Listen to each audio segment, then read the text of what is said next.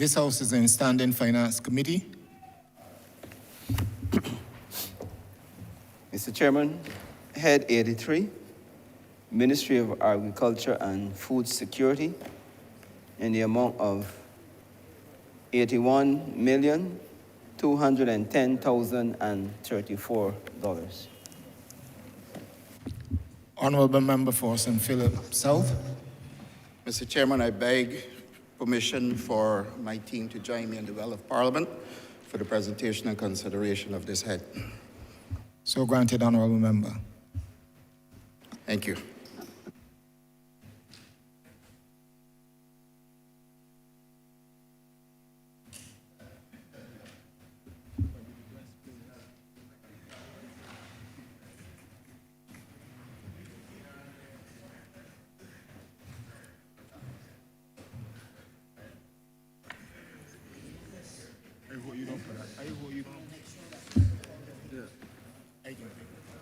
I just go, yeah.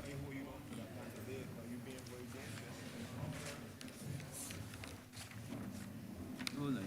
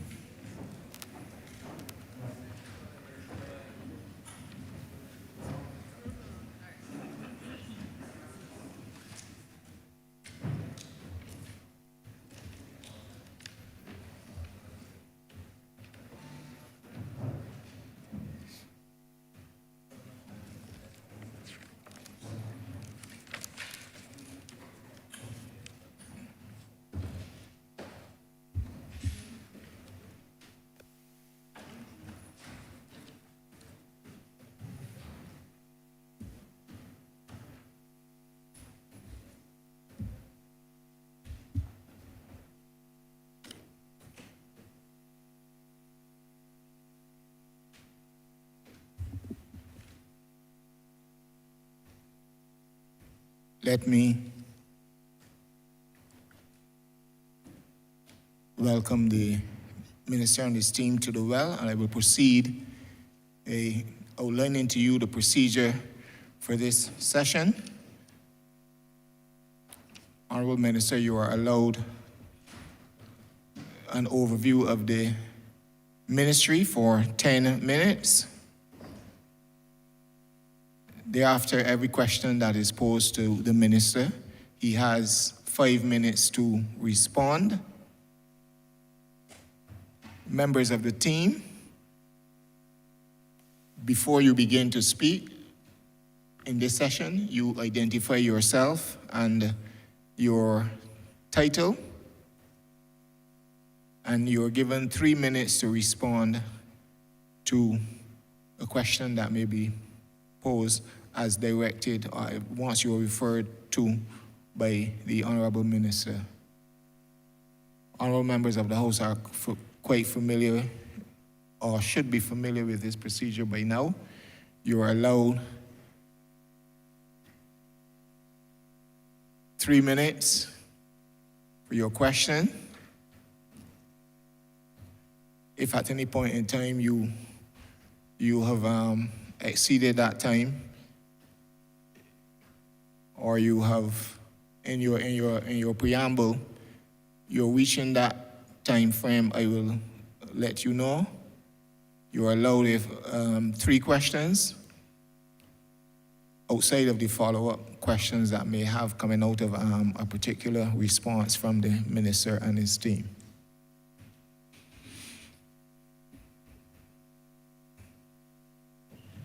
Honourable Minister. Thank you, Mr. Chairman. Let me start the session by first introducing the team here with me.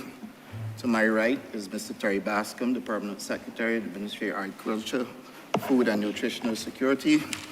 To my left is Ms. Keely Holder, Chief Agriculture Officer.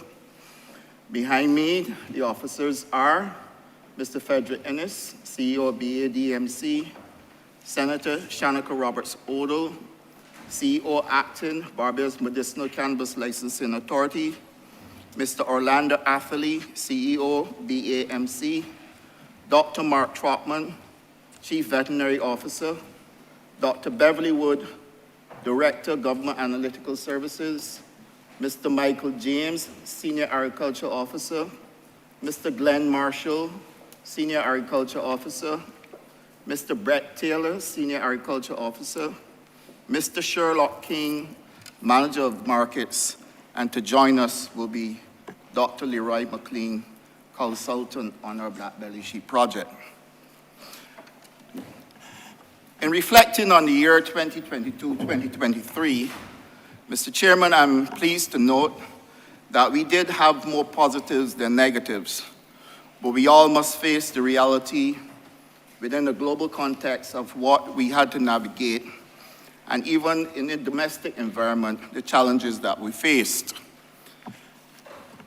I would therefore like, Mr. Chairman, to present to you from three basic standpoints: the global context, the regional context, and the domestic context.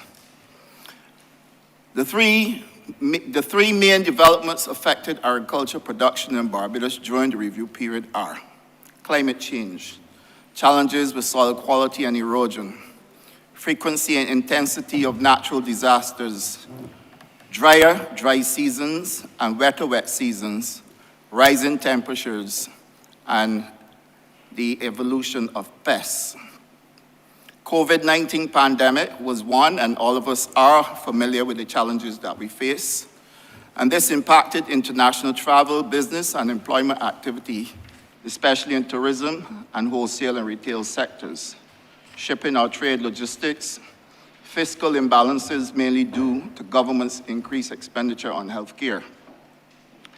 And then we also have the Russia-Ukraine war, which exacerbated prevailing trade distortions, particularly in relation to maize, wheat, fertilizer.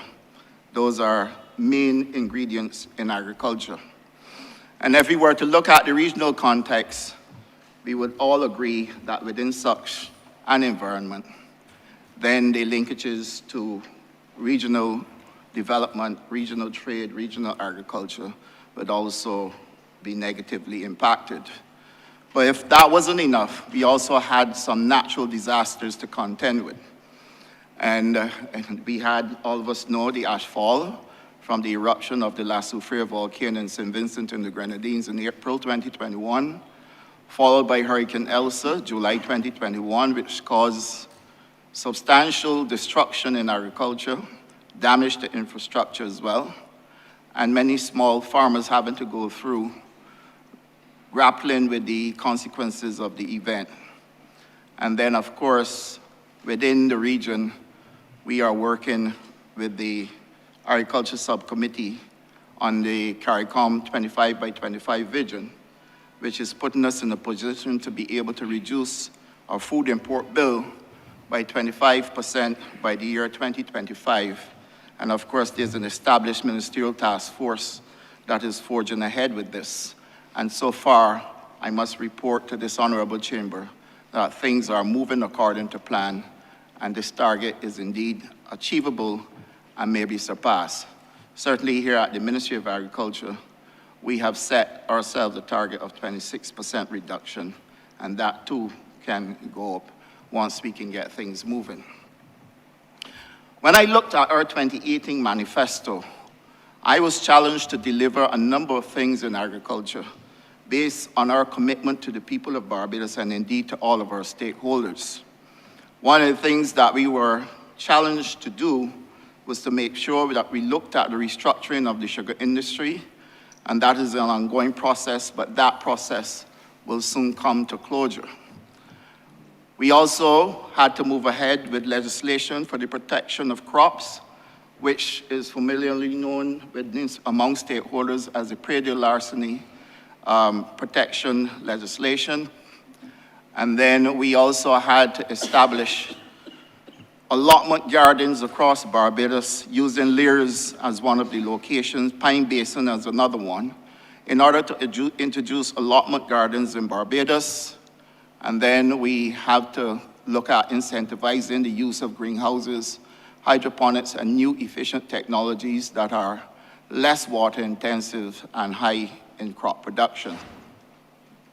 Of course, we had to develop a black belly sheep industry, and we've also entered into an agreement with Guyana, where we are exporting black belly sheep to Ghana to help expand the population and give us a chance to take advantage of the value added, whilst being able to bring local lamb to the domestic space and indeed to the tourism sector, so that we will be serving local lamb and reducing our imports of lamb.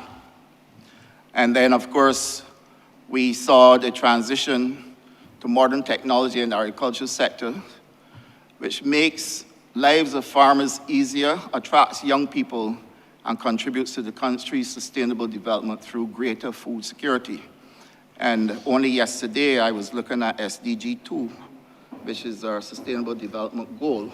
And I must say that we are, in fact, on target in tackling all of the requirements under the Sustainable Development Goal, and well ahead of making sure we can achieve the 2030 target, even though I do recognize globally that given the setback with COVID, the Russia-Ukraine war, and climate change, globally, overall, we may very well miss the 2030 goal.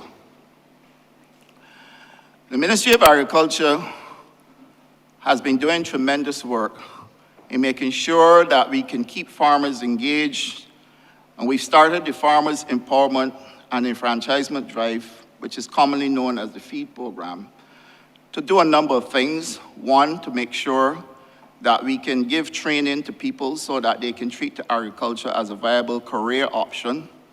Equally, help them to understand what is required to get involved in agriculture, and then give them a sense of business in that training as well, so it can be treated as a business. We've also made sure that we work with farmers to increase our crop production. And in order for us to be able to achieve this, we were heavily dependent on the work of our technical officers, our extension officers, and indeed the Chief Agricultural Officer, the Permanent Secretary, and the team to make sure that we can deliver on this. Mr. Chairman, I'm happy to report that we have seen increased production in a number of crops that we hadn't seen this type of growth in over a period of time. Sweet peppers, an increase of 3% over 2021, or a total 474,463.73 kilograms. Beet, an increase of 6% over 2021. Onions, an increase of 6% over 2021. Cabbage, an increase of 7%. Cucumbers, an increase of 8%. Eggplant, an increase of 17%. Pawpaw, an increase of 21%. Pumpkin, an increase of 22%. Cantaloupe, an increase of 3%. Carrots, an increase of 32%. Eddos, I've been speaking about Eddos for a long time. We are now seeing the return of Eddos, moving from 201,045 kilos in 2021 to 287,629.28 kilos in 2022. Watermelon, an increase over 2021 from 871,260 to 1,457,939.99 kilos. And yam also is one of those crops that we had started to see some decline in, but with the good work of the team at CARS and the team in the ministry and indeed the stakeholders, we are able to see an increase of 70%, moving from 580,639.89 kilos to 988,969.88. Chinese cabbage also had an increase of 80%, moving from 124,577.02 to 224,256.67. And muskmelon from 7,484.35 kilos to 38,356.16, or 42% increase. This, Mr. Chairman, represents solid work that has been done in the ministry and indeed within the sector to be able to propel us forward in being able to deliver for Barbados and reach towards our food security and, of course, the second plank within the ministry, our nutrition objectives as well.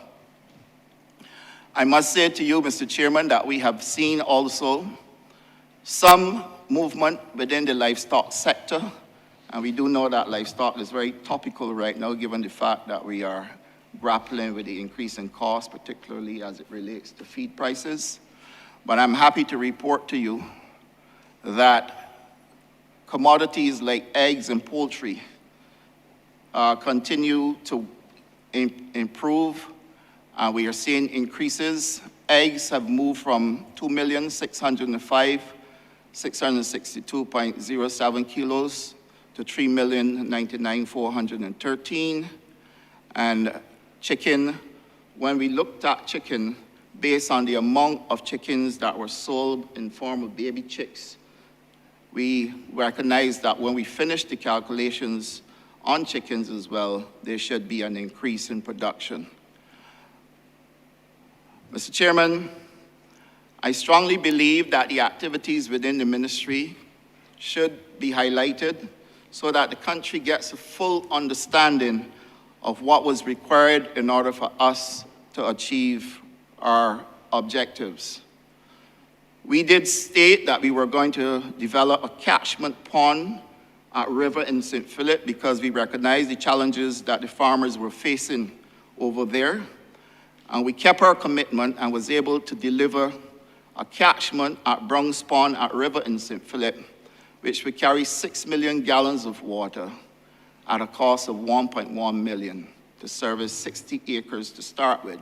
And there would also be a phase 2 of this project, which would then give us an opportunity to connect the other farmers at river. At Haggards, we also put in a 4 million gallons reservoir, completely lined at a cost of $235,000 to service 40 acres of land, giving us a national fruit orchard at Haggards and putting us back to the days of the 70s when people were able to go there to get a wide variety of local Barbadian fruit. And the honorable member for the city is looking at me because he knows only too well the value of Haggards. At Lears, we have a reservoir with 21 million gallons to service 77 acres of crop production, and this also includes our allotment gardening. The honorable member for Christchurch West will be happy about this because he's the one that was pushing for this in cabinet. I'm happy to note that we have delivered on it, and currently we have farmers engaged at Lears. We are completing the clearing, and of course, you will see Lears in full production, certainly by middle of this year. The cost of the delivery to the commercial farmers at Lears is $3.5 million, and this includes a 1.1 megawatt floating PV system at a cost of $2 million when fully installed. At Bordens, there's a 7 million gallons at a cost of US $140,000 to service approximately 50 acres of land. And at Bordens, we're also doing a recreational project as well that can serve as a new tourist attraction in Barbados. And this is set also to be completed by the middle of this year. The challenges we had at Bordens would have been because of the persistent rainfall. It was difficult to mobilize heavy equipment in that area. But we are forging ahead and would certainly be able to complete that project, giving Barbados a new agri-tourism project, in addition to all the others that we've been examining and looking at with ICA. In addition to this, we've heard over and over about breaking hard pan soils, and I'm happy to report that the ministry, in fact, has embarked on this work, not only on government properties, but also for private farmers as well. And so far, we've been able to do subsoiling on 1,163 acres of land right across Barbados, and this also includes schools. Must state at this point in time that we are pleased to note that we have signed an MOU with Conscious Planet in February 2022 to promote the importance of soil health and collaborate on work towards sustaining soil health and maintaining soil organic content at a minimum of 3%. We're also involved in FAO project, Caribbean Soil Management, for restored watersheds and sustainable food systems. You do know already that the sugar crop has already started, and we've projected 107,000 tons of cane to go to the factory, and we can speak more about that today, Mr. Chairman. And then, of course, the Farmers Empowerment and Enfranchisement Drive is still moving ahead, and so far I'm pleased to report that at Mount Poyer, at Bath in St. John, at Wakefield in St. John, at Spencer's in Christchurch, or on the border in St. Philip, and right across Barbados, we have been placing farmers on land and continuing to work with the feed program, and I wish to commend the work of the officers at the BADMC for getting us through this project. We've started a project as well, Mr. Chairman, that speaks to kitchen gardens or community gardens, and this is called Project Care. Project Care is designed for us to be able to reach communities. Care meaning community agriculture response and empowerment. And what we are seeking to do is to get communities back together. Of course, this should be of considerable interest to the Honourable Member for the city as well. Bringing communities together to make sure that they can, one, have the opportunity to socialize. Many of our older people stay indoors simply because there is really not much going on in the community, and that's the reason why you will see so many of them come out for Q in the community. But we are hoping to be able to bring back that fellowship amongst the senior people by allowing for these community gardens to take place. And I have to thank the BAMC and the BADMC for helping us to move this project along. This project so far has given us over 40 small farmers across the island benefiting from clearing and cultivation services on over 40 acres of land as well. And they also got the inputs. Some got seedlings, okra, watermelon, squash, and cucumber, clean planting material and fertilizers, and we were able to work with our private partner, Gales Hatchery, to be able to give out 8,000 baby chicks across Barbados for families, particularly the most vulnerable in this country, to be able to rear chickens as a source of income and indeed a source of getting food supplies. And at the Pine Basin, we have committed to 34 allocations of allotment gardens and 6 acres of land to give people in the surrounding area an opportunity to be able to go there and do active farming as well. Our Black Belly Sheep program, this expansion program is being accelerated with the assistance of Guyana under the St. Barnabas Accord. As part of the accord, Barbados is expected to export 1,000 animals to Guyana, and to date, I'm happy to report that we have already exported 493 sheep, and the others are expected to be delivered by the end of March or April.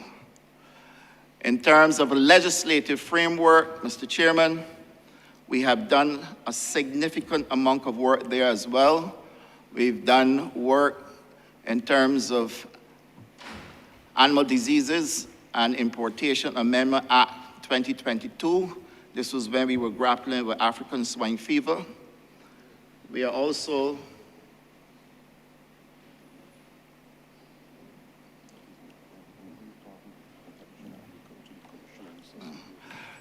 we also have done the Protection of Agricultural Products Act, which is what I referred to earlier. The chairman of Project Care has just arrived, the Honourable Member for St. Michael East. We've started our work on our sanitary and phytosanitary program, and so far we have done the Plant Protection Bill. This was passed on December 14th, 2022. We've also done the Animal Health and Veterinary Public Health Bill. This was passed on December 14, 2022, and now we are about to complete the Food Safety and Quality Bill. This bill is significantly advanced and is expected to come to Parliament either this month or early next month. And then the Three Houses Spring Act, this is an act that dates back to 1713. So we are truly Electrolux because we are now cleaning up all of what was outstanding at River, and we are expecting to be able to bring this, repeal the old Three Houses Spring Act and bring a completely new act to this honorable chamber this year. The Barbados-Ghana Food Terminal, the process has begun. We have 2 private sector persons who have expressed an interest in participating. We've got the designs, and we've started the process with town planning to make sure we get the permission to construct. The aquaculture project at River, I'm happy to report that that project has been commissioned. The equipment has been installed, and we expected to see the facility ready for production by the end of this month. And we've just completed the work on a state-of-the-art abattoir where the prospectus is available to the private sector for them to be able to invest in that abattoir and give us an opportunity to be able to have our own specialty cuts rather than import all of the cuts that we currently use in the tourism industry and indeed across Barbados. Our medicinal cannabis licensing authority, we have been able to get that up and going.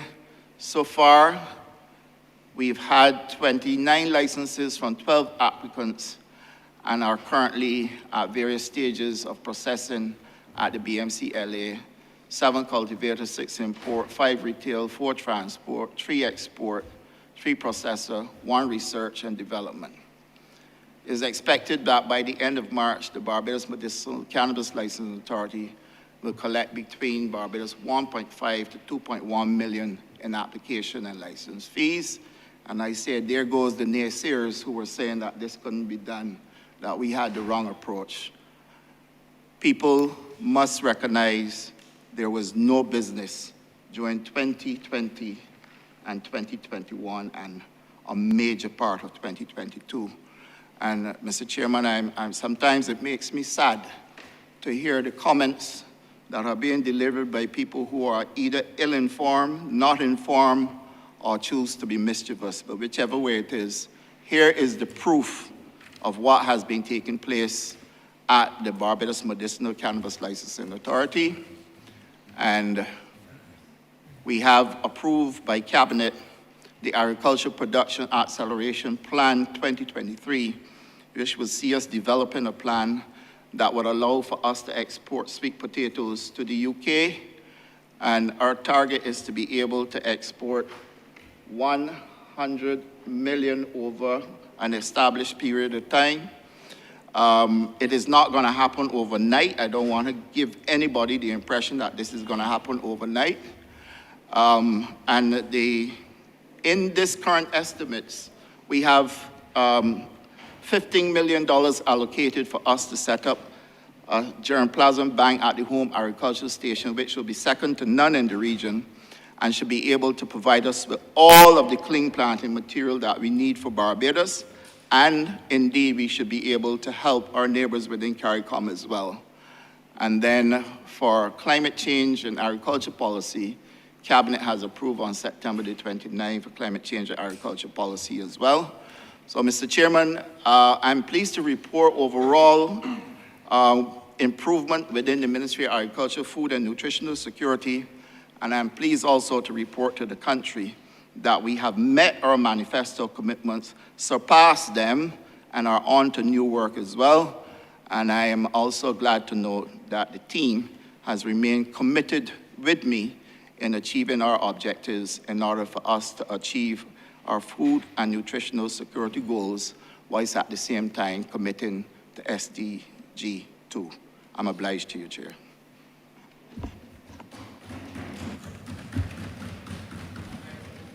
I beg to move that this head now stand part. Thank you, Honourable Minister. Moving to our question and answer session. Honourable Member for St. Michael North. Thank you, Mr. Chairman, and good morning to one and to all. Good morning to you, Minister, and your team. Let me first start off by giving you a sincere congratulations. I feel like calling you the dream team because I don't think that agriculture has ever received this level of attention, this level of effort, this level of vision and strategy. And your results speak for themselves, Minister, and I think that you must be applauded for the excellent work that you've been doing in this ministry. Excellent work. And, from my position as an outsider many years ago, looking on at what was happening within this honorable house and how ministries and ministers operated and functioned before, it always seemed like if agriculture was something just pushed to the side.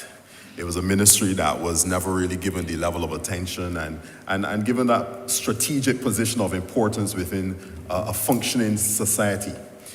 But you have brought agriculture to the fore, and I think from the time our Prime Minister, the Honourable Member for St. Michael North East, and Prime Minister would have created this ministry and added food security as one of the tenets thereof, I think that that was a pivotal moment of transformation for us as a nation, and I think that you are helping us as a nation to become more secure. So I applaud you and your team for that. And you alluded to, and I'm going to give you the opportunity, Minister and team, to expand for us now at this stage on the relationship with Guyana. Of course, as a minister who holds responsibility for industry in our country and our government, I'm particularly interested in this one because I hear mention of the food terminal. And the fact that we know that Guyana has for many years as a part of our Caribbean community has been seen as the food basket of the CARICOM of the Caribbean. They have rich expanses of land. They have almost every mineral and asset you can think of. And it is, of course, strategic for us to link with them given our small geographical size and their large geographical size. It's important for us to see how we can strategically link with them. So I was interested to find out from you how it is that we are seeking to use that relationship with Guyana through the food terminal to boost our exports of our local production. And I want to twin with that all in one as one question so we can then go to the second one.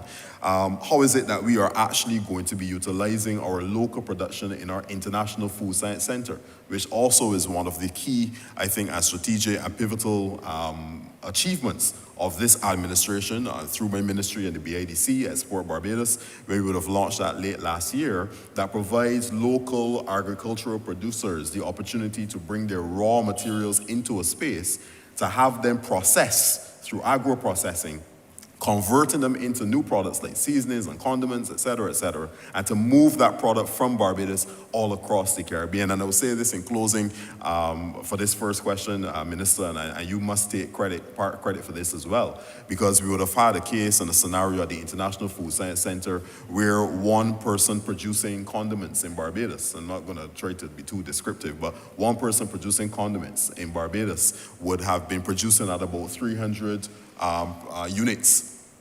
The chairman is smiling at me, so I'm going to wrap up. He was been producing at 300 units per week. And that was, of course, satisfying his local demand, but he was still a bit stretched. 300 units in his own little space.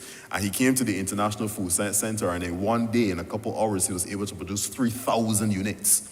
And he was able to move, in that moment, from just supplying to local producers to then being able to export into the Caribbean region as well. So I want to hear more from us relative to the food terminal, that connection with Guyana, and how we're going to be boosting our local production to help our people to grow and expand. Thank you, Honourable Member. What I'm going to do, first of all, is ask the Permanent Secretary to speak about the work we had to do with Guyana in order to be able to harmonize our relationship, because there are lots more to this than what meets the eye, and certainly people are not aware of many of the challenges that you will have by moving agricultural products from border to border. And we were able to establish a committee that helped us to be able to settle most, if not all, of the issues related to moving agricultural produce between the two countries. And then I would let the Chief Agriculture Officer speak to the operation of the food terminal. You'll be interested to note that it has similar tenets to what you mentioned in the Innovation Food Science Center. And because we are a good logistics hub, given the fact that we probably have more flights to the UK than most other CARICOM countries, to the US, to Canada, and then with the ability to connect to other flights as well, it makes Barbados the perfect location for us to be able to get involved in export, and Guyana the perfect location in order to give us scale in terms of production.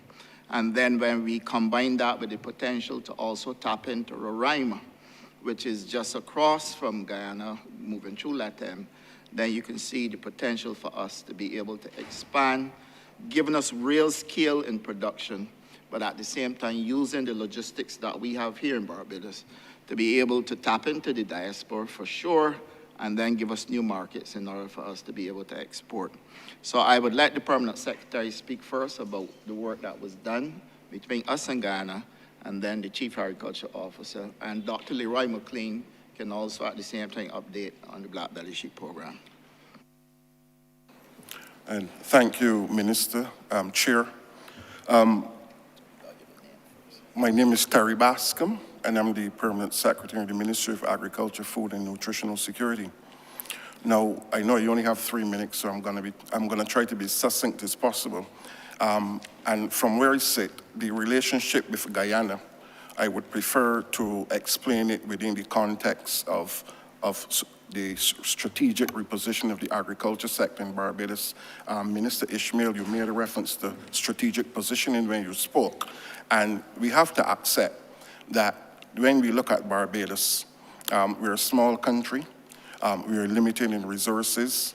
Much of the agriculture that we're still involved in is open field, requires lots of land. And we also know that there is a significant demand for land for other areas of development activities in Barbados, housing, renewable energy, etc. It therefore meant that the government, through the Ministry of Agriculture, Food and Nutritional Security, had to find strategic ways to expand our production base. We all know the historical relationship between Barbados and Guyana. I don't need to go back to that. And we also know the congruence in terms of the vision of the Honourable Prime Minister and President Irfan Ali of Guyana. And that paved the way, Chair, for the two countries to sign St. Barnabas Accord, which identified several areas of activity, but for the purpose of this exercise today, we will focus on agriculture. That relationship through the program speaks to several areas of agriculture: crop production, livestock, aquaculture. You'll hear later about the shrimp projects, etc. The minister alluded to them earlier. But the whole idea was to combine with Guyana, representing that they have what we don't, the land mass. They have that critical land mass, because the only way that we're going to really make an impact on agriculture production and return the sector to the day when it used to really contribute in a measurable way to GDP is through scale. So that was the main strategic purpose. Now, I should say to you, the minister also made a reference to the ministerial task force. While that comprises members from throughout CARICOM, I have to admit that the main impetus in that group comes from the Barbados-Guyana relationship. The reality is, it is sad to say, but if you had to wait for all the countries in CARICOM to get on board, we are not going to advance very far. The decision was taken strategically and objectively that if Barbados and Guyana combine their energies, forces, and vision, that together they can at least start the ball rolling, as we would say, with the hope that others will join. And I can say to you that that has actually reached a stage of fruition where that relationship has proven to the others in the region that this can work, that countries can come together for a common cause and try to achieve some level of objectivity. Now, I would want, though, before I close, to just make reference to some of the key areas that are being discussed within the context of that relationship between Barbados and Guyana and the broader context with the Special Ministerial Task Force on Food Security.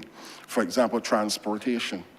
We do recognize that it is okay to produce more, but then you can't consume everything you produce.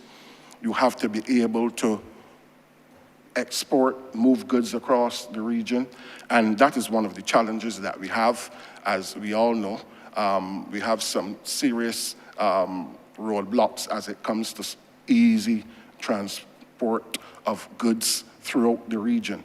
I believe we are coming closer to a solution, and I will leave perhaps the minister to speak to that if he so desires. Another issue that came up as a result of that was the whole notion of sorry, application of crop insurance and the availability of crop insurance for our farmers. The reality is that when persons invest lots of time and energy and financial resources and effort, and they do not see results almost immediately, they tend to recoil, they consider themselves a failing, and then it becomes difficult for even the ministry to convince them that they should go again. One of the ways to encourage the farmers throughout the region to get into agriculture and to produce more is to provide some level of protection for them so that at least they can hedge some of their losses. And we know where we are with respect to hurricanes and those kinds of exogenous developments. So we have to make sure that we try to provide a mechanism within which our farmers can feel protected and produce more. Another big one, the minister made reference to it. We've made some advancements in terms of the legislative framework, but again, within that mechanism with CARICOM in Guyana and Barbados, we've also developed an SPS framework that would allow for products of plant and animal origin to move seamlessly throughout the region without being obstructed because of technical barriers to trade. So those are some of the main things that we would have achieved as a result of partnering with the Guyana. It's a very strategic approach to ensuring that we produce with scale and contribute in a meaningful way to the economy or the socio-economic development of this country. Thank you.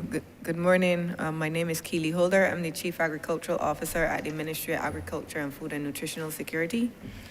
As it relates to the operations of the food terminal, first of all, I want to contextualize it by looking at the fact that Barbados is logistically considered as a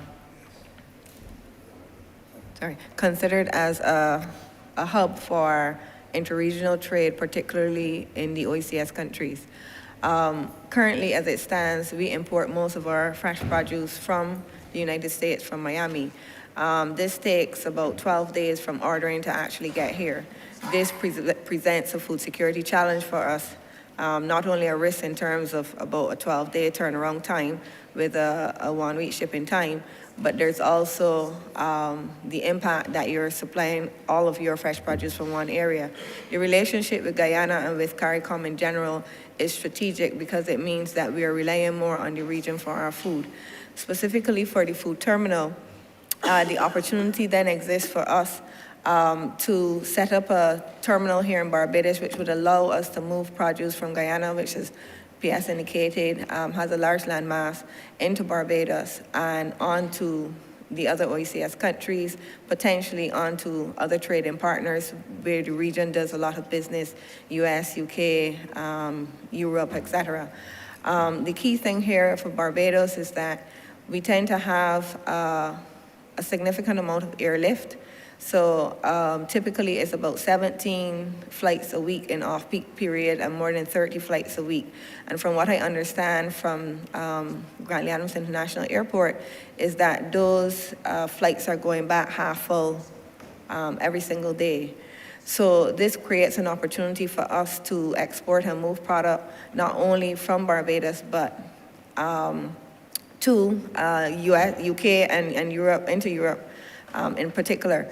So the opportunity to move product from Guyana, which does not have that significant kind of airlift, into Barbados and then onward to other destinations is a significant opportunity. What it also does, particularly for agro-processing, as Minister Ishmael was asking, is that it opens up the opportunity for greater agro-processing above and beyond what we would be able to do in Barbados. Before you can get into agro-processing, you need to have an affordable and abundant supply of raw materials. And that is a critical point. It has been a critical point for the manufacturing sector. So the food terminal creates an opportunity to boost our agro-processing capacity above and beyond what we are currently doing. It also, at the national level for farmers, is also going to create an opportunity because inherent in the food terminal is also going to be a national pack house, which would allow us to receive more product from our Barbadian farmers, allow us to hold and store for a longer period of time, which also speaks to the aspect of food security because we are now increasing our fresh produce stores in Barbados. And it also then creates an opportunity for our local farmers to participate in opportunities for export. So not only is it addressing food security by sourcing from our nation nationally, but also regionally. So we're looking at a two-phase approach. And of course, one of the things that we would want to encourage is that there are certain things that we know Barbados does well here. So we want to maximize the production of those things, and Minister Weir would have spoken about the CARICOM 25 by 2025. We have targeted the top 12 items that we import to be able to replace here and have that security of those items. But when we look at the food import bill, there are other items which Barbados cannot grow here or don't grow well here or cost effectively, things like pineapples, for example, oranges, citrus. To a certain extent, we do have a shortage of things like bananas and plantains at particular points. This is where we can partner with our sister and brother nations, starting with Guyana and Suriname, and use that to be able to augment our national food supply. And in so doing, we are then building out our capacity for food security. Chair, I crave your permission to make one correction to something that I said earlier. Muskmelons, the increase was actually 412% and not 41%.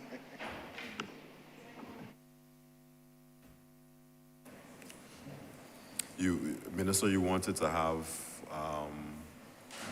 someone else respond to the question, I think, or was that it? Just the two? I think you had said Dr. McLean was going to say something as well, but I'm not sure.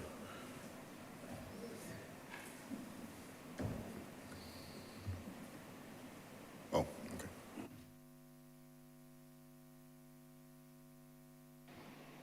Yeah, Dr. McLean will speak to the progress we've made with Guyana and the Black Belly Sheep project. And I'm hoping that he can also inform us that if there were some lambing since we did the shipment. Yes, thank you, Mr.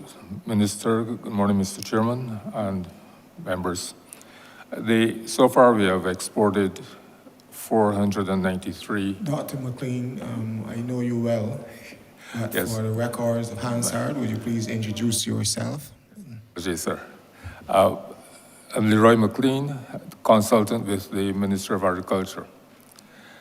Yes, we have exported so far 493 sheep to Guyana, and many questions have been raised as to whether this is a viable operation or not. I must say that it provides Barbados with great opportunity to expand the Barbados black-belly sheep population.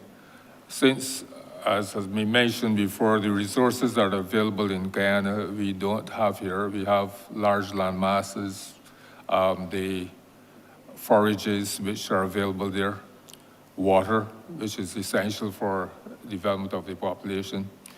So if we can have this relationship with Guyana, and I just want to explain that it is not the case for the benefit of members and the general public this is not a case of Barbados giving away sheep to Guyana.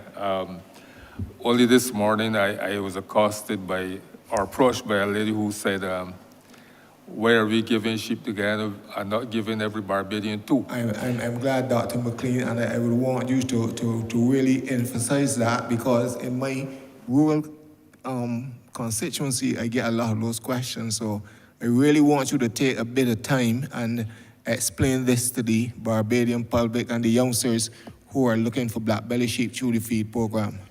Yes, sir. Well, interestingly enough, sir, whereas there are many people in Barbados who, when they raise questions about the black belly sheep, and you ask them, have you ever kept a sheep yet? They say no. Have you ever eaten black belly lamb? No. But suddenly everyone has a great interest from the time we started to export the sheep.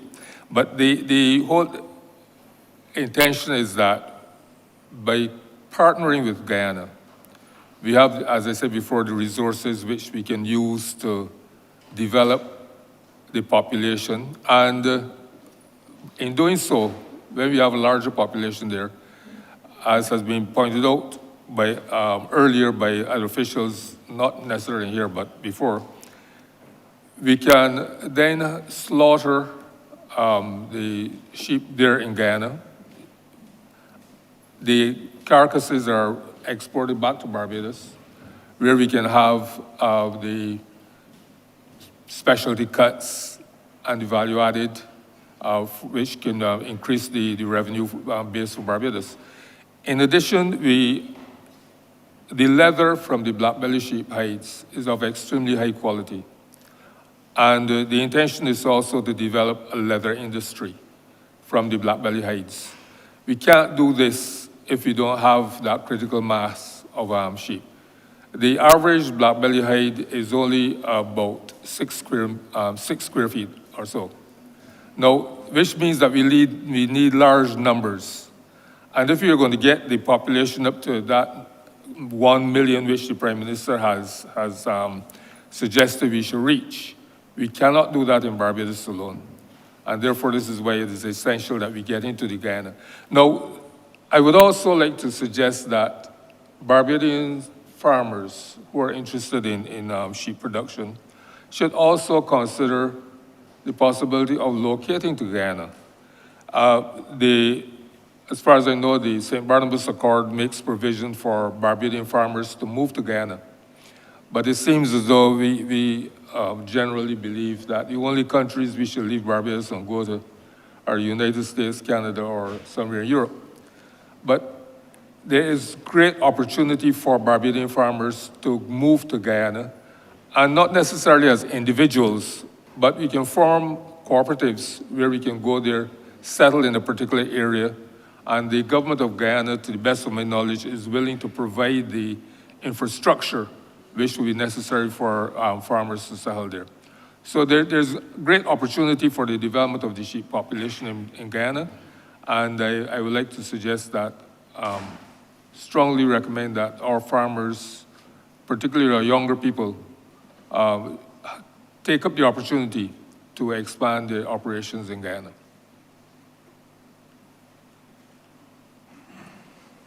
Excellent. Well, thank you very much, Minister and team, for those responses. And I'm very happy to hear about the plans relative to the food terminal and the overall strategic collaboration with Guyana, our neighbor state. And I believe that this will redound to the benefit of many of our people here in Barbados. And now brings me to the second and final question really for me at this point in time, and it relates to our domestic efforts to increase and expand our production of agricultural products here in Barbados. And I want to call it domesticating agriculture. And I know you have many programs like FEED and others. I think there are 1 or 2 great initiatives that your ministry is running point on to help our people here in Barbados to grow what they eat and to eat what they grow. And we all understand the importance of this when it comes to sustainability and food sovereignty and food security, that each Barbadian should be encouraged to grow something so that they could, one, save some money, but at the same time they can improve their own health because they know what they're putting into their own bodies.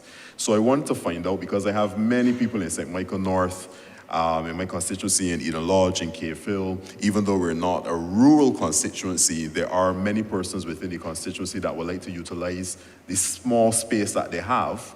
And even as you answer this question, you may want to zoom in on those different types and innovative structures that are being utilized. Because gone are the days where you needed to have a big backyard or a big front yard to do your planting and your growing in your kitchen garden.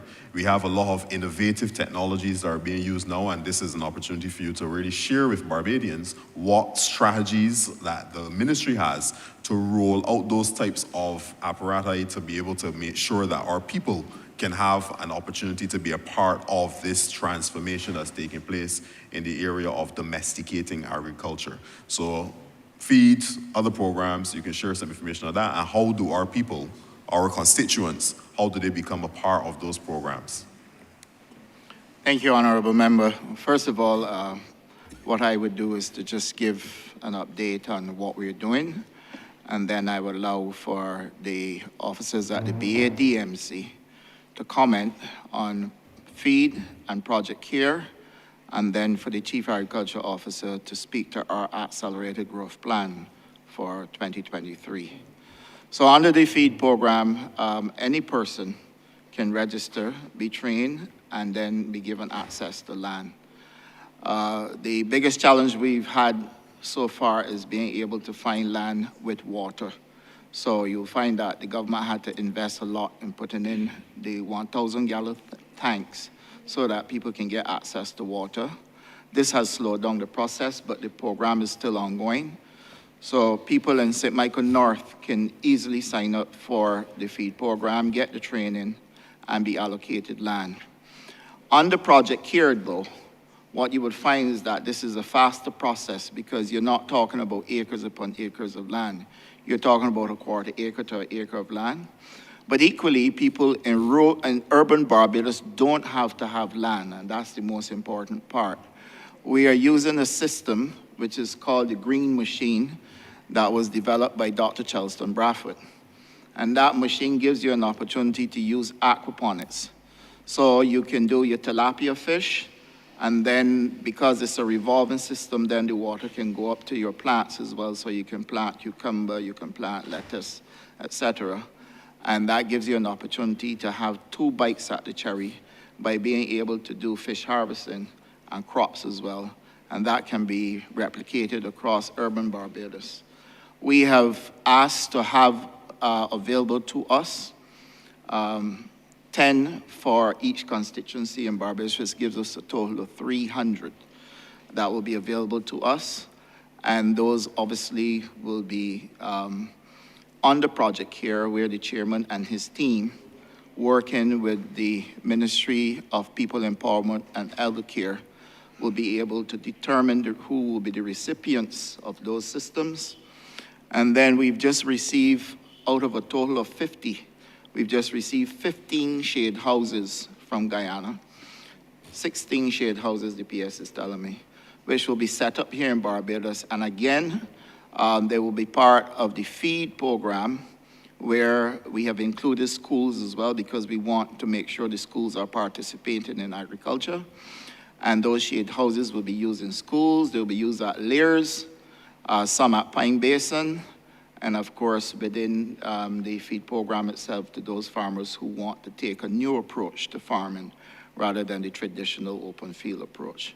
So there are several options, but I would let the officers at BADMC speak more about Project Care and the feed program to update you, and then the Chief Agriculture Officer will speak to our accelerated growth program. Hi, good morning. My name is Frederick Innes, CEO acting at the BADMC. I'll speak first to Project Care, Honourable Member.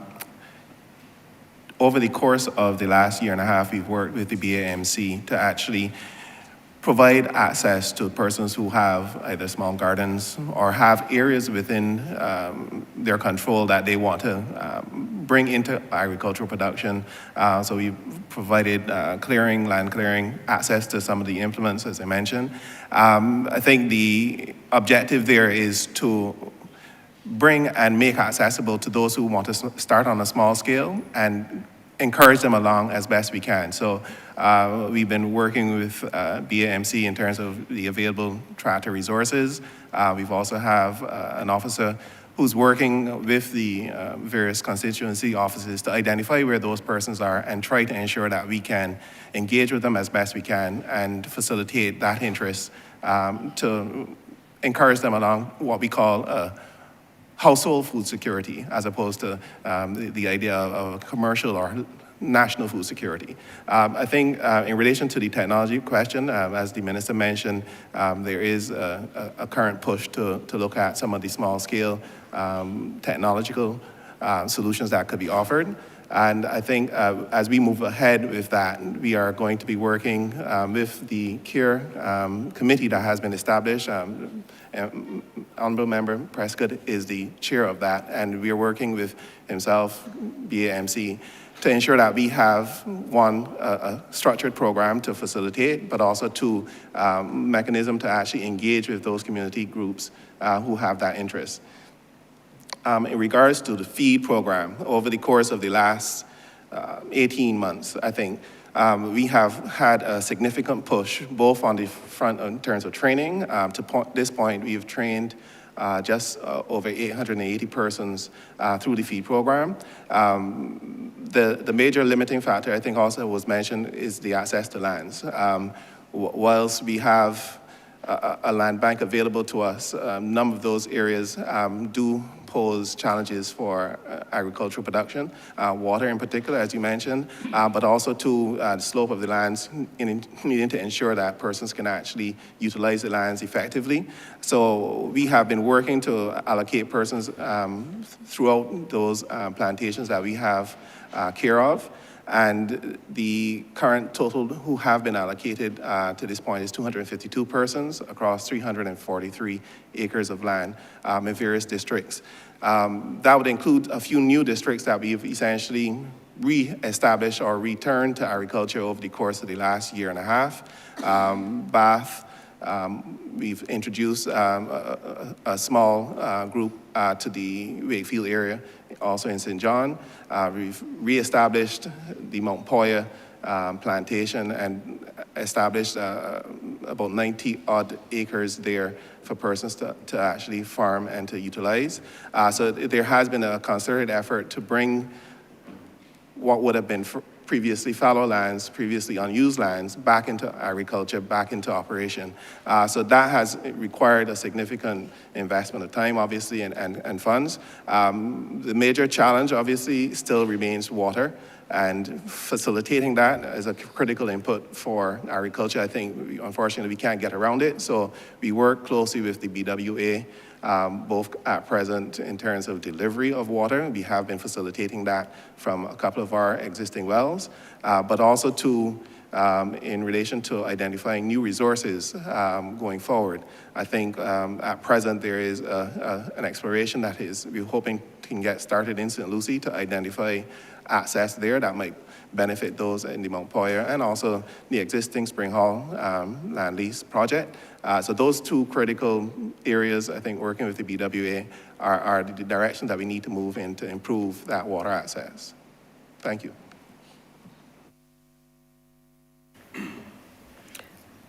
As it relates to domestic production overall, first of all, as Mr. Ennis would have indicated, we have a mandate to address food security not only at the household level, but at the national level, which is farming. So at the household level, we're talking about backyard gardening, small scale.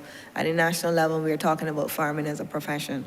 So the CARE program deals with household security. Then we have the feed program, which was introduced in 2018 to specifically add to persons or invite persons who were interested in agriculture but didn't have the knowledge or the resources. So that caters to new entrants. Now we are developing a new program called the Feed Accelerated Growth Program, which now is going to cater to experienced or existing farmers. And the focus of the Feed Age program is twofold. We want to target the top 12 items on our CARICOM 25 by 25 list. Now, these items are broccoli, onion, carrot, lettuce, cabbage, sweet pepper, tomato, watermelon, pumpkin, cauliflower, celery, and cantaloupe.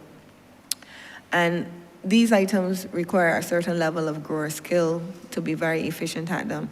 And naturally, the more experienced farmers who've had years in farming have a lot of those skills already. They just need the required assistance to be able to grow and move faster with them. So they're in a position where they can accelerate a lot quicker than feed farmers who are now coming into the system, who are now learning the microclimate of their area where they're farming in, who are now having the experience of growing different types of crops at different times of the year. So that's the first thing about the feed program. The feed age program, sorry. The second aspect of it would also be to focus on starting to drive exports again. And the item that we identified was sweet potatoes, largely because, one, it was the second largest product that we grow in Barbados outside of sugarcane. So when it comes to experience in growing sweet potatoes, we have more of that than any other product other than sugarcane. Additionally, it allows all players, big and small, to participate in the program. Why is it important to export in addition to focusing on our national food security? The top 12 items that I just highlighted, if we are able to grow them efficiently in Barbados, they would only require just less than about 400 acres of land. We have more arable land than that, and we want to maximize our agricultural production. So we don't want to limit farmers and say, well, this is all the size of the domestic market, so you can't grow. We want to make sure that they have the capacity to grow beyond whatever or to whatever scope that they wish to do so, because agriculture is a key economic driver, and key for the agricultural sector is to get that growth moving again. So specifically as it relates to these crops, the other aspect of that is ensuring that we have sufficient storage of these items, and this is where a pack house comes in.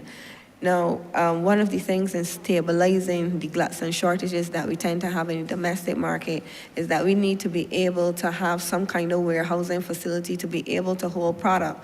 If you think about it, all the business that we do in the world today, you are purchasing stuff off of Amazon or wherever you're purchasing from. It's not coming directly from the manufacturer, it's coming from the warehouse. So what this allows us to do by having more pack house capacity is that farmers get to grow at the time that is ideal for farmers to grow. And we're able to hold and store, and then buyers and consumers get the product at the time that's ideal for them to buy.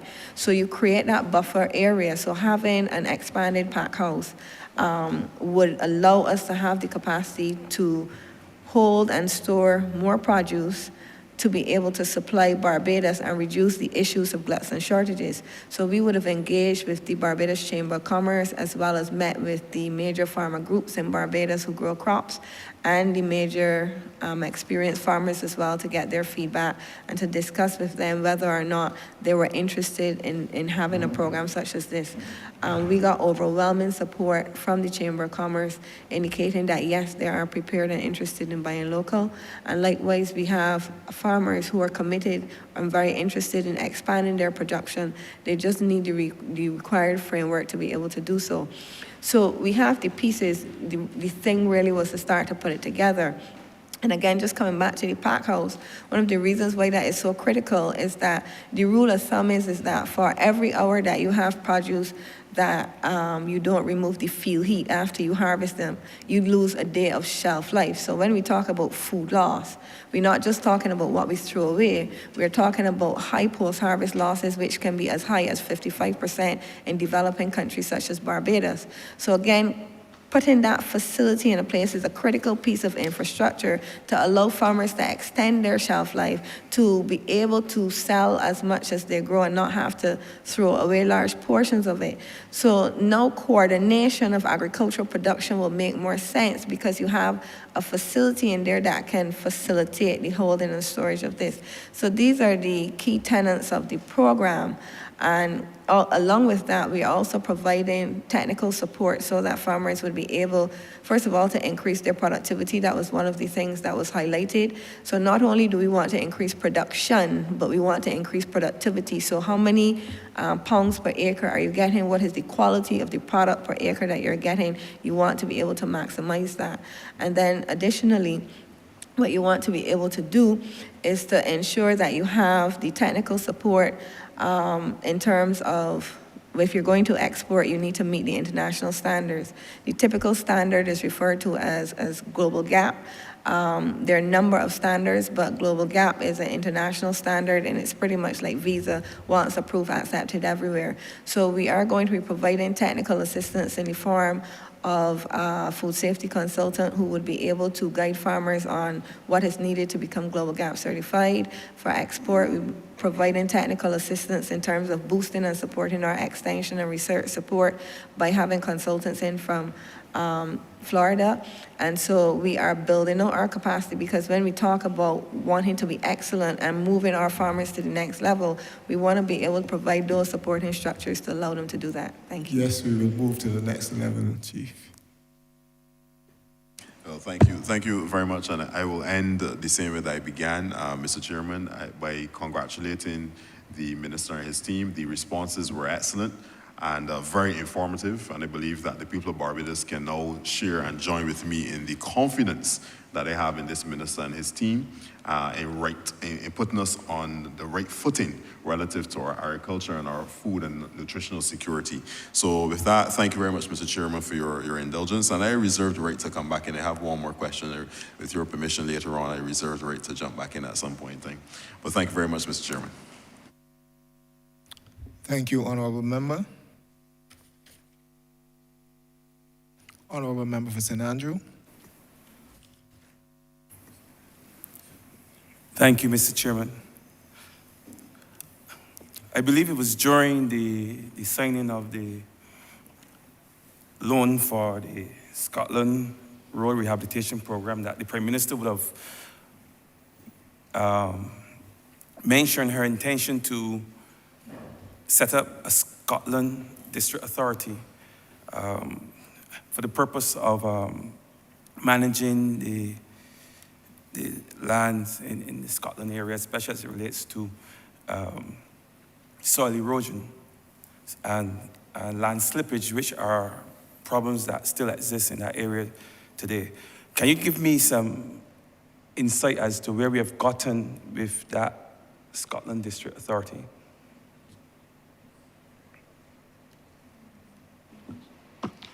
Thank you, Honourable Member.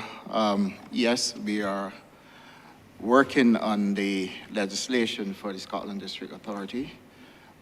We have engaged one of Barbados's most eminent attorneys to help us with that legislation. It is with him. He's going through the details of it. This is legislation that was passed in this honourable chamber in 2007, but it was never proclaimed. Since then, a number of things have changed in the Scotland District. What we at the ministry are doing, we're looking at the true role of the Soil Conservation Commission as it relates to the Scotland District, and then the role of the MTW as well. And coming out of that, then we would determine how it's going to be structured, and the legislation will be amended to suit what we are doing. And the attorney is currently well on the way and working with us and making sure that we can bring that to Parliament as well. First, I have to take it back to Cabinet, as you well know, and all of that will happen also by summer of this year. Thank you. I truly look forward to that. Most of my questions will be related to St. Andrew. St. Andrew used to be considered, certainly in the glory days of sugarcane cultivation, as one of the areas of outstanding production. In fact, I think St. Andrew was one of very few parishes to had 3 active sugar factories during the 50s and the 60s.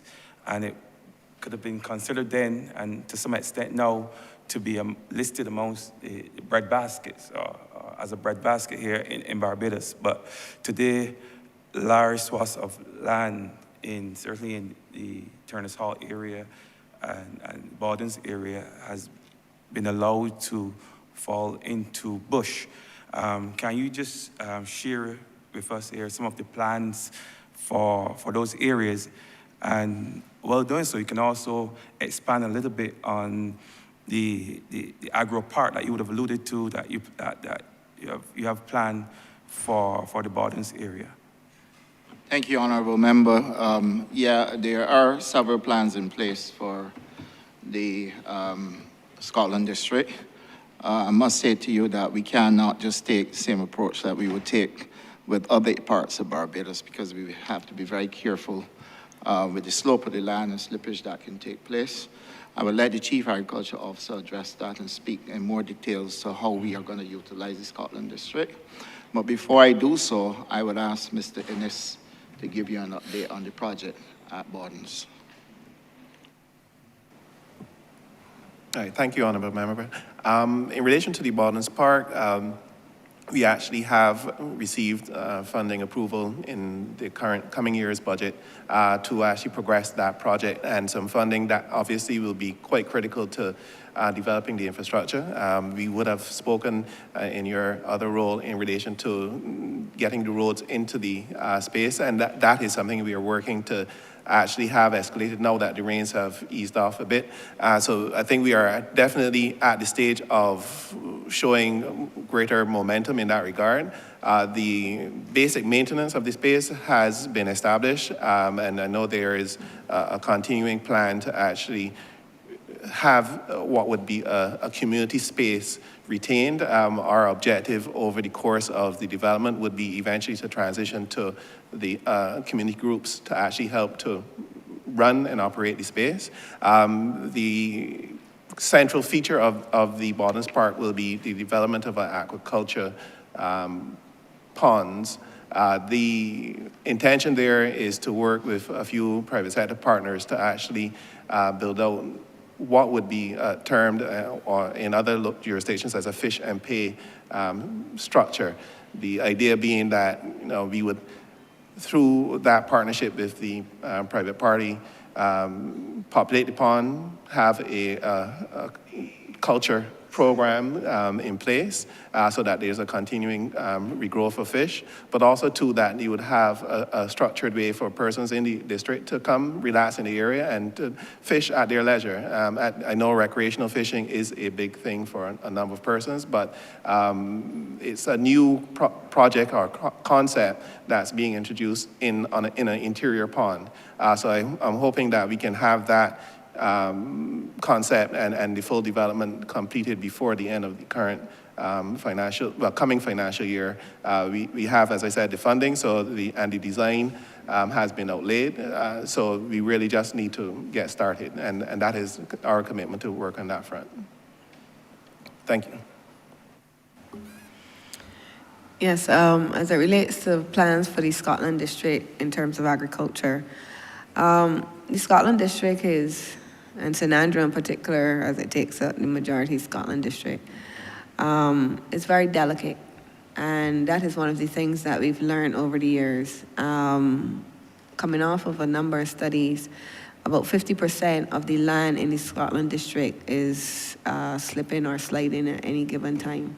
It is prone to a huge amount of erosion. And while, yes, 40 or 50 years ago, we were engaged in a lot of sugarcane agriculture, when you look at the Scotland District, the recommendations even from the 1970s was that we needed to focus more on agroforestry and planting more trees to stabilize the land.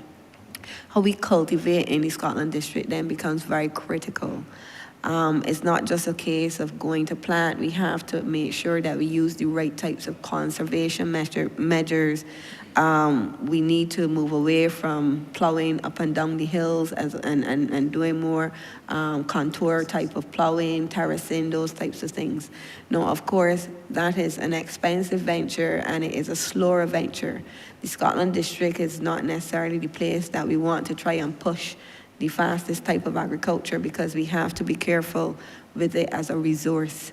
And in fact, it makes up part of our natural heritage, our national park. So with that in mind, we need to start to refocus the position of the Scotland district in terms of agriculture. The other aspect of that is that the Scotland district also does not have a lot of wells, which you would see in other parts of Barbados because of the nature of the soil there. So without a significant irrigation source, other than the ponds that we're now installing, we've already installed one at Haggaps, as Minister Ware indicated. We have the one at Bawdens, which we are expanding. So there needs to be ongoing work to be able to move that runoff water and put it into catchments. And again, that also aids with the slippage and the erosion that we tend to get. So part and parcel of that then means that we need to look at an agricultural structure that focuses on fruit trees, that focuses on conservation. It focuses then on ensuring that we're moving water into catchments.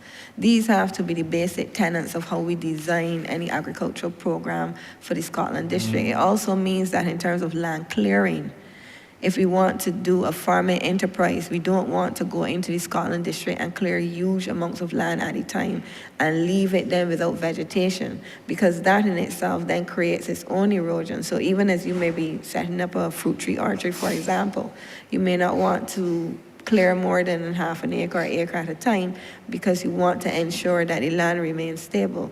We've seen a significant amount of erosion, especially around the Turners Hall area. And yes, you've seen more trees going back in, but in fact, the benefit of Scotland District as an ecotourism site is that it is now reforesting.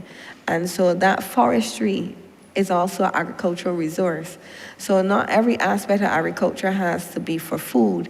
Forestry as an agricultural product also means that there's value then to develop true ecotourism experiences, tying agriculture to tourism, nature-based hikes, fruit tree picking, these types of things. So you have an opportunity to develop a more hybrid type of approach.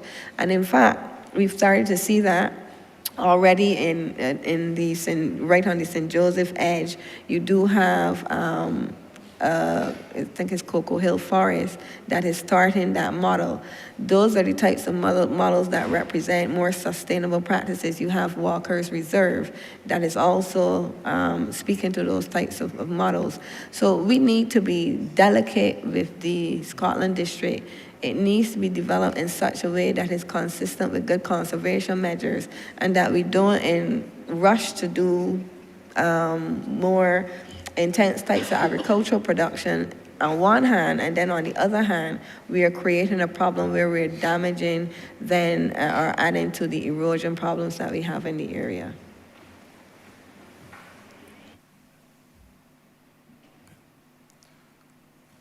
Thank you. My next question has to do with the fact that within maybe 3 or so weeks, we will have a number of, in many cases, young persons who will be transitioning from contractual work to entrepreneurship. And a number of those young persons from SW, National Housing, they have expressed interest in pursuing careers in agriculture.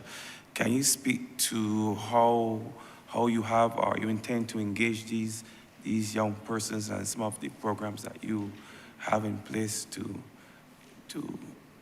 pretty much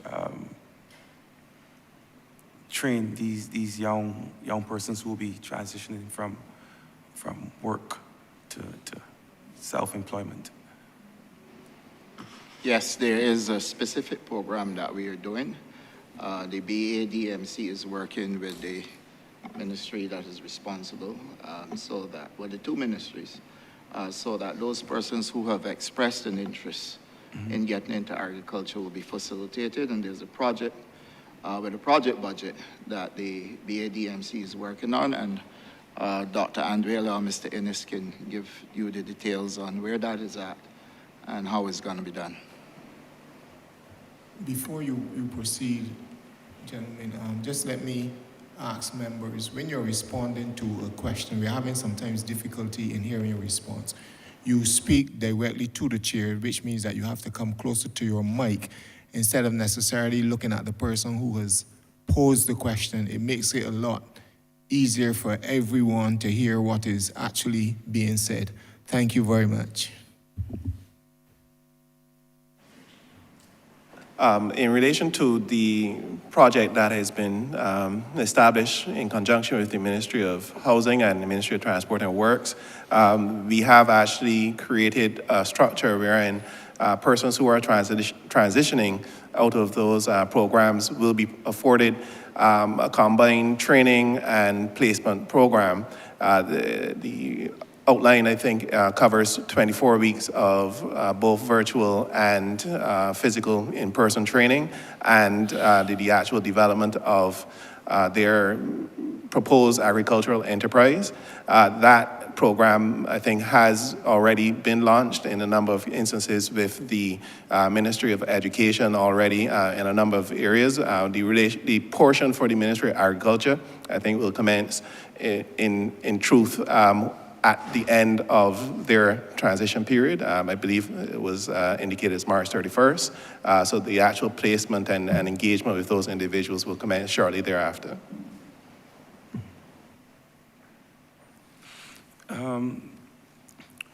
Over the years, we have seen the dwindling away of a lot of our agricultural land. We have lost some to commercial development. We've lost a lot to residential development. And we continue to lose some. This is a follow-up question, Honourable Member. Yeah, it is. Because you exceeded your questions, you know that. Sorry, it's a follow-up question. Please indicate that. Thank you. Sorry. And my question basically is, given the dwindling nature of our agricultural resources in terms of land, what are some of the land strategies that you've put in place, including some agricultural techniques and some new methodologies that you've put in place to fully exploit what little land we have in order to safeguard our food security, perhaps expand our trade, and certainly safeguard the health of our nation?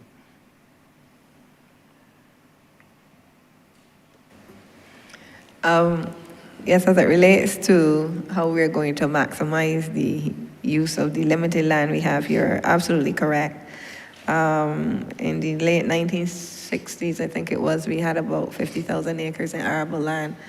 According to the physical development plan, we are down to about 28,000 acres up to 2017. So we are seeing a decrease in the amount of arable land. However, over that period, we have also been seeing an increase in productivity as well in particular crops. And that's where productivity comes in, because what you can see with increase in agricultural productivity, typically over the last 40 or 50 years globally, agricultural productivity has tripled, while at the same time seeing a use in about 28% less land and 76% less labor. This is important because all over the world, and agriculture is no different. It's no different from other industries. Efficiency is becoming key. And there are new technologies both in the open field as well as under protected structures that speak to growing more efficiently. And if open field, everything can be mechanized from planting to harvest, and there are small scale types of tools as well that allow small farmers to be able to mechanize their operations significantly. Appreciate that not every type of crop can be mechanized, or should be, not every type of crop would be able to be grown in efficiently in open field versus in protected structures. So particularly in open field, for example, you're going to get maximum productivity of things like onions and carrots. But then there are products that have demonstrated that they're ideal to grow in under protected structures, particularly sweet peppers, colored peppers in particular, the reds and yellows and oranges lend themselves to growing under protected structures. So we've got new types of technologies coming in from shade houses, which we would have mentioned we are receiving from Guyana. You also have technologies in terms of vertical types of farming. You've got different types of combinations of aquaponics now that can be pioneered. Other crops that are ideal for growing in those types of structures would be lettuces, tomatoes, some types of cucumbers as well are ideal. But beyond that, there are other types of technologies that we're looking to pilot. So we have had at least one demonstration so far at the Ministry of Agriculture utilizing drones for pesticide application. It may also be used for foliar feeding application. And we are also looking at robotics at our AgriFest, tent. Last Saturday, Friday to Sunday, we demonstrated as part of the Barbados Innovation Center for Agriculture the new FarmBot, which is a robotic arm that demonstrates how robotics is being used to automate the process of planting, weeding, watering. So we are starting to introduce those new types of technologies to Barbados. Obviously, we have to expound and investigate their effectiveness for farming to be able to guide farmers because they are costly. So we want to be able to walk with farmers on the journey and provide them with information and guidance on how best to use the technologies and maximize their return on their investment. But we are starting to pioneer that new aspect of digital technology. There are a number of other tools out there in digital agriculture that are really very exciting. And as we go through this year, we would look to see how many more of those things we can introduce. Thank you.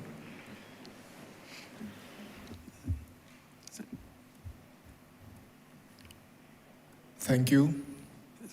Oh, thank you. Thank you. Keep up the good work. Thank you, Mr. Chair. Thank you, Honourable Member. Honourable Member for St. Peter. Thank you very much, Mr. Chair.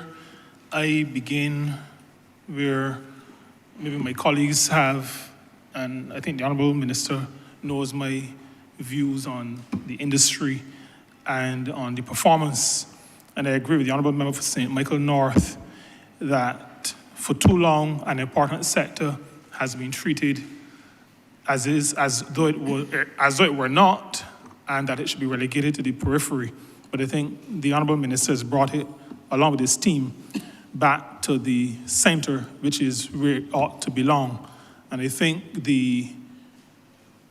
we cannot allow Barbadians to forget the COVID period, not for the illnesses, but for the reality of facing a situation where we could not import, but we still needed to eat. And recognizing that agriculture is and has always been important. As a person of faith, I believe that that was the first. I mean, I have colleagues who believe that the oldest profession is something different, but I believe that the oldest profession relates to tending the garden and taking care of it. I also want, in leading up to my first question, to commend both the feed and the care program. And I think those are initiatives that we really have to continue to push. And I say we because I recognize that this is not just a Ministry of Agriculture initiative to push. All of us have, those of us who are aware of it, have to keep pushing these because these are the kinds of programs that will galvanize persons who may have a hint of interest to become more interested. A group that I am familiar with is currently benefiting from the CARE program, and I've also been able in my ministerial capacity to encourage faith-based organizations generally. We had a good meeting with those in the ministry responsible for that program, and we continue to encourage faith-based organizations to get engaged because many of them have at least small plots of land that could be put to productive use to aid their parishioners, but also the wider society. The first question I have relates, though, to, it is a parochial one, the only parochial one. I think the minister would be expecting this. I may be disappointed if I didn't ask. But the folk in St. Peter and in St. Lucie, Mr. Chair, come to Spitestown, and many of them are coming in Spitestown as we speak, and complain about what is seen as an eyesore set up to allow small entrepreneurs to earn a living, but over time has deteriorated in terms of the quality of the facility. And I speak to the market at the traffic lights on the Kieran Husbands Highway junction with Church Street. The minister and I have been speaking about this over a period of time, but I would want to give him the opportunity, or any of his officers, as he identifies, to give to the public, particularly the public in the north, a status update on the plans for that market, because I know that there are plans, some update on the plans and what they can expect, we and they can expect to see in the not too distant future. Thank you, Honourable Member. The project at Spicetown, where we have the kiosk established, two things are happening there. I would let the manager of markets and indeed the project manager within the ministry, Mr. Wayne Baker, to address them. But at our last estimates, we discussed Spicetown, and we agreed that after a refurbishment project has been completed there, we will look to further enfranchisement of the people up north by allowing for them to own the kiosks. And so we are looking at the legal approach to this, and this obviously will work then as a first project where we can look to see how the persons operating the kiosk can own them. And then that may be replicated where we have single units like those that don't fall under one of the public markets, but as a standalone. So what I'll do is ask Mr. Baker to address where we are with that project and also the manager of markets.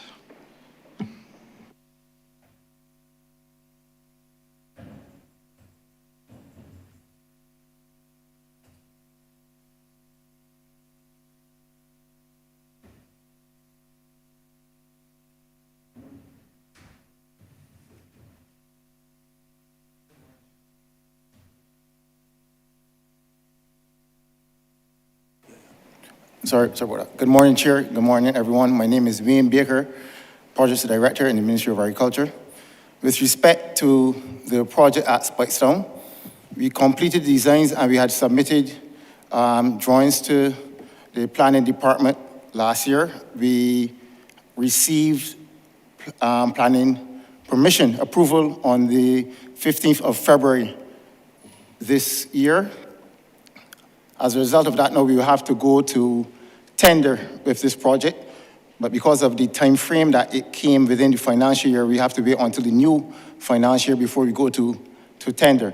So on that basis, and based on the tender process, we expect that construction can start sometime around July of this year, and the construction period is estimated at 10 months. In addition to that, what we are planning to do is for during the construction period is to provide the current vendors with temporary stalls that we are seeking to relocate at another part of Spikestown, and we are in discussions with other agencies to accommodate that so that they will not be dislocated during the construction period. So that's where we are with that process, sir.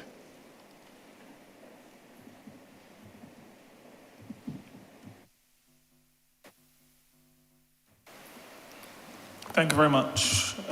I thought you had indicated two persons, but Mr. Sherlock King, the manager of markets, I don't know if he has anything else to add. Sherlock King, manager of markets. With respect to the legal aspects of handing over the stores to the tenants that at Church Street in Spikestone. We have already reached out to the Ministry of Housing so that we can have the legal aspects of that process sorted. And once we have completed that, we can begin to commence the necessary arrangements for those tenants to take possession and to maintain them and to use them as necessary. With respect to where we're looking at locating, we had a number of site meetings in Spikestone where we looked at a number of areas around the area. We do not want to put the vendors necessarily too far away from their general location to disrupt them in any adverse way. And we have identified a couple of areas, but we are also reaching out to a number of other state agencies where we can have their approval and permission and so on. And then we would commence meetings with the vendors to inform them as to what we're going to do and to hear from them and to involve them in this whole process so that they would be familiar and aware of the whole project that we're undertaking. Thank you very much. Just by way of comment, to say something that I've had cause to say, I think in every estimate session since the very first one, stakeholders expect that those who they elected are aware of what is going on. And so as you engage with stakeholders, I would expect, and will be demanding actually, I think I need to maybe ratchet up the language, that the member of parliament stays informed so that when the questions come, the MP is able to respond, as opposed to having them to, I don't want to give out your number or the project manager's number. The MP should be in a position to say, this is where we are, this is what was discussed, this is the way forward. And I just want to put that on the table, even though using the word demand, it was not meant to talk down or to shout, but to say in as strong a way as I could in this chamber that it makes sense because it will help to make your job easier and help with the rollout of the information. So thank you very much for the update, and we look forward to the developments there. The second question I have relates to nutrition security. We speak a lot about food security, and to be honest, and to expose some degree of ignorance until I heard the formulation of the ministerial portfolio. Nutrition security was not something that I had given much thought to. And my question is, what is the ministry's stance, actions, plans on the idea of nutrition security, which goes beyond, I know there was some discussion about what we in St. Peter call big grain rice, the sweet potatoes and that kind of thing. But I want to know, with respect to nutrition security specifically, what is the work of the ministry in that regard? It is of interest to me because NCDs and health-related matters are important, generally speaking, and there are those who, because of my faith as a Seventh-day Adventist, identify people like me almost only by the day on which we worship and the foods that we do not touch. So health is important, and I would be interested in hearing something from the ministry in relation to nutrition security. Thank you, Honourable Member. Just to give you the assurance that in going forward, anything that the ministry is doing that would impact any of the MPs in this honourable chamber, it is expected that all of you will be kept abreast of what is happening. And if on any occasion we should fall short, please let me know so that we can have it rectified. I think all the officers in the ministry are on board and making sure that all MPs are kept abreast of what is happening, and we will make sure that that happens. In terms of nutrition, the ministry, first of all, we are tracking our Sustainable Development Goal 2, and we are working along with the FAO in making sure that we can keep up with what is expected. But the Chief Agriculture Officer has also been doing work, and I would allow her to respond to what we are doing and how we are setting about to achieve nutrition security. Honourable Member, thank you so much for that question. Because, of course, you know, we have worked very hard as a nation to reduce hunger in Barbados, and currently hunger is below 5%. However, overnutrition, which is also a form of malnutrition, is at near crisis levels with about 52.4% of adults, and 1 in every 3 children overweight or obese. And what we've seen with obesity is mainly due to the overconsumption of ultra-processed, energy-dense foods, and especially empty-calorie foods, which are generally low cost. And it means then that we see a significant impact in the most vulnerable. But there are also other major factors such as insufficient exercise and genetics that add to this. The thing about it is, for the Ministry of Agriculture, nutritional security is a partnership with the Ministry of Health and Wellness. There are 2 aspects of nutritional security, and we have to look at both how people eat, the types of foods that they're going to eat, and how they put those foods together. And that is where the Ministry of Health and Wellness and the National Nutrition Center comes in, and they do quite a bit of work, part of which we showcased again at AgriFest this year, looking at the nutrition plate and how you should put that food together. So it's a partnership between the Ministry of Health and Wellness and the Ministry of Agriculture and Food and Nutritional Security. Where agriculture's intervention comes on nutritional security is the focus on nutritional quality, and specifically how food is grown and how it is processed. Now, over 100 years ago, for most of the world's population, nutritional quality of food was superior and access was inadequate. But now, today, we actually see it the other way around, where you've got access to a lot more food, but it's poor in nutritional quality. So, on the agricultural perspective, we want to be able to ensure that we are growing foods with maximal nutritional quality. Now, we have talked about increasing productivity and getting higher yields, and sometimes in the development of the genetics for those things, or the development of genetics for particular breeds, we may not be focusing as much on the nutritional quality. The other thing is how foods are grown. So, for example, Barbados, we are on a calcium limestone rock. Our pH is roughly between 7.5 and 8.0 in our soils. What this means is that we lock up a lot of the magnesium in the soil. So if we grow foods and we don't make sure that we have a balanced nutrition in the soil, it means that you may not be getting the same amount of magnesium from one farm plot as from another if that person is actually following a balanced nutrition program for their plants.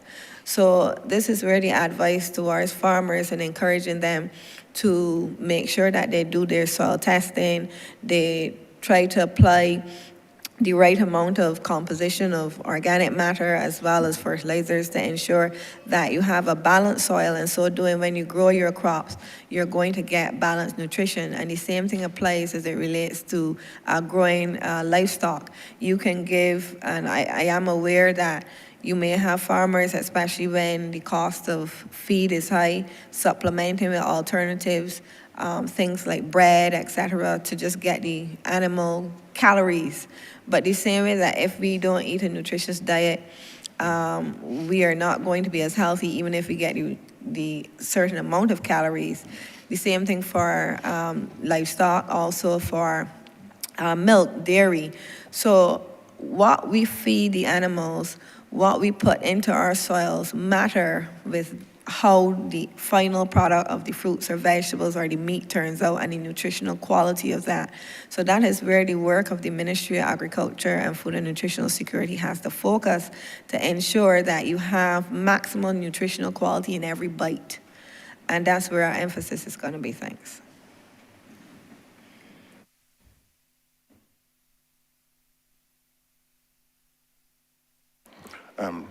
Chair, Permanent Secretary is going to add a bit to that. and to add to what the Chief Agriculture Officer just said, It's not only trying to achieve nutritional security through, the planting of the food and the attending to the soils, but the very institutional arrangements that I spoke to earlier helps to support this. The food security aspect of it can be achieved through producing more. Another component of this that we often ignore is the concept of food sovereignty. And I maintain that it is through achieving food sovereignty that you are perhaps in a better place to achieve the nutritional aspect of the agenda. And by that I mean, when these institutional arrangements are in place where you're in control of your own seeds. I am not an agriculture scientist, but I tend to watch BBC every morning, and in recent times, I don't know if it was preparing us for today, but in recent times we've been seeing a lot of programs with respect to farming and agriculture. And one of the things that keep coming through is the importance of having control over your own seeds to avoid the chances of being impacted adversely through the process of modification of the seeds. The germplasm bank that we made reference to will allow us to have control over our own planting material and those kinds of things, so that we would be really determining what it is that goes into the ground, to some extent, or to a large extent, what comes out of the ground. And therefore we have more certainty and guarantee regarding what goes into our body, because we were in charge from the beginning in terms of the various seeds and materials that we would have utilized. So it's the planting more, but in terms of the nutritional security, I believe that some of the institutional arrangements also allow us to achieve that through guaranteeing food sovereignty. Thank you very much. My final question probably relates more to my ministerial responsibility, and it crossed my mind listening to the presentation this morning. We have ladies and gentlemen who leave Barbados on an annual basis as part of a seasonal agriculture workers program. And I started to wonder if, and the background to my wondering this is transposing my thinking from tourism, where I've always felt that persons who come in, and we've had a lot of success with that as concerned, but persons who come in on work permits share their skills and experience to build the capacity here on the island. And I'm wondering if there's any possibility or any plan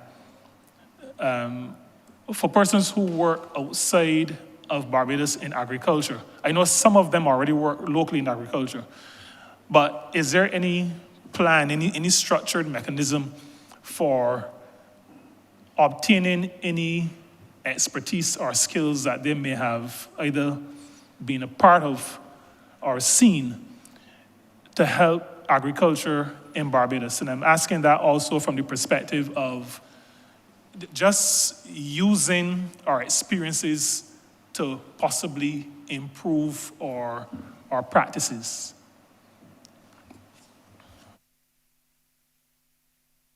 Chair, I will say a little towards that, and then I'm sure the others who are more versed will follow. But it is interesting because only 2 days ago, I had the opportunity to have a conversation with a gentleman who came to pay a courtesy call on the minister, but the minister was unavailable because he was here attending to another ministry's presentation. This is a gentleman by the name of Professor Magamutu from McGill University in Canada. And he came to see me because from his interaction with the Canadian High Commissioner here, they were looking to see how they could augment the Canadian Farm Labor Program so that persons not only leave Barbados, go to Canada, work in agriculture there, earn money, and bring it back to Barbados. But they recognize that there is an opportunity to develop a broad program throughout the region, including Barbados. They want Barbados to be the main driver of it. which is why he came to see the minister. And the whole idea is that when the persons go up to Canada, they're not just go and pick apples and fruits, but they're also exposed to the technologies that are used in those countries, that are used in Canada in particular, with the view that when they return home, it was not just a working experience, but a training experience, and that they can then use the knowledge that they acquired there to help advance the cause, the agriculture cause in Barbados. So I was glad to engage him because it was an interesting dimension. I have relatives that would have benefited from that program over the years, and it has always been seen as one where you go to work, earn money, and return home without bringing back home any of the skills that you could have acquired while you were working there.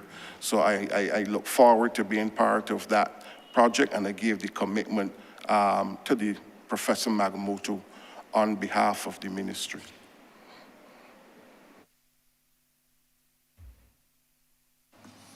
Thank you very much. Thank you, Honourable Member. Thank you, Minister and team. Honourable Member for Christchurch West. Thank you very much, Mr. Chairman.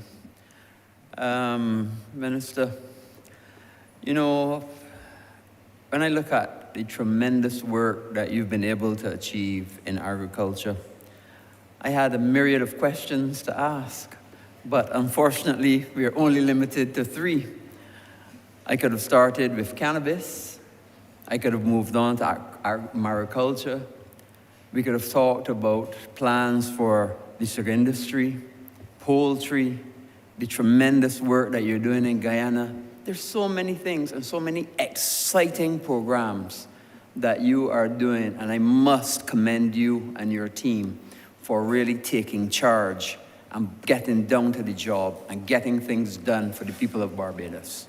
I think that is absolutely commendable, and you've shown tremendous leadership in the ministry, and I'm happy that I can give assistance when necessary.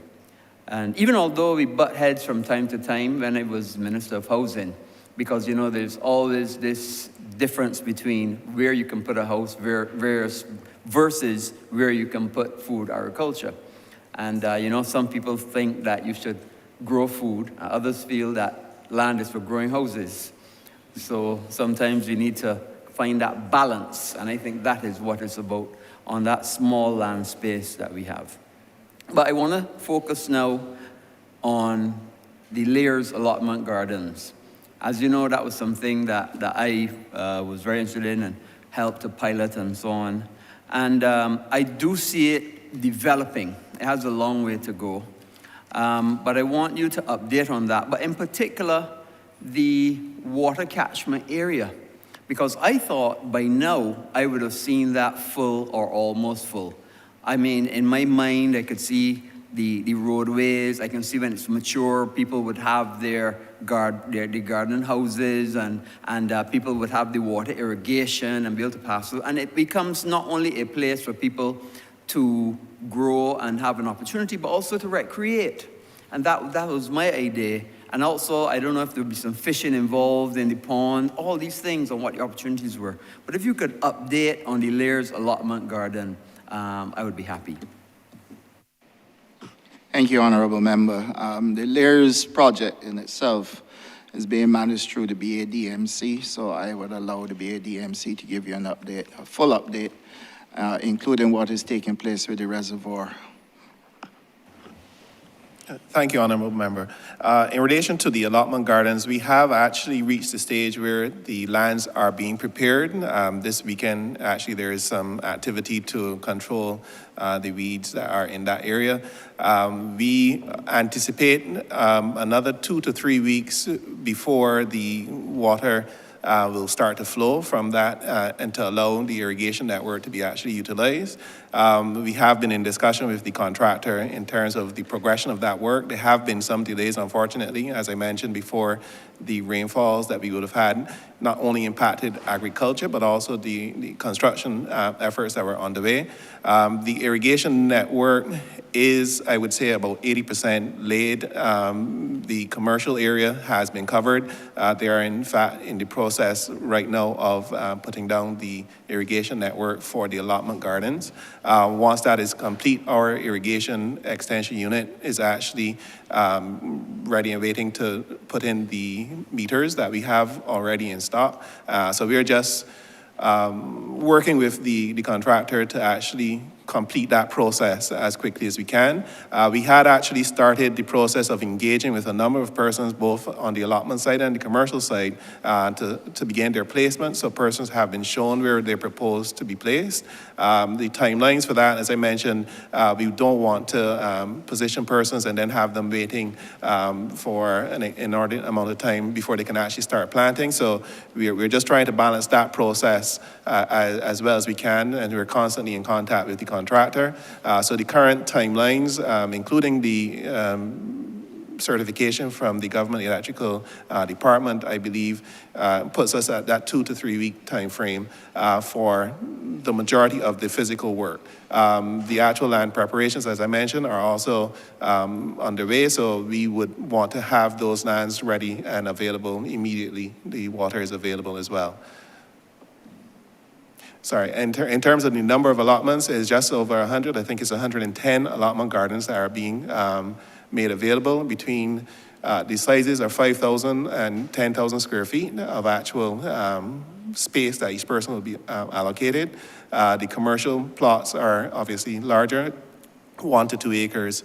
Those ones, I think we've already completed, as I said, on the commercial side, so we're just waiting for those connections to be made available. Thank you. Oh, yeah, sorry. The minister actually asked to give a little more information in terms of the meters. We actually are piloting at the Lears location the use of a prepaid system. Historically, unfortunately, we've had some challenges in terms of water balances and the collection of water rates.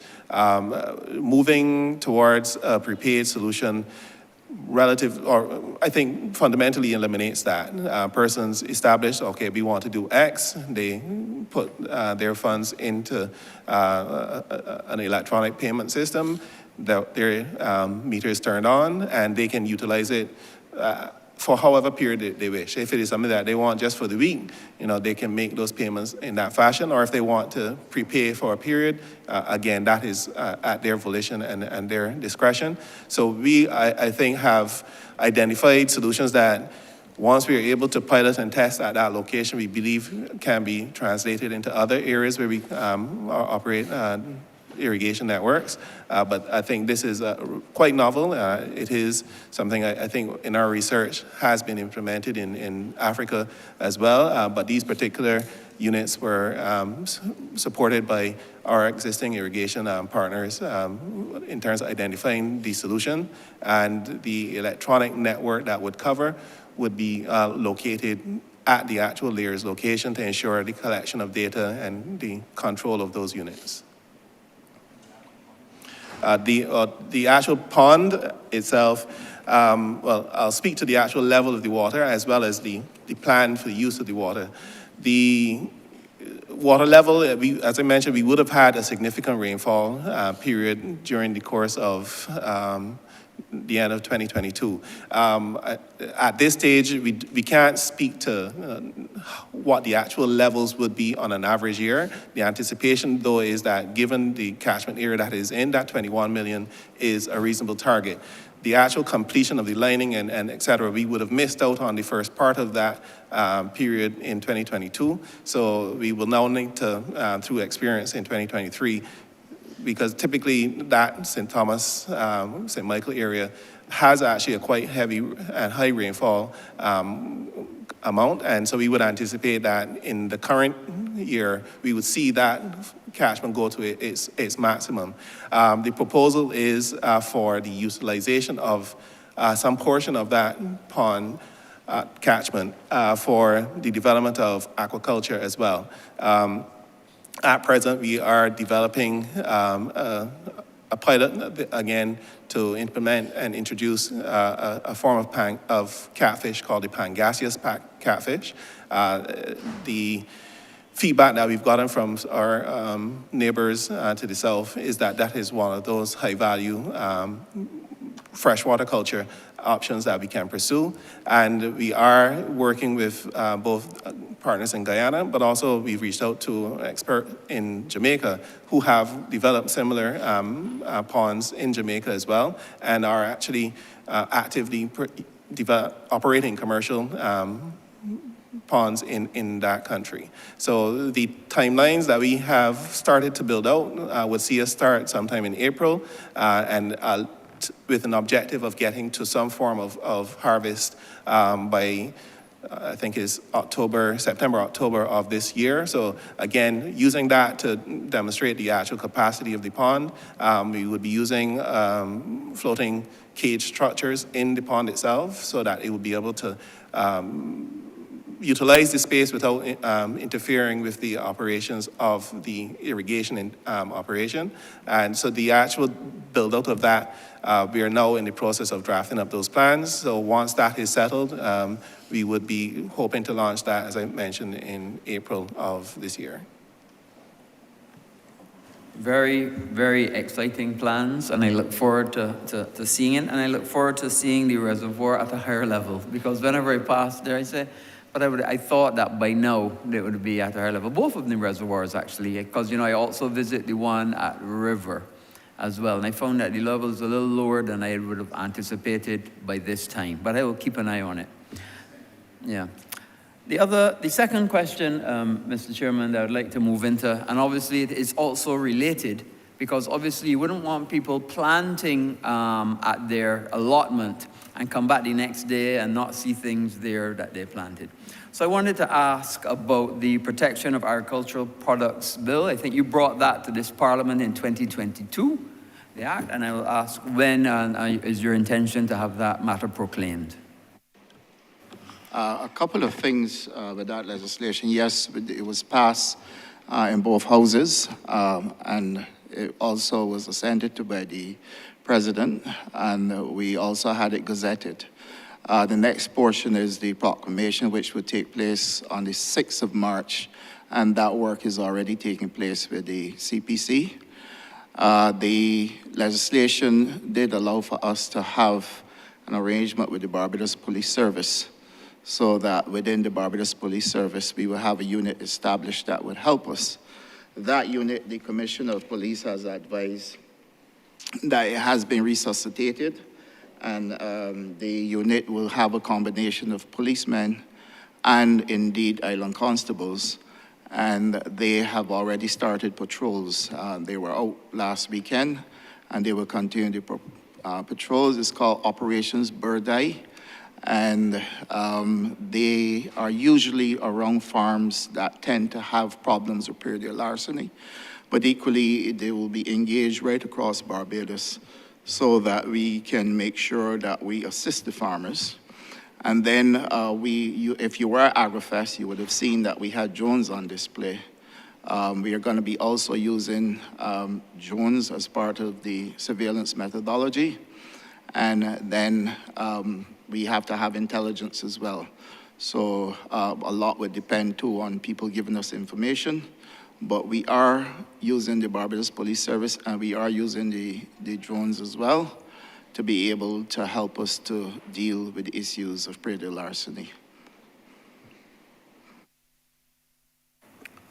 Thank you very much, Minister. Of course, I am a drone enthusiast as well, and I'm happy to see that, that drones are coming into being used in the mainstream, not only in the Ministry of Agriculture, the Police Service, but also in other ministries that I'm encouraging a drone unit to get involved with as well. So that is the way of the future.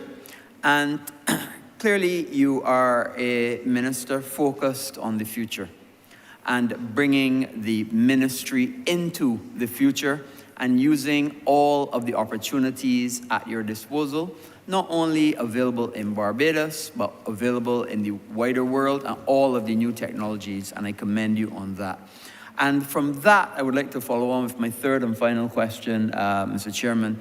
And rather than just those focused aspects, can you give me a broad view of how you are reconstructing and by extent deconstructing and reconstructing the whole ministry to be able to achieve your objectives of food and nutrition security? Because clearly that is the way to look around and get towards the future. So give us a broad view of that. Thank you. Honourable Member, I really want to thank you for that question. I think it is an extremely important one. This is a process that we started, I believe, back in 2020. You can't underscore enough the amount of time we lost during COVID in terms of getting things done. My permanent secretary, after we discussed this on numerous occasions in the ministry, actually engaged a consultant. And the consultant actually put forward a number of recommendations. And we do have a really outstanding plan for the deconstruction and reconstruction of the ministry, right across the entire ministry. And I would let the permanent secretary speak to that and the chief as well. Thanks again, Minister, and through you, Chair. Before I actually respond to the question directly, I like to place things in context because I know, for example, we're hearing a lot of these words that our persons are considering now to become cliches. Deconstructing, reconstructing, fit for purpose, sometimes without even understanding what they mean. And I must say to you that when I first joined the ministry in May 2019, it was one of the first things I thought I should do, given the understanding that my role was more strategic than technical. And I'll just put it in perspective quickly. In 2009, 2010, the ministry was called the Ministry of Agriculture and Rural Development. 2014, 2015, Ministry of Agriculture, Food, Fisheries, Water Resources Management. 2022 and up to today, well, 2022, Ministry of Agriculture, Food and Nutritional Security. In 2018, 2019, we didn't have the nutritional security. So immediately what I noticed was that over the years, under successive administrations, the issue of nomenclature was the focus. You changed the title of the ministry based on the strategic direction the government had at the time, but really and truly, the structure never changed. And we know that it is not just in the private sector, but any entity. The reality is that structure should follow strategy. Or as people say, form should follow function. And it immediately jumped out to me that the two were not necessarily aligned, and hence the decision to get into the consultancy. We then brought on board one of the best HR minds in the country, Dr. Corbin from the University of the West Indies, who is not just an academic, but who, before becoming an academic, would have been president of the HR Association in Barbados. And in working with him, we developed a plan called a Fit for Purpose plan. Now, the question, and I will explain briefly so that the public too can have a better understanding, what do we mean when we say fit for purpose? And by fit for purpose, we are talking about taking efforts and to transform the internal structure of the ministry. Not just that, but the systems, the functions, the procedures, and most importantly, the culture that exists within the ministry and the character of the ministry, so that it ultimately becomes more flexible and is in a better place to serve the public, especially farmers. So that is it in a nutshell. How can we reposition agriculture so that the Ministry of Agriculture, so it becomes relevant in modern society?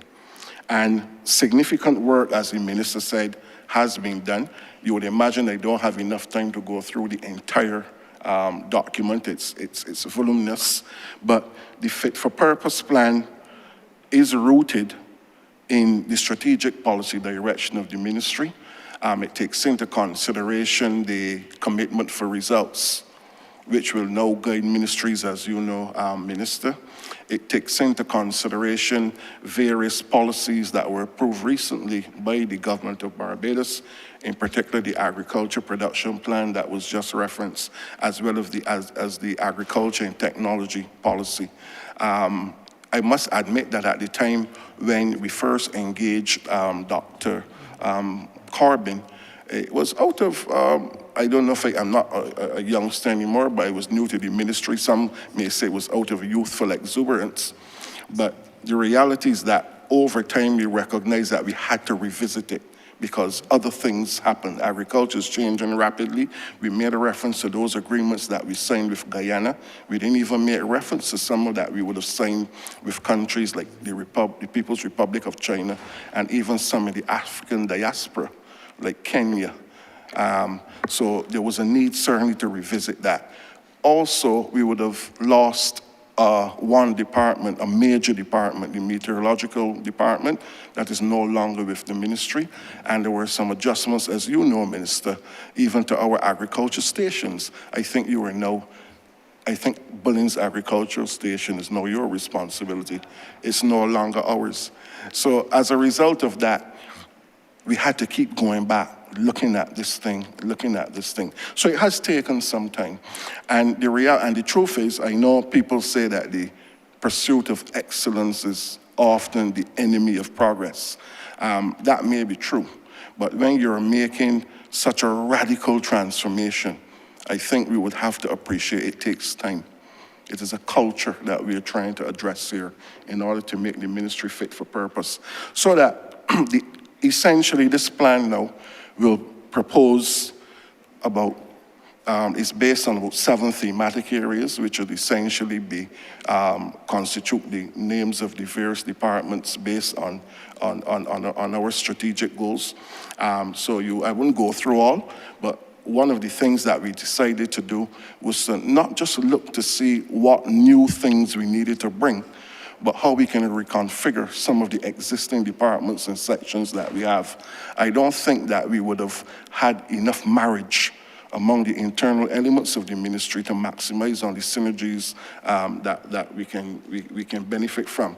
So for example, you'll see a merge between extension and markets and agriculture, resources and management. Know that we're going into drones and GPS technology, agriculture research and development. Agricultural trade, economic planning and projects. Projects right now stands alone as though it is just an appendage. It has to come from what I would say from the footnotes now into the main text and blend much better.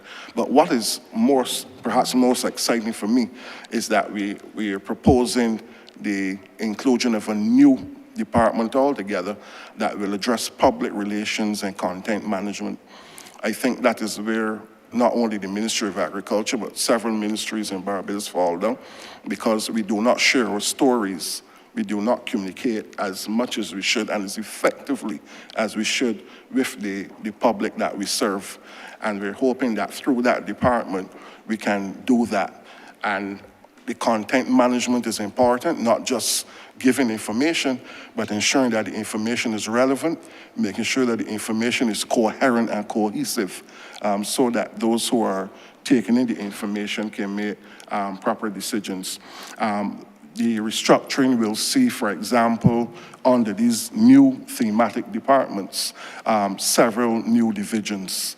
There was a need, and you would imagine based on what we discussed earlier, there's some new things that we'll be taking on, and we have to make sure we have a ministry that can respond to those new areas. You made reference to the aquaculture.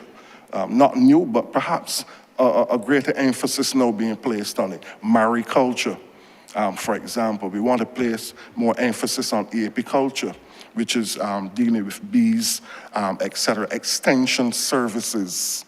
We want to place more emphasis on extension services and the use of technology in agriculture. The new model also will try to embrace some, not all, and I want to make this clear. I know we talk a lot about the public service functioning like a private, like the private sector. I don't think that is so. The objective functions of the two are different. Private is focused on profit maximization or sales maximization, government welfare, well-being of citizens. So that government would engage in a project even if it has a negative net present value. And I keep saying to people, while we would try to eliminate as much of the bureaucracy as possible and the red tape as they refer to it, it is still there for a reason. It is a controlling mechanism that must remain within public institutions. I will control this mechanism from here. You can just get 2 seconds.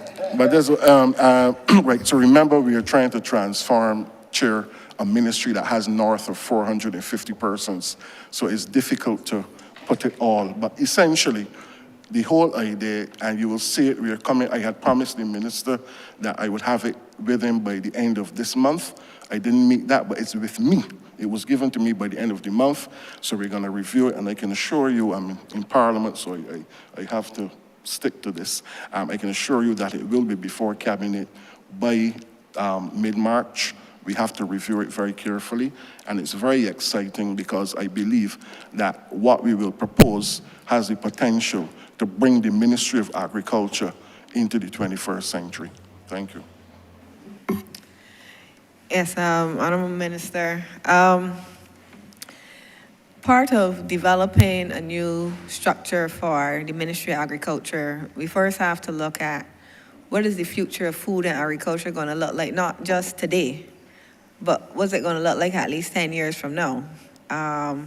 So we have to look at that context. We have to look at the context of the role that agriculture plays in socioeconomic development. It plays both a social role as your allotment gardens, but it also plays an economic role. And then you have to also look at it in the modern functions of a Ministry of Agriculture.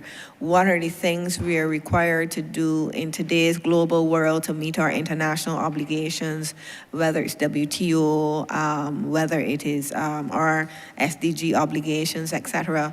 So we have a lot of different publics that we need to be able to meet. And you want to be able to design a sector, a new ministry structure that is responsive to that. We are also talking about the use of technology and how all of those things are going to impact.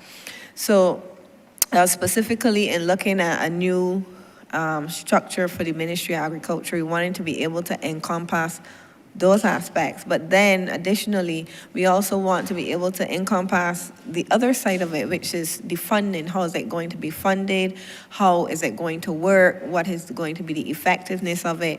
And create a framework then that would allow for growth. So in this regard, as Permanent Secretary would have indicated, we're looking at some key things. One, specifically a facilitatory arm, and that's where research and extension and education comes in, because we know that agricultural productivity is driven by innovation.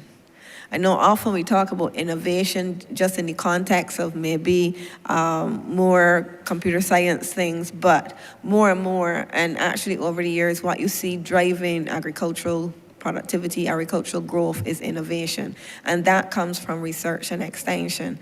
So there has to be a clear marriage of the two things. And there has to be strength in that. And that's going to facilitate the growth of the agricultural sector, which is what we need to see our economy grow overall. The other aspect of it is the regulatory role, which is then speaking to how do we manage our borders, how do we ensure and maintain the biodiversity of Barbados and of the agricultural sector, how do we provide the type of scientific services that are needed, diagnostic services that are needed to balance the growth from innovation, but at the same time, we need to temper it to make sure that everything that we're producing is safe for our people to consume. Everything that's being produced can meet international standards. So those are two key components. And the third big component that would come in there would also speak to the agricultural economic research surveys, economic planning. We need to be able to track what we don't measure. We definitely won't be able to see progress in. So we need to have that kind of economic focus as well, because agriculture is an economic sector and there are a lot of exciting technological things, but not every single thing that is exciting technologically will actually lead to growth in the sector. So it's to temper those things. So we've had to look at a number of things and start to pull together a structure that would speak to that. Thank you.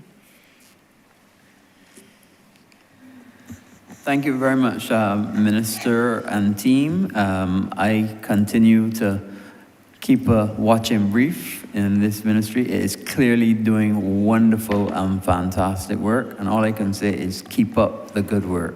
And also, please look for those comments for planning and development and make sure I get them back on time. Thank you. Yes, Minister. Thank you, Honourable Member. I can assure you that your planning files should be coming back to you faster because I've changed the system. Those files no longer have to come to me as Minister. They go from the Chief Agriculture Officer straight back to you. So now if there are any delays, you have all calls to call me so that I can make sure that I remind the Chief that the process has been changed and therefore there should be no delays. Bear in mind, though, they were never delayed at minister's level. You go into my office now, you won't see a file unless it's placed there this morning. Thank you, Honourable Minister and team. We're going to take one more question before we take a break. I could imagine we're going to go to the Honourable Member for St. Michael East. Thank you very much. Thank you very much, Mr. Chair. A very simple question, and probably it's on. Yeah, it's on. Yeah, a very simple question, but the conversation seems to be very incestual. In other words, we're involving a lot of interior knowledge being shared, but what I'm very concerned about is, based on many of the presentations, some people are saying that people are not, in fact, Dr. McLean, PS, and others are saying people are not inspired to be part and parcel of this industry and this discipline. And I think that that is something that you need to focus on. So although we talk about the structures that we have, and we talk about the laws that need to be changed and all of that, there's a major encumbrance, especially based on the history of agriculture in this country. And it has serious psychosocial and psychohistorical challenges, but even with all the technology. I know growing up as a boy, and that was long, long ago, I used to see people going to work on mornings in the field, but by force. There, in some cases, were not even paid properly. Although we would love to be able to pay them as much as we believe that they deserve, I certainly know that they pay a lot more than even when they were not even paid at all.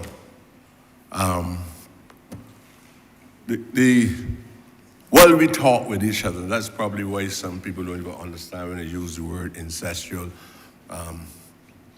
In other words, we're talking to one another.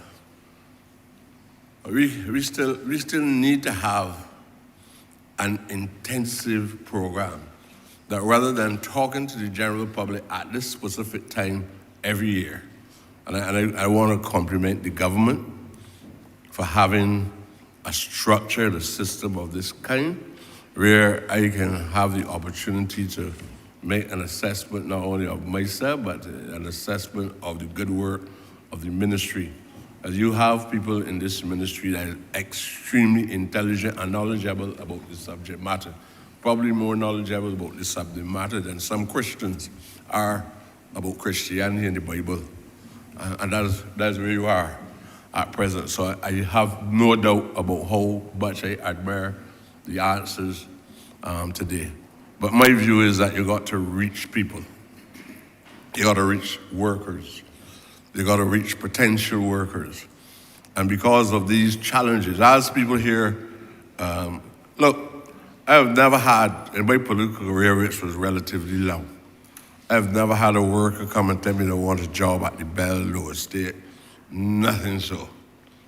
Most of the times they might get as far as sanitation.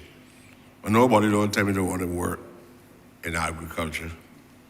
So I'm saying that it means that you have now to reach out. And I'm asking you to put a program.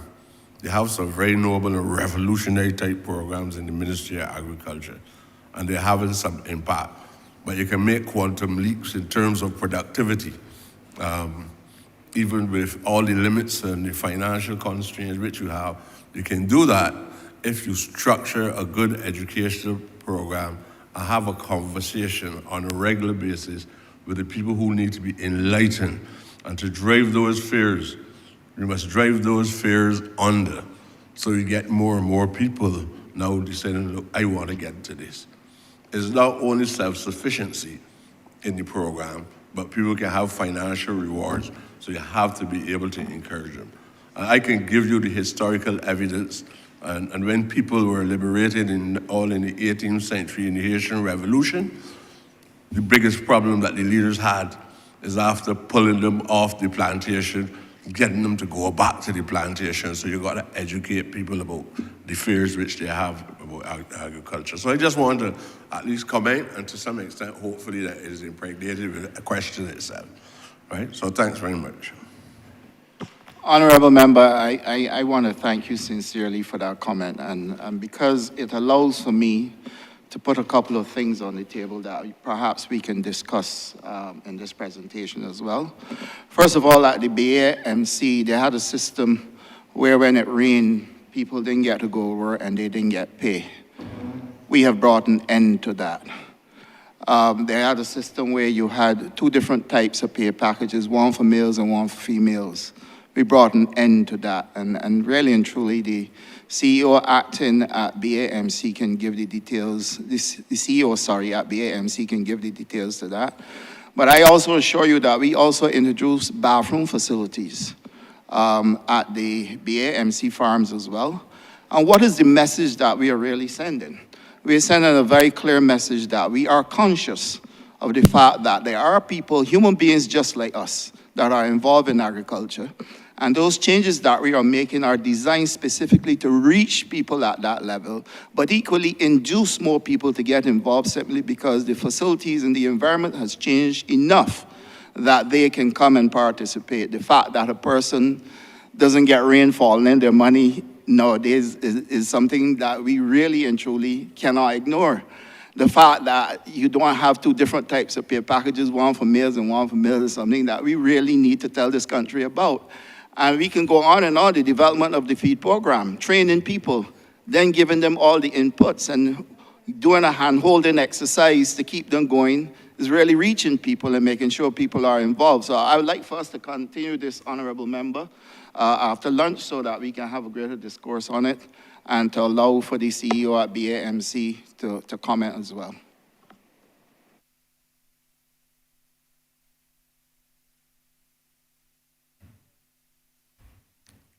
You wish the CEO to comment now, or? Yeah, let him give his comment now. Hi, good afternoon. My name is Orlando Adderley, CEO of BMC. I think certainly the sugar industry in particular has a very deep history of, it's been around almost 300 years. And as the minister pointed out, when we took over, or when after the last election, there were some inconsistencies or some challenges that the industry had, particularly around paying workers. We had situations where if rain fell, obviously no fault of yours, you did not get pay. Now, appreciate the fact that we were paying, the rate that is being paid in the industry has always been around the minimum wage. But what we have sought to do is obviously change the narrative at BMC by setting the standard for the other private farmers. So obviously moving away and done away with the farm worker A and farm worker B, and obviously it was some level of discrimination, right? Same work, but one was female, one was male. The whole issue of taking old buses without any sort of sanitary facilities and traditionally asking women in particular to go in the cane ground. I mean, it is something that's come up through the years. I mean, my own mother had that experience as she worked on a farm. So it was an initiative that for us was significant. Along with the fact too that on top of the work that we've been doing and obviously driving change within the industry is a project that was supported by the government 3 years ago called the NICAR project, which was created in the height of COVID. And it was used as a transition project. And what we have seen is that we started to change the face of people who want to enter agriculture. Obviously, some people want the tourism sector went back. But we've moved away now from obviously just seeing people coming into the industry as laborers. What we've done with our capital program is increase the number of tractors and then therefore move people to a level of the jobs you want to offer now are more of operators, mechanization, and moving away from labor. So we have made some changes, and obviously we continue to make some changes. We only recently, as an entity, put out new task rates. So what we're doing now is getting the workers to work on a productivity basis. And obviously it automatically increases your income. So what we are trying to do and continue to do is obviously lead the sector, particularly the sugarcane sector, sugarcane farmers and the things that we do and getting them to follow. Thank you. Thank you, Honourable Leader of Government Business. Thank you, Mr. Chairman. I beg to move that you do now report progress to His Honour the Speaker and beg leave to sit again. The question is that I do now report progress to His Honour the Speaker, and that's for leave to sit again. All honourable members in favour, say aye. Honourable members against, we say no. Methinks the ayes have it.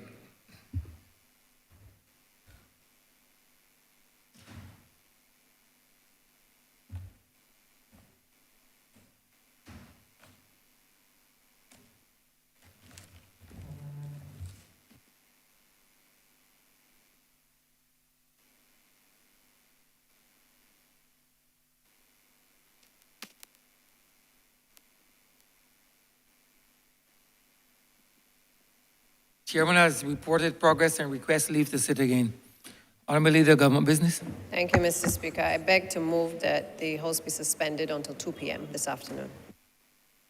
The question is that this Honourable Chamber be suspended until 2 p.m. All those honourable members in favour, please say aye. Those against it, please say no. Meeting the ayes have it. This Honourable Chamber stands suspended until 2 p.m.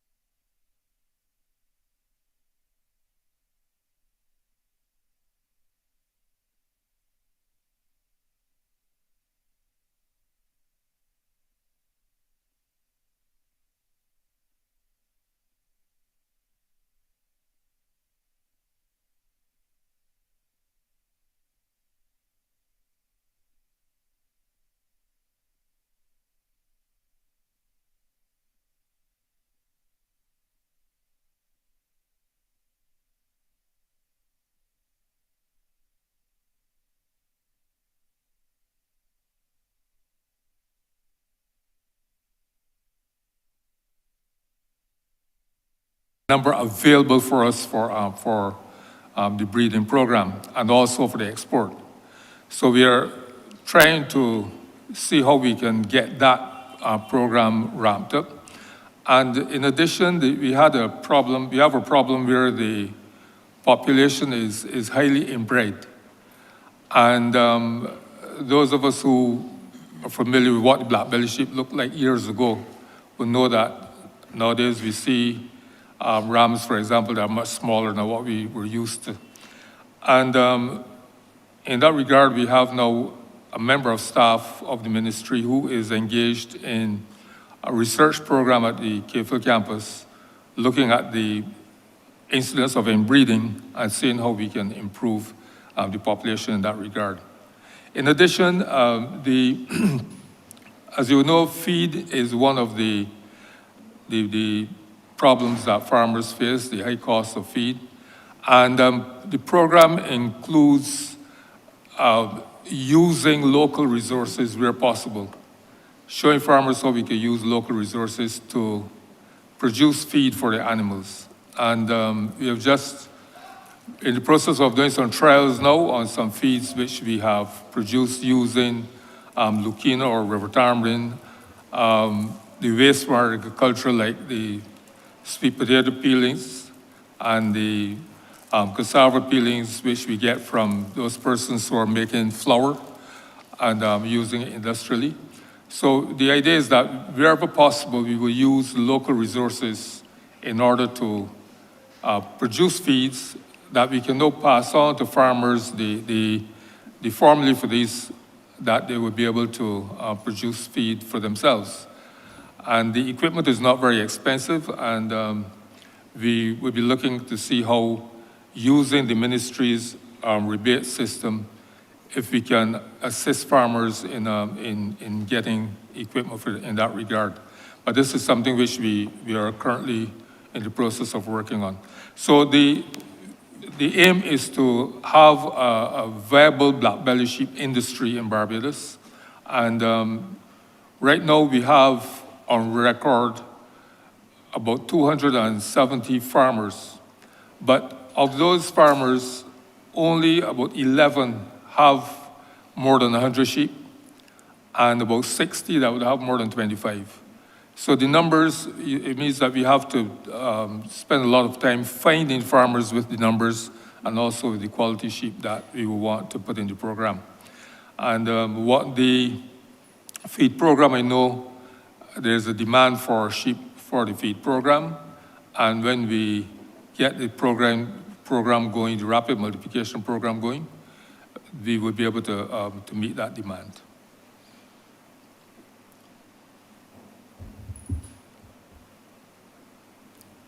Thank you. One more quick question, Minister, and something you mentioned earlier. In relation to the dam, the pond, remember there was plans to do one at, for the land lease at, behind the police station or the back of the police station. I would have visited the old building. There was an old building below of BADMC at Friendship. I visited there with the manager of agricultural services when I was in the ministry. And there is a nice pond for some runoff there, which is perhaps already is a natural catchment area, and I'm wondering if you have any plans for that. And to me, it's the pond in terms of creating that dam for farmers at Spring Hall is better suited. Do you have any plans for that? You know, has it been discussed in the ministry? Thank you, Chair. Crab Hill is one of the sites we identify to do the shrimp project. We are really very close to settling a lease agreement with the owners of that land. They lease agreement was sent to them, and they are going through it with their attorneys. All available reservoirs we're prepared to use so that we can provide water for the farmers. But the thing is with the north of the island is that we have been reliably informed that there's water down there that we can use, and we did a tour with the Barbados Water Authority with the hope that we would do drilling over there and establish, rather than put reservoirs, we would establish a water supply for the north of the island so that the farmers on that side of the island will have access to water. And we do know as well that there's also water available closer to Spring Hall Land Lease Project. I would let the BADMC give the details of it and the details on the plans for the Crab Hill area in terms of the aquaponics and the aquaculture project. Thank you, Minister. Thank you, Chair. The development of the aquaculture project at Crab Hill, we initially toured that area with a couple of third parties who proposed that the capacity for that area, given its low-lying nature, did contribute to pursuing aquaculture in that location. What we are working towards right now is the development of, again, a pilot there that would potentially utilize above-ground water storage, which would then develop a recirculating aquaculture system, a more water-intense, but not reliant per se on pulling from the ground, the aquifer underground. The idea there is to, considering how sensitive that area in terms of access to water is for the farmers, we're just trying to find a way to balance that approach whilst introducing the aquaculture. That pilot is now set to be designed. We are just getting the costings of the tanks and the like. So by, I would think, within 2 months or so, we would have a full structure that we could put forward to Cabinet and to the Minister for consideration. In relation to the access to water, the catchment that you mentioned, the pond right next door to the Spring Hall Land Lease, what would have been formerly the shop there, that building and the location there is within the BADMC's property, so it is something that we can consider. What we were trying to establish, given the cost of developing catchments, even if it is an already formed pond, there is still a fair bit of construction costs associated. So as the Minister mentioned, working with the BWA, we're just trying to complete that exploration and determination of if additional water could be pulled from the Mount Poya area to start with, but also too, there is exploration of a area that I think is referred to as Swampy Town, just trying to identify if in fact we can pull water from those two locations to supplement what's happening at Spring Hall, as well as at Mount Poya. So I think, not that they can't happen simultaneously, but we're just trying to make sure that whilst we work through the costs of both options, we choose the most effective and long-term solution as well. But definitely the catchment there was something that was considered, and we believe there is capacity there, but as I said, there's still a capital cost to develop. So we just want to compare the options so that we can make a final determination. Thank you. Thank you.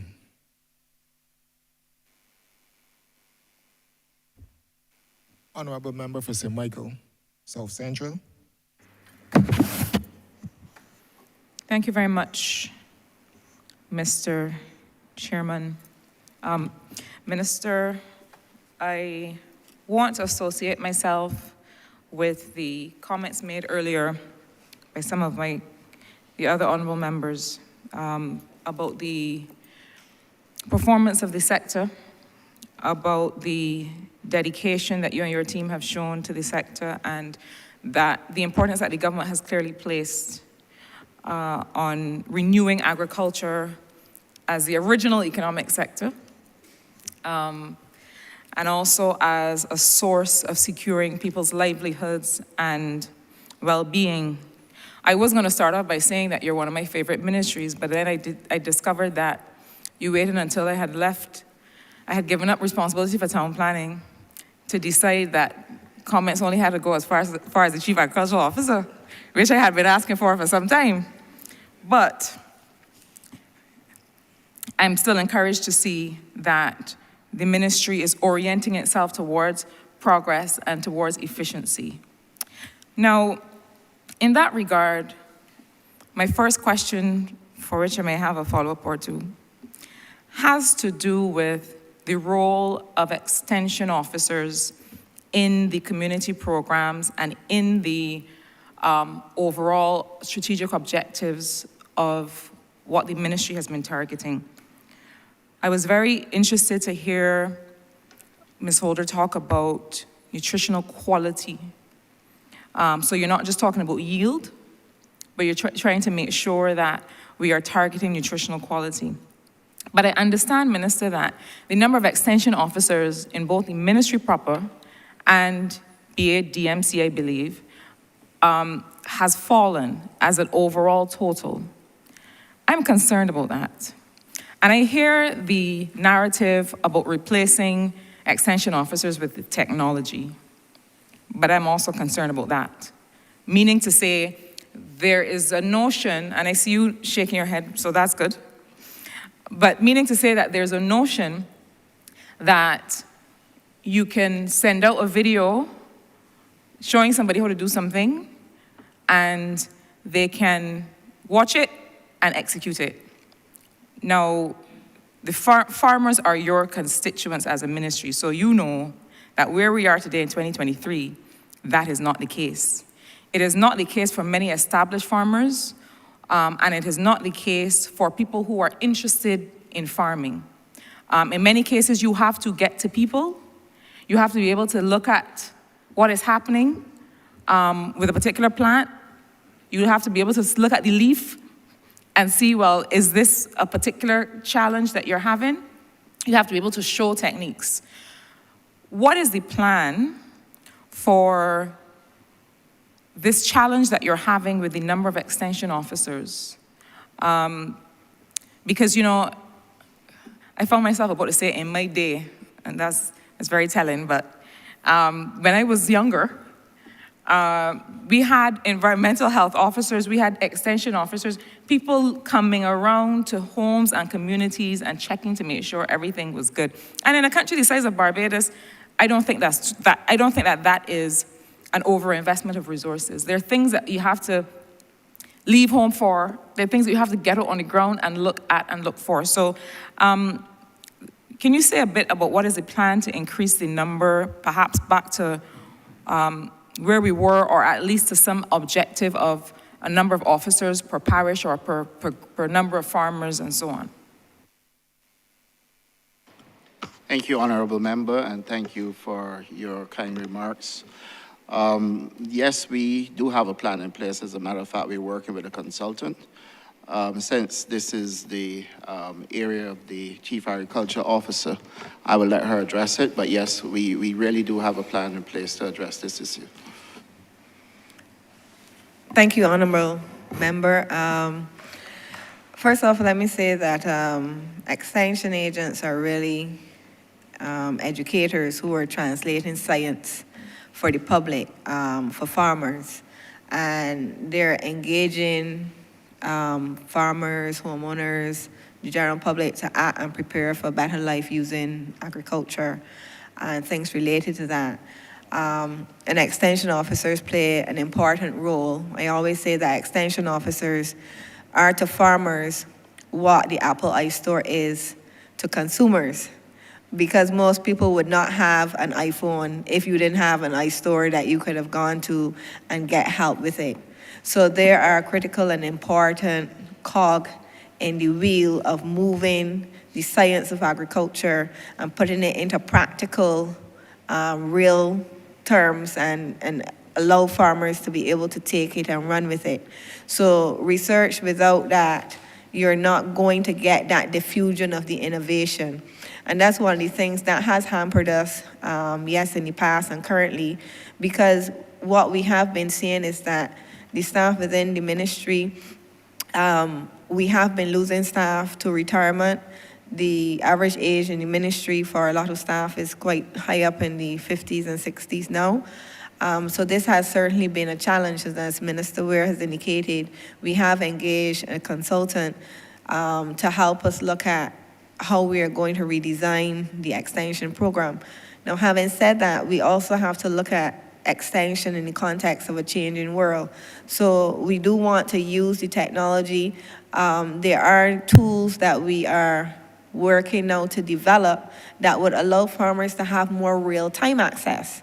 So not that it would replace it, but now you have extension has another tool available to them to be able to not only provide the hands-on service that is needed to guide farmers and to guide communities, but also to allow them to have the opportunity late at night, early in the morning, to learn at their own pace and have access to the information that they need to make decisions right at their fingertips. So in developing the new extension program, we have to look at, first of all, we are expanding the areas of agriculture into new areas. So we have to look at developing curricula and support for farmers around those things, such as aquaculture and protective agriculture, et cetera. And then we also have to look at making sure that we help farmers with the adoption of the technology so that they can be more efficient. So it's not just, okay, here's some technology, go ahead and use it, but there has to be connection from one place to the other. So it is a process that we are looking at, and we need to engage with our farming community to determine what are their needs and how we are going to help them with the transition. So this is the work that is being done, and yes, we are losing extension agents, but it also gives us an opportunity now in developing new training programs, and also in terms of part of the youth succession planning that is needed to start now to bring in new persons to be able to develop that succession plan and have the transfer of knowledge. Thanks.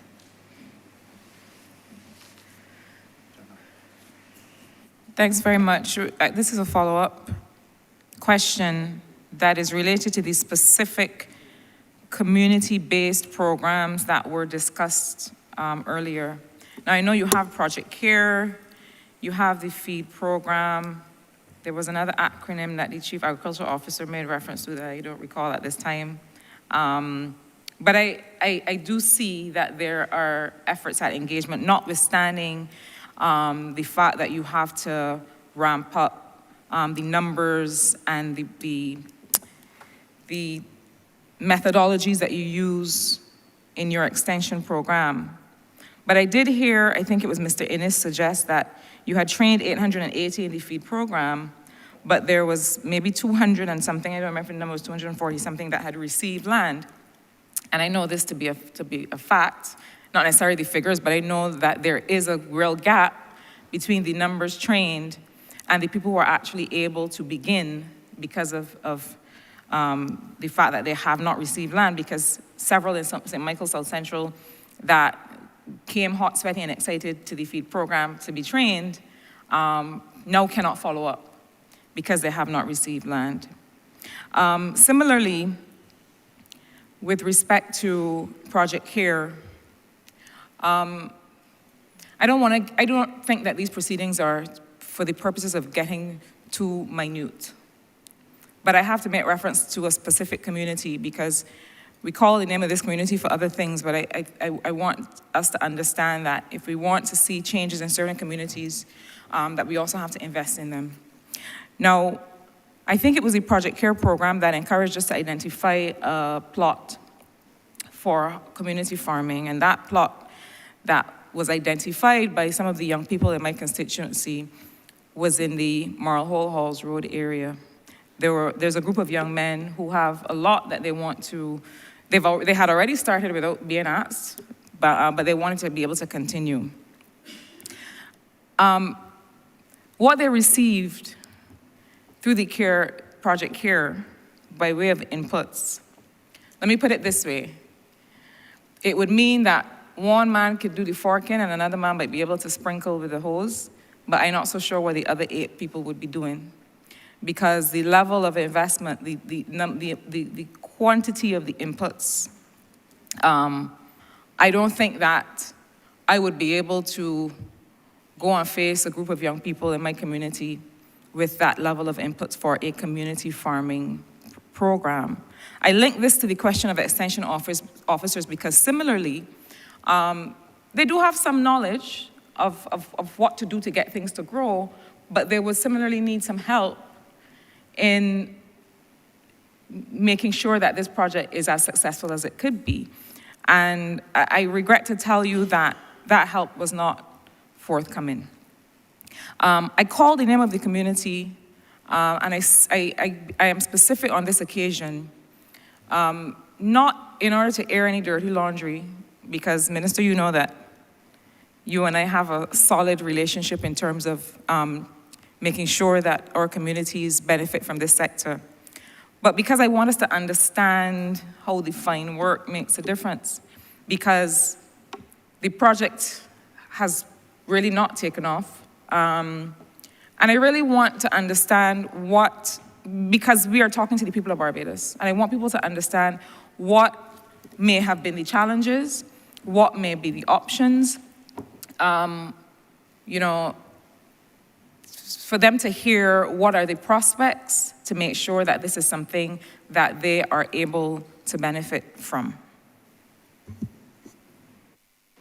Thank you, Honourable Member, and thanks for raising it. Let me get the BADMC to respond, and if it is not them, the BAMC, because you may very well have a case where it's one or the other. So let me get them to respond, and then what I can assure you is that a team will visit the area and we will have this project moving. Thank you, Honourable Member. First off, I would want to render an apology to the community group in that if they have not been adequately served, I would want to make sure that they are. We do have an officer who is assigned and working across all of the constituencies and has been engaging. And so if there is a scenario where inadequate support is being provided, we would want to address that. And I think the Minister just made the point. I would try to make sure that we have that engagement happen straight away.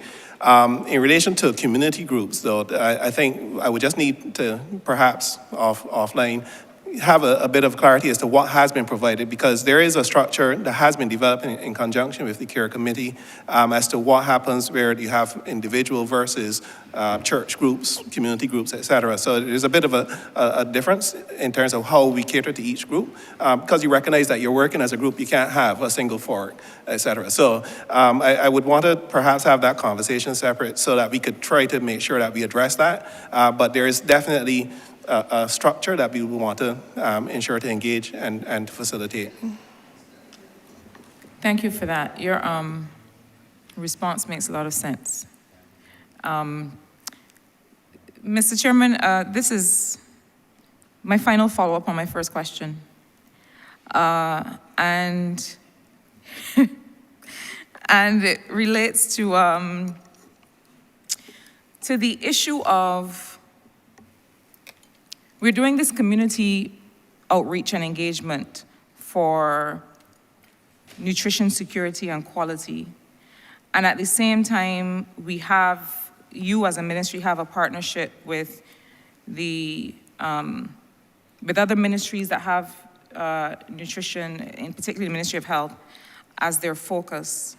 But I am wondering whether we are using the engagement, the extension to people and community groups to reinforce some of the nutrition messages that we also want to reinforce. Now, one hates to vary from the perspective of the Honourable Member for St. Michael Northeast, the Honourable Prime Minister, but the notion that there are particular things that we need in our context, that we need to originate for our context. We were having a discussion about the the notion of being able to count calories, to know the nutritional content of food, of the food that we're eating. The truth is, Minister, that I track my calories and my macronutrients in something called MyFitnessPal. I don't want it to be an ad for anybody else. But if I were to go in here today and show you that I could put in cassava, flying fish, I could even put in a beef and potato roti from Chefette, and I will find the nutritional information and the quality. Now, it might be useful, perhaps for some person in the private sector to develop such an app for the Caribbean context, but my point is to say that there's a lot that already exists that we can build on, and in fact, we may want to have a project that goes into the existing information or the existing apps to verify the information. But I wanted to ask you about how you are engaging with people while you are out in the field talking about nutritional quality and yield and so on, to also reinforce these messages about nutrition and health, especially to the extent that it can permeate communities. Because I think that is an important opportunity, but not just to communicate with them at that level, but also to do the kind of information gathering about these same foods that we can then plug into existing platforms so people can know what they're eating and how it is nourishing them. Thanks, Honourable Member, and that's a good question. You would have heard me speaking over and over and over about harmonization between ministries. I think a lot of this really, the heavy lifting, will be done by the Ministry of Health and Wellness, but the Ministry of Agriculture will do the analytics, so that the two ministries will work together. As a matter of fact, this also includes the Ministry of Education, because you may recall when you were in Cabinet, I brought a paper to Cabinet which deals with SDG 2, Parliamentary Fronts Against Hunger.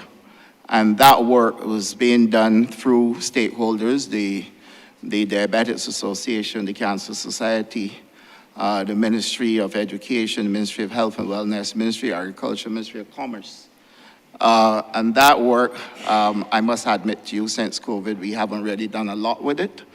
But that is where we will seek to get that kind of approach to provide what you are asking about. It is not there right now, but we can get there once we start back with the Parliamentary Fronts Against Hunger, determining which ministry will carry the anchoring of which component of it, and we will do the analytics. Thank you. I'd like to move quickly to an issue that was raised before, which has to do with the use of drones and the predial larceny legislation and so on that you have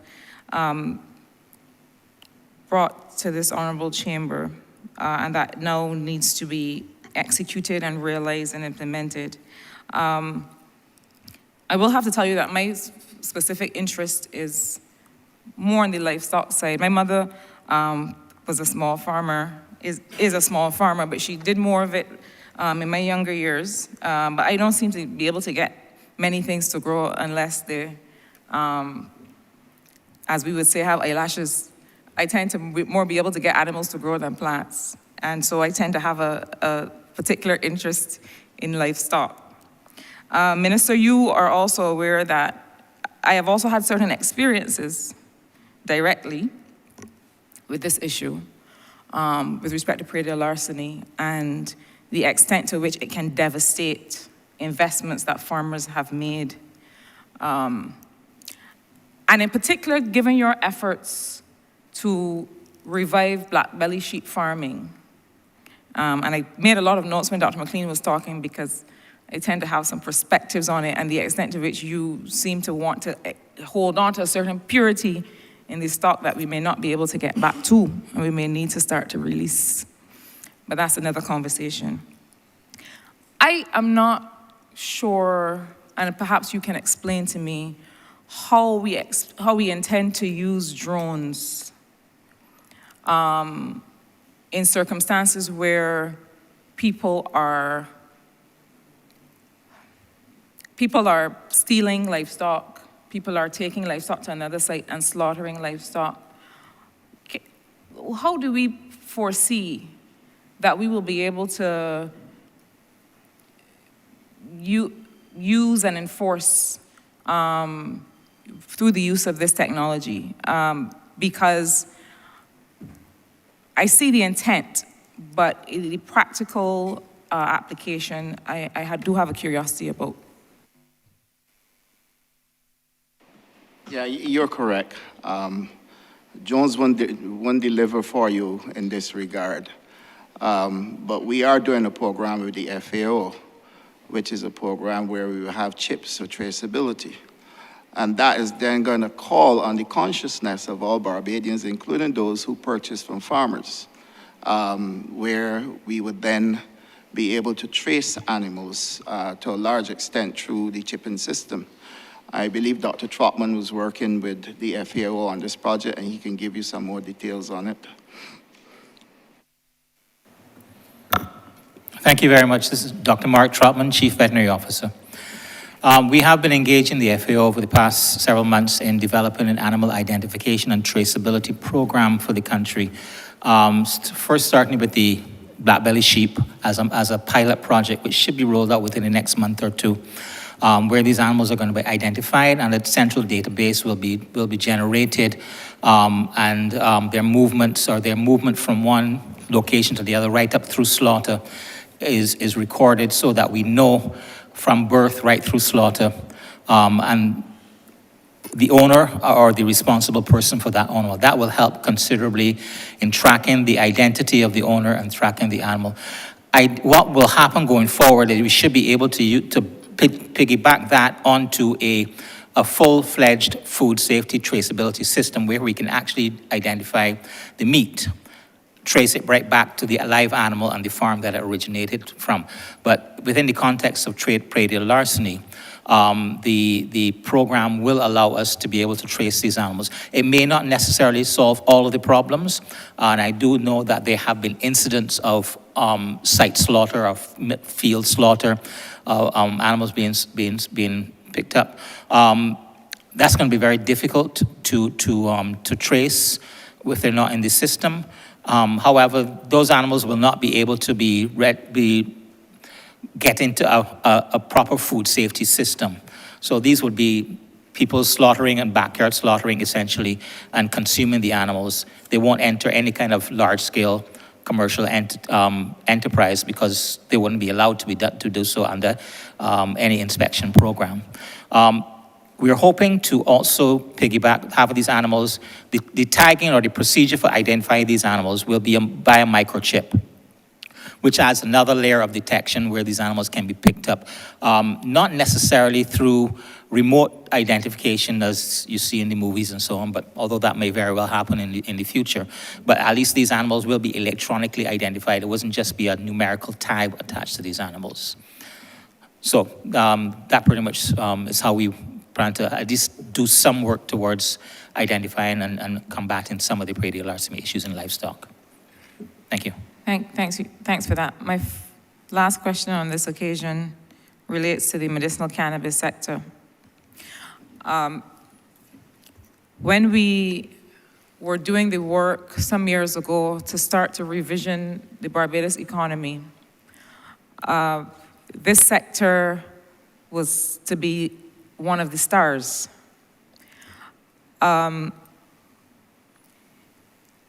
There has been a lot of intervening conversation about other treatments with respect to cannabis, and I understand why. I understand that there are all kinds of other considerations and other populations that are interested in the conversation.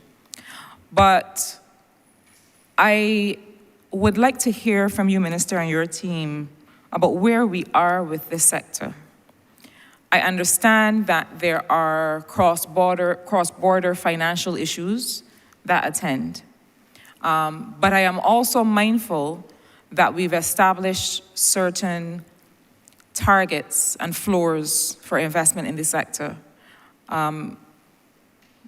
As I pointed out when we were discussing the energy sector, that notion of 30% local ownership is a target for the energy sector. I wanted to know on that occasion whether it is being reached or whether we're on the way. And similarly, with respect to medicinal cannabis, where are we? What levels of investment can we expect? What is the size of this sector that we forecast in terms of how much it can really generate wealth for Barbadians? I'm assuming we are not talking about the bulk commodity export, because we took a decision to step away from that when we decided we wanted a different relationship with sugar. And also how are we tracking, and are we tracking, and is there this, are we getting towards this 30% local ownership? I really would like to understand where we are, what are the prospects, in particular in this financial year, and perhaps forecast for the medium term, the next 3 or 4 years. Thank you, Honourable Member. I know we have seen some uptake in activity at the BMCLA after a protracted period of people not showing interest because they weren't sure of the investment climate.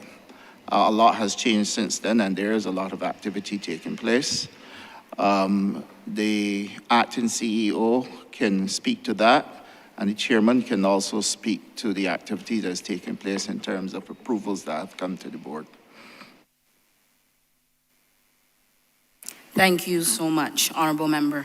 So what we have seen in the past couple of years is that, yes, medicinal cannabis was allowed to be legal in Barbados, but a lot of things would have happened in the intervening years.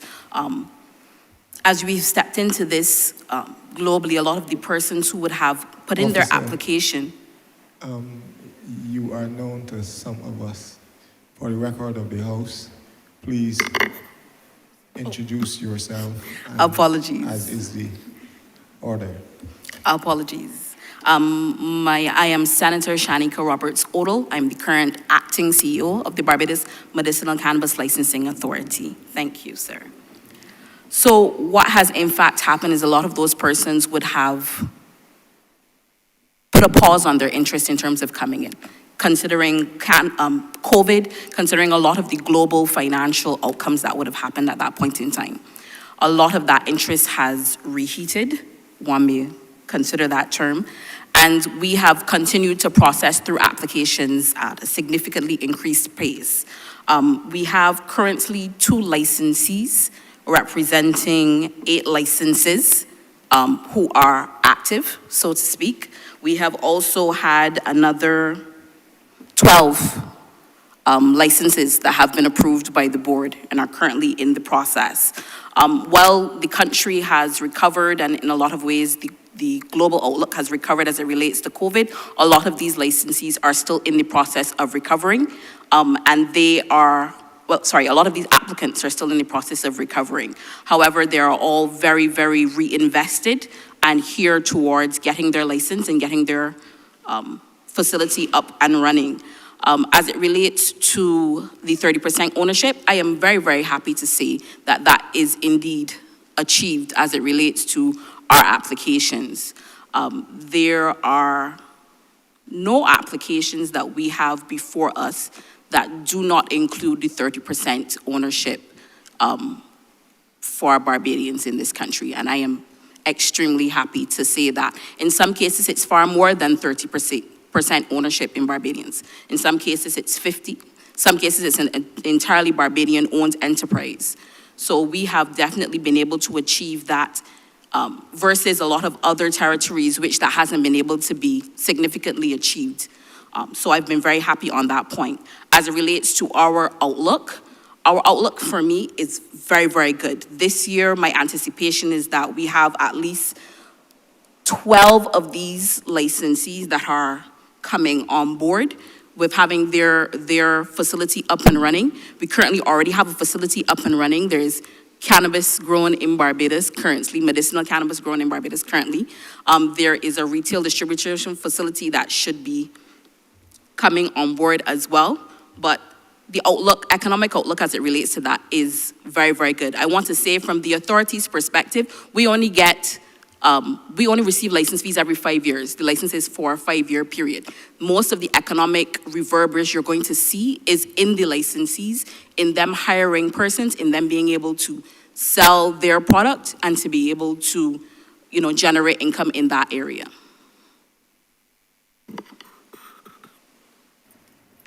Thanks. The only final follow-up really on that question is to be able to get something more quantitative in terms of the size of the sector, because I hear 2 licensees responsible for 8 licenses and 12 in the process.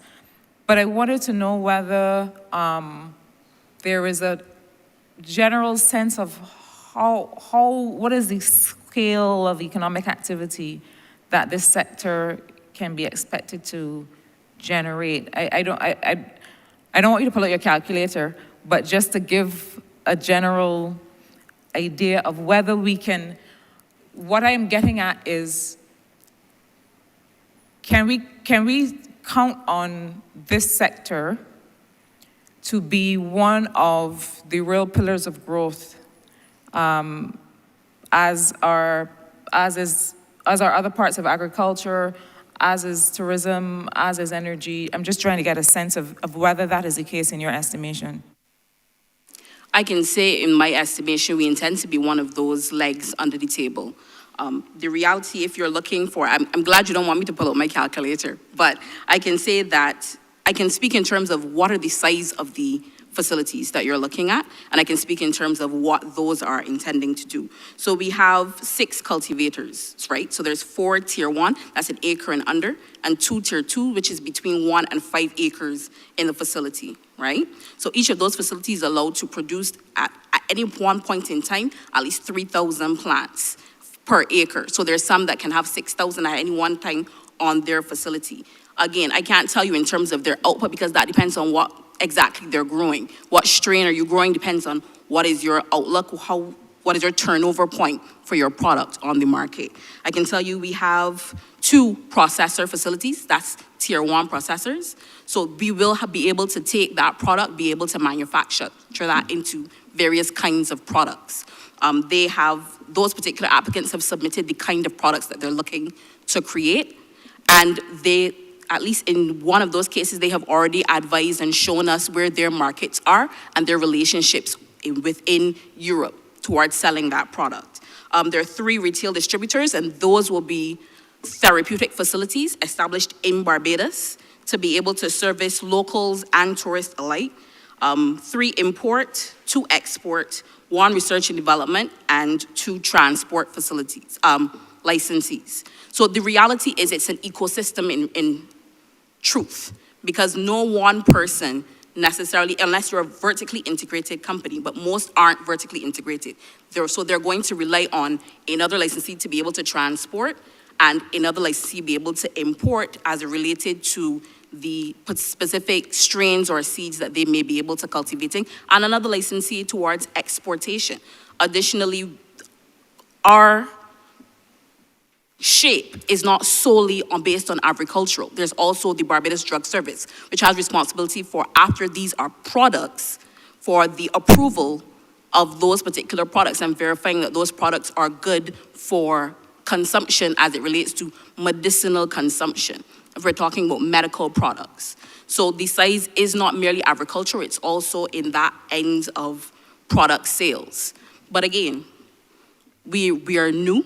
We have just started seeing product grown in Barbados and being able to hit the markets, and that will grow and change based on what those individual business persons choose to do. We've been very careful about staying out of the business end and allowing persons to make decisions that make sense for them in terms of what strains they're growing, what products they're producing, and where they're selling those products.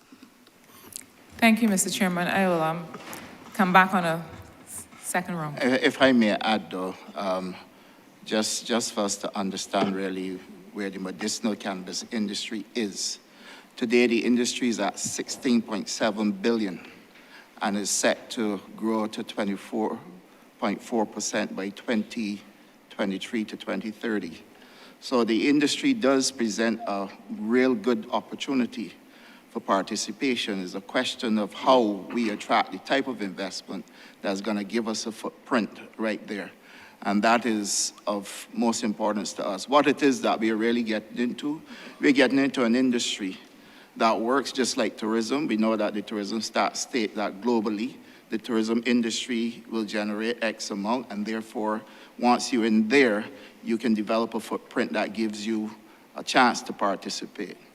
Similarly with medicinal cannabis, I think the challenge that we face here, and this is what I thought you would have raised, is that we have to find space for those Barbadians who, similar to what we did with the sugar industry, where we were able to create a space for sugar to continue when the preferential treatment was taken away, to allow for the economic activity to take place and to allow people to continue to participate. What we're looking at is a similar approach to the medicinal cannabis industry, where we can allow for growers to grow and then have a processing opportunity for people to process. And then based on those products, you can have your spas, you can have all the different value addeds, and then the opportunity for transportation will kick in, and the opportunity for the masseuse and those who provide the treatments as well, to grow out an industry that provides opportunities beyond the cannabis itself in order for people to participate. And I think that is where you're probably getting at. I don't have the quantitative information, but you can see from an economic standpoint where the opportunities will be. Thanks, Minister. That is what I did raise when I asked about the notion that we stay away from the bulk commodity approach and that we make sure that we can create an industry for people to participate. And also what I was getting at when I talked about the 30% local stake, because we may say local ownership, meaning in companies, in who are the directors, but I think that when we talk about local ownership, we are really talking about local stake in a sector. And it's something that we need to build out. But I thank you and your team for being able to show Barbadians that there is space here and that you will continue to try and provide that space. Thank you.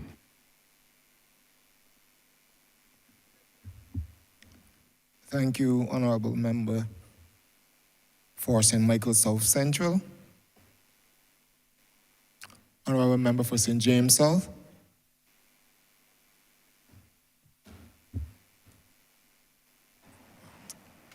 Thank you very much, Chair. I want to start by congratulating the team at the Ministry of Agriculture. I have watched and observed the number of things that you are doing, and I know that these things are extremely transformative for Barbados. And I really look forward to the continued success of the different initiatives that you're doing. So, congrats. The Ministry of Agriculture, we've partnered a lot within foreign trade. We partner in relation to business to help take Barbados forward in terms of the development of agriculture.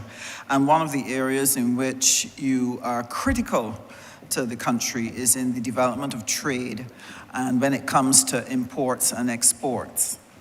On the import side, I know that we have been trying to focus on promoting trade within the CSME to be able to work with Guyana, Suriname, and we also want to see some work being done with the OECS because the continued viability of those economies are critical to Barbados because we export a number of goods and services to them. So part of the remit you have is to participate in helping us in relation to the ease of doing business. We've signed a number of trade agreements that mandate that we remove a lot of the obstacles that may delay imports, etc. And I know you're part of a general ecosystem that is trying to speed up. I want to ask you to share with the Chamber and with the country, though, the challenges you have in that area, because at the end of the day, while speed is important, being accurate and safeguarding the border is critical. So if you could share your role in the ease of doing business at both the airport and seaport, and what you would want us, the general public, to understand about that process. Thank you, Honourable Member. Actually, we were working with Customs on a program to help us to be able to develop a trusted trader program. Michael James, who is the person heading that area, can speak in details to what is happening and where we're at in terms of the ease of doing business at the seaport and the airport. Hi, good afternoon. Michael James, Plant Pathology, Plant Protection, Ministry of Agriculture. It's a very interesting question, ma'am. It is not only about, I think most Bajans, when they hear about free trade, they think it means just everything just free up. We can just go and trade willy-nilly. It's not like that. There's some measure of responsibility, both on the Ministry of Agriculture as well as persons trading with bringing in produce, or for that extent, exporting. So with respect to what the Minister was saying, the Customs does have a Trusted Traders program, but both myself and my colleague, Dr. Trotman, we look at different things. They're about, yes, if this thing has in, is it what it's supposed to be? So let's say it's oranges, yes, it's oranges. Our remit is basically look at the risk that set of oranges or that meat might pose to Barbados. Okay, so it's kind of different in that person might say, okay, but if Customs pass it, well, you are looking at it because they're different risks. You cannot see, you cannot x-ray an orange and see if it has a virus. It's impossible to do it, at least not yet, all right? You can't x-ray a piece of wood and see if there's a particular bacterium that's in there.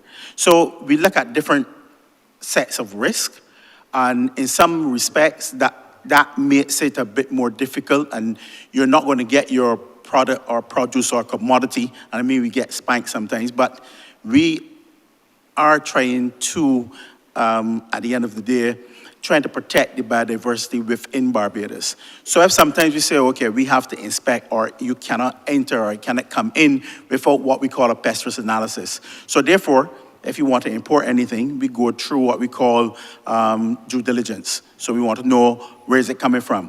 What are the pests associated with that particular product from the exporting country?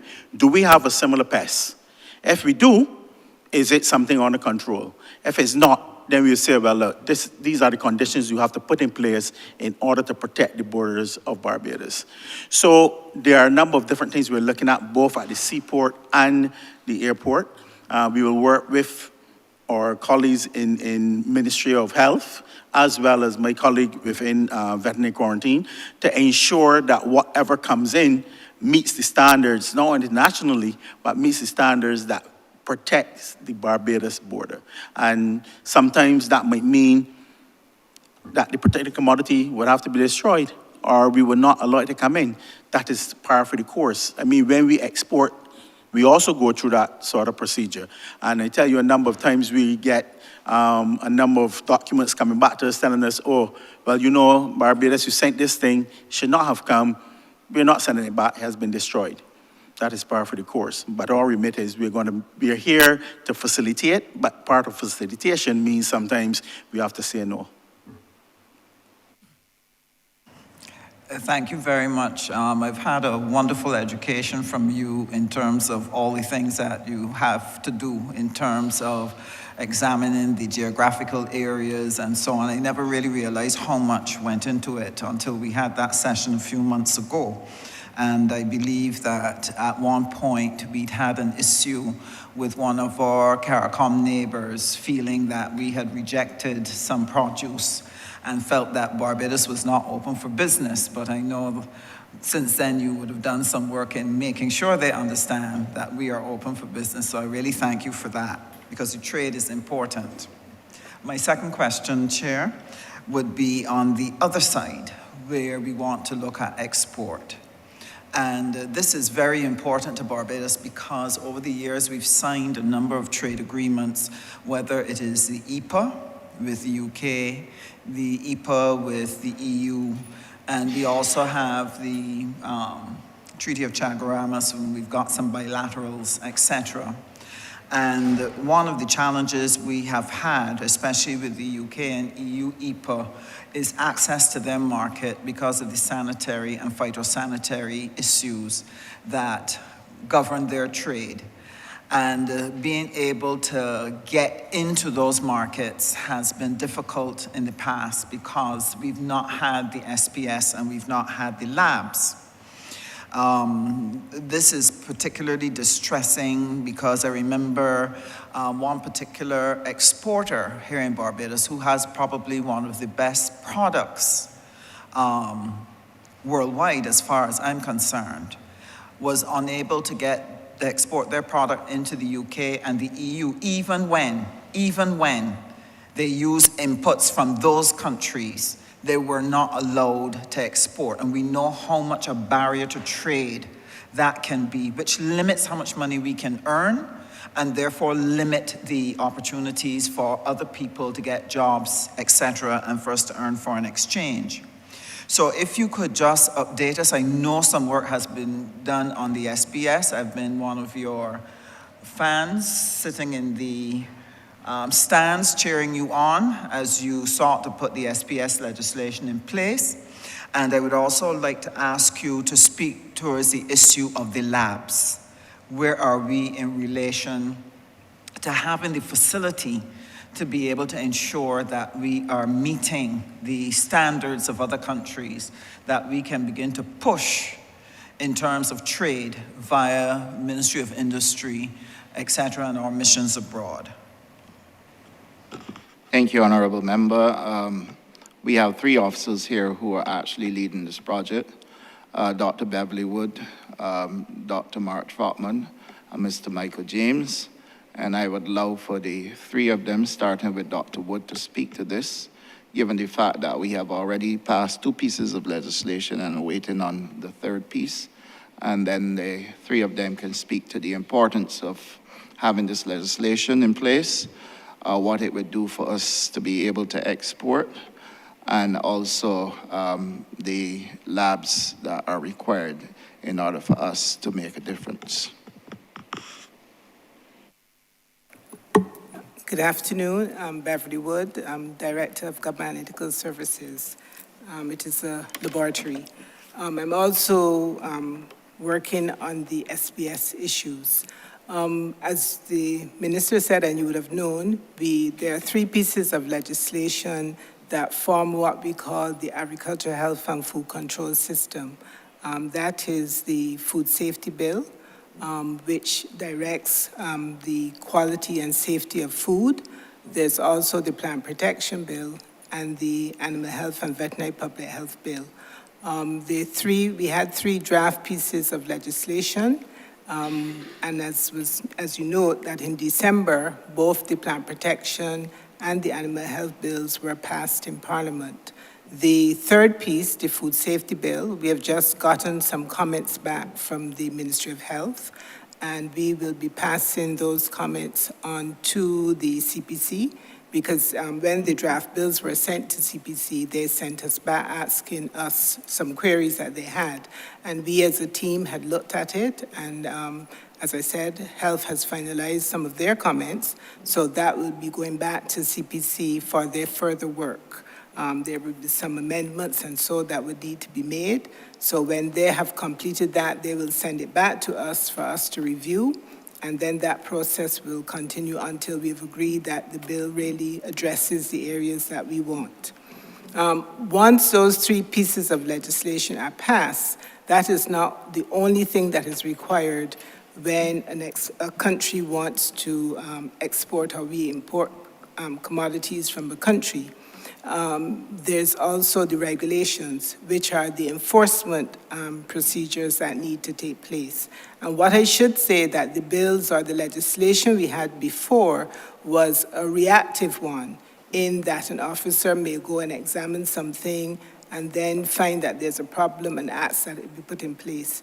These 3 bills now are preventative in that you put systems in place that persons will have to follow, that you will assured that at the end of the process, the food that is manufactured is safe for the animal, whatever. So the regulations then are enforcing what the act is. It would say, well, we do this, or you have to meet these particular things.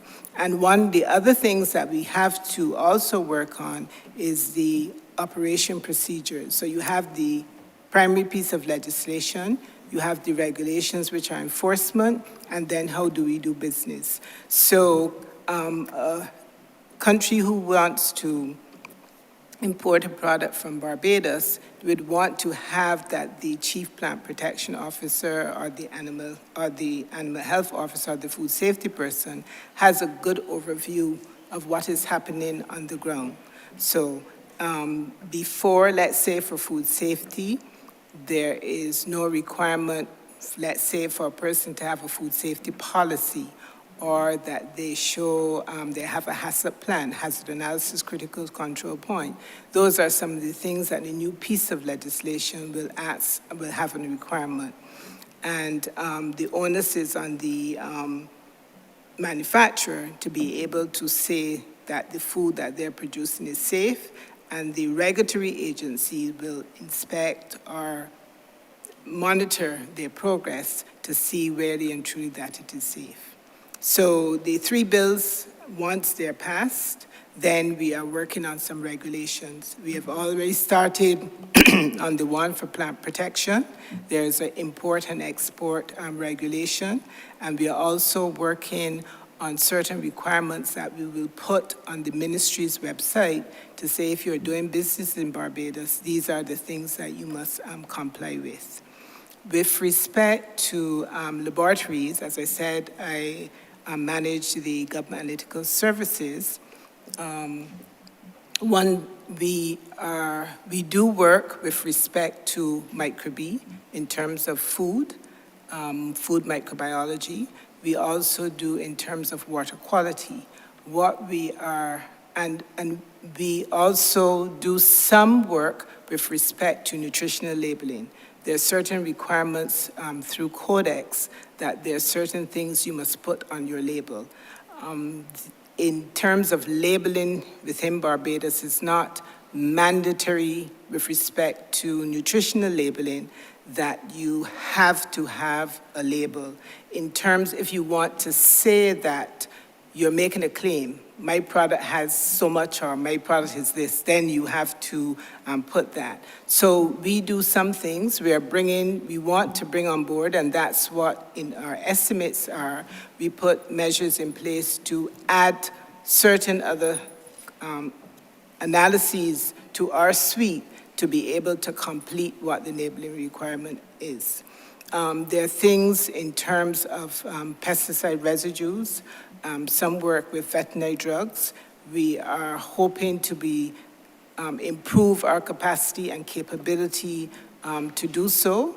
We have acquired recently new pieces of equipment. Some of it was given to us through the IAEA regional project. We also got some training, but we really need to have persons dedicated to developing that capability with the analytical instruments that we have. So those are some of the areas that we need. In terms to when persons are exporting to a particular market, they need to understand what that market demands of them. In terms of, let's say, pesticides, some countries have a suite of pesticides that they would want you to be able to analyze for, and therefore then we would develop the capability to be able to see what range of pesticides we can analyze for. Those things are complicated analyses, and you have to have persons dedicated. We have the analytical equipment, and by the sometime later this year, we will have another piece with us. And also we are working with a project with the IAEA, a national project, where they can assist us in developing further our capabilities in those areas.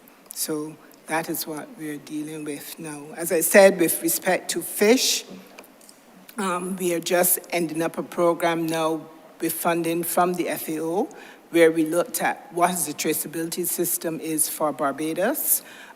We've also working on looking at a degradation product that we found in fish, histamine. We've developed the capability for doing that.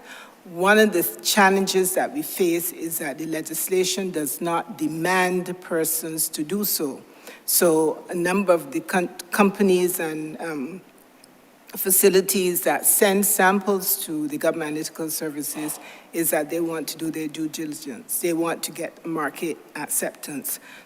We are hoping that once the food safety bill and all the other pieces are put in place, there are certain things that will be required of persons, and therefore the samples will come to the laboratory. I hope I've answered your question.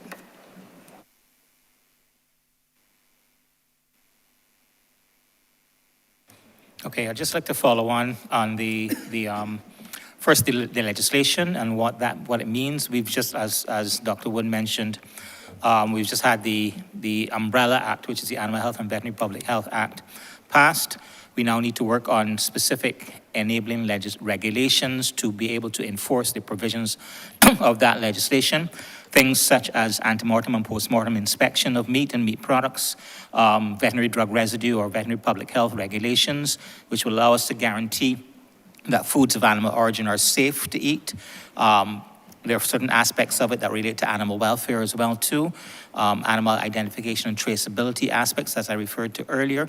All these are the components of the umbrella legislation that we now need to drill down into regulations and have those passed so that we have a really robust set of regulations to cover all of the aspects which are demanded by our partners overseas in order for us to access their markets. With respect to the laboratories, now we do have a whole set of designs and proposals for the construction and outfitting of a new veterinary services laboratory. The existing vet lab is not fit for purpose. It is an extremely archaic building that is, for want of a better word, fungus-ridden and rotting. And so we really need to upgrade it and build a new building. It has been put in the estimates for that, so I'm very grateful for that. So that will see us being able to provide, and I must mention that the reason why we need this new laboratory is not just because we need a new laboratory, but because in order for us to be able to provide laboratory support, we need to have an accredited laboratory, one that's recognized internationally to produce results that our partners will recognize as being valid, and we can't do that right now with the existing facility.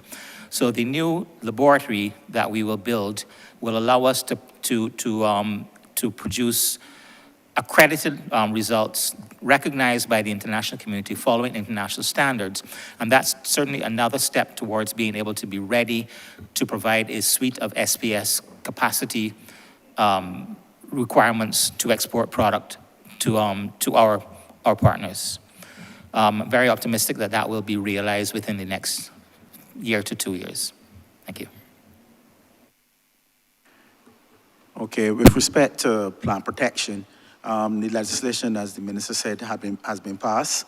We've got a consultant on board right now looking at the regulations, and we would have consulted before. I must say this because, you know, in some parts we heard that they weren't consulted, but that is not true. There were widespread consultations with our stakeholders. The regulations would have had one just on Friday, no, the Wednesday, Tuesday the 28th, looking at the regulations, and that was before our other border protection agencies. And this is something that I need to say because when people hear border protection, they just think about immigration and customs. But border protection is also related to the agriculture as well as health, you know. So persons must take that into consideration when you hear about border protection. With respect to the other part of the regulations, what we're doing is we're going to revamp the manual, the manual that deals with inspections. So we have the plant quarantine manual that's going to be revamped, as well as diagnosis is something that both Beverly and Mark spoke about, very important. If you can't diagnose, especially have some sort of reference diagnosis, then it's very difficult for you to say, well, I don't want that particular product in. So we need to have some measure of diagnostic capability, and that is what they're speaking about. So we are on our way. The new legislation basically made it more international. We went back to international best practices. We aligned ourselves to the IPPC as well as the regional plant protection bill that we also looked at. So it's harmonized to that extent. And we are working again with another part, the electronic single window, where we're going to look at getting what we call electronic phytosanitary certificate, e-phyto, so that will not now be signed and be taken manually. That will be sent directly from country to country, so that you don't have that sort of intermittent persons dealing or trying to steal or trying to pull it one on one another. So all of that is going to be part of the new formation. So you're not only with Asecuda World, electronic single window, e-phyto. So we're trying to get a very tight ship so that all of these things can work in harmony. What I can also add to is that we will be discussing with the port in terms of the central container examination facility and what we, the plant health, animal and food, would need to have within that facility to be able to examine products that come into Barbados. It's amazing how with the amateur, the non-agricultural person, you can easily think that all agriculture is to know how to drop a seed in a hole, cover it down and put a little water on it and pray. But I think what the team has shared today shows the level of technical detail and the amount of foundational work that is absolutely necessary to make something like agriculture grow. I would want to say that the success in the SPS, in the labs, and getting the opportunity for export is going to provide opportunity for small farmers to become big farmers, to make farming a fully dignified activity, area where you want to pursue commercial levels of farming. Until we can produce farmers who are earning significantly, we're not going to get enough doing the uptake of land in Guyana or land in Suriname because they want to expand. And the SPS and the other work that you're doing is vital to creating the opportunity for that. My last area is a little parochial. One of the things that I've noted about the work of the ministry is that you're dealing with big macro issues and you're also dealing with the micro issues on the ground in relation to your care program. And the issue of the involvement of the ordinary person. In my constituency, I have a fairly urban, suburban area. But I do have a significant number of people who are interested in agriculture, but they don't have that background. They didn't grow up in the country and saw mommy doing it or daddy doing it, etc. And they're eager to be involved. I wanted to find out, in terms of engaging them, do you have sufficient resources, the issue of equipment, to be able to help each of them as they express that interest? Do you have the resources that are necessary? And I want to ask a follow-up question about if they can grow into, from micro farmers to small farmers to big farmers. I have another question that I want to ask following on.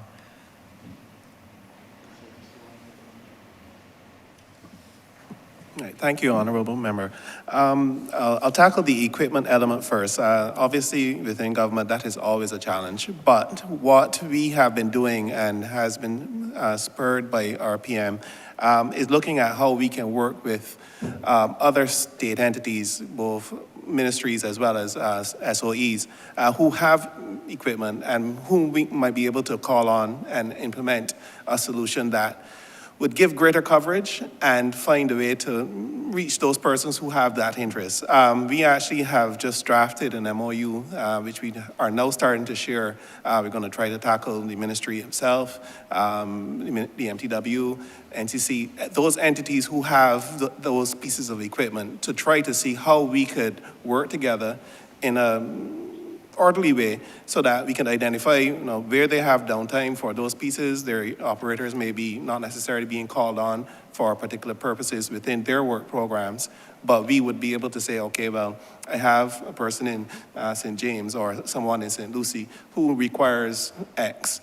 We may be able then to coordinate with them to actually share that work around. So that is an ongoing process. As I said, the MOU is now in the draft form, so we now have to actually elicit the engagement of those entities and seek their buy-in.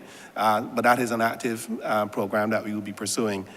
In relation to the human resource, I think, as would have been raised by the other honourable member in relation to our extension staff, I think on island there are 7 who have that title. Obviously quite a small number in terms of coverage, but I think what we have been working to do, and the CAO and the minister would have spoken to some of the consultancy to build that out. In the interim, we're also looking at using the electronic tools to actually build out some measure of content that can allow for persons to actually participate and have access. As part of the CARE, we've actually engaged with a number of the international agencies, ICA, UNDP, to try to see how they can assist with that building up of the resource. And one of them have actually pledged to develop a number of those, what we would call how-to videos. And that work, I think, is at a very close to being launched point. We had actually hoped to debut it at AgriFest, but that didn't quite work out. But we are hoping within the next few weeks that we can actually launch those videos and start the engagement with persons through that electronic avenue, at least as another step. But obviously still, there's still the need for the human resource as well. So there are going to be multiple layers that we would have to pursue, but the objective would be through CARE, through FEED, through each tier that we are building up within our engagement with the public, to have a mechanism to actually allow them to both reach us, but us to reach them as well. Thank you. And the last follow-up question flowing out from that, we've been able in St. James South to get a few communities to start community gardens. And one of the things that has emerged from out of that experiment is that people are taking some of the produce and trying to do their own little agro-processing and selling these things. And what it has reminded me is that Barbados really is in deep need of a new generation of healthy snacks that we can put into the schools, we can put on the vendors' trays, that we can encourage people to use in their homes if we're going to beat the NCDs, which we have. I know that your agro-processing unit that does the Carmita range of foods, I use those as well. So I'm just wondering if there are any plans for you to help develop some of these snacks and foods that we can begin to substitute for the highly processed, unhealthy stuff that Barbadians are now imbibing. No problem. I would say that our Carmitas team, we are looking at how we can, yes, build up the existing products. We have looked at a few new ones as well. There are no firm plans in terms of trying to go back to the stage of facilitating small and micro business in that structure, because I think would have been mentioned, the agri processing facility that was established in by the Ministry of Commerce, by Ministry of Export Barbados, forgive me, yes. But their facility, I know, is more geared towards helping persons to build up, also to build up at a certain quality level, not simply just, the trial. So if there are persons who want to pursue that, our job would be to try to make sure we can bridge that gap. I think within our facility, we have quite a small space, quite frankly. Even in terms of what we are producing, we're probably going well beyond what the space really ought to be. But we're looking at some programs to build that out, but the capital budget is obviously a limited capacity, so the concentration within that agri processing plant in Christchurch, I believe, is where we would want to try to funnel people. And as those queries come in, and by all means, if you wish to have persons make contact with us, we would try to put them in touch with BIDC to ensure that they have a way forward if it is truly something they wish to pursue. Thank you. Thank you, Honourable Member for St. James South. Honourable Senior Minister, St. James Central. I'm very grateful to you, Mr. Chairman. And I have a couple questions for you, Minister, that I think you might wish to share your thoughts on. We obviously are coming out of a pandemic which severely impacted not only this region, but the entire world. One of the lessons that we learned is the ease with which, for want of a better way of putting it, disease can spread and the damage that it can do to us as human beings. It is obviously not limited only to us as human beings, but it is true of all living organisms that there is this particular vulnerability. Floating around right now in the international community are some concerns about two areas of agricultural interest. First of all, the question of bird flu, and secondly, the question of African swine fever. I would wish to hear what the thoughts of the ministry are on this. Obviously, we have a significant poultry production effort here in Barbados, and equally a significant pork production effort. And I would welcome your thoughts and that of your ministry as to what defensive measures or offensive measures might be taken. Excellent question, Senior Minister. You may recall that we took a presentation at Cabinet about 2 years ago addressing African swine fever. And at the time, we were able to put some systems in place to address it. I think now is the perfect time for Dr. Trotman to update the country on where we are, and at the same time speak to the issue of bird flu. Bird flu, I know people express concerns about its presence in the United States of America, and I have engaged Dr. Trotman on this, but I believe he will be better placed now to update the country on where we are and how we are managing. Okay, thank you, Minister. Okay, so first of all, you are quite correct. We are facing two very, very serious animal diseases that are threatening the region. I was able to get Cabinet to agree to take on some additional resources to address, in the first instance, African swine fever. We've created a rapid response team, or a surveillance team, trying to get a handle on the pig production systems in the country, what level they were at with respect to biosecurity and farmers protecting themselves against the risk of entry of African swine fever onto their farms. To that effort, we've done a number of PR releases, videos to educate farmers and to educate the public on it. The team goes out to the community, visiting farms, educating farmers, giving them brochures on what measures they should take to protect themselves. At the end of the day, it is up to the farmer to put measures in place to protect their farm from the entry of the viruses, whether it be bird flu or African swine fever. Creating a database on farmer, on both the poultry industry and the pork industry as to where there are, what risk factors exist with each farm. Are there landing sites nearby? Are the farmers engaging in feeding swill to their pigs? Are there other types? Are there illegal dumps or legal dumps that could harbor scavengers, which could pose a risk to the farms, again, whether it be a poultry farm or a pig farm. Both of these are intensively raised animals, so the methods to keep out viruses to their farms are fairly similar. What we are finding is that there are a number of unregistered people who do not consider themselves farmers. And so therefore do not approach the Ministry of Agriculture, do not approach us, the veterinary services, for assistance or support because they think they're not a farmer. Because they have a couple of pigs in their backyard, they're not a farmer.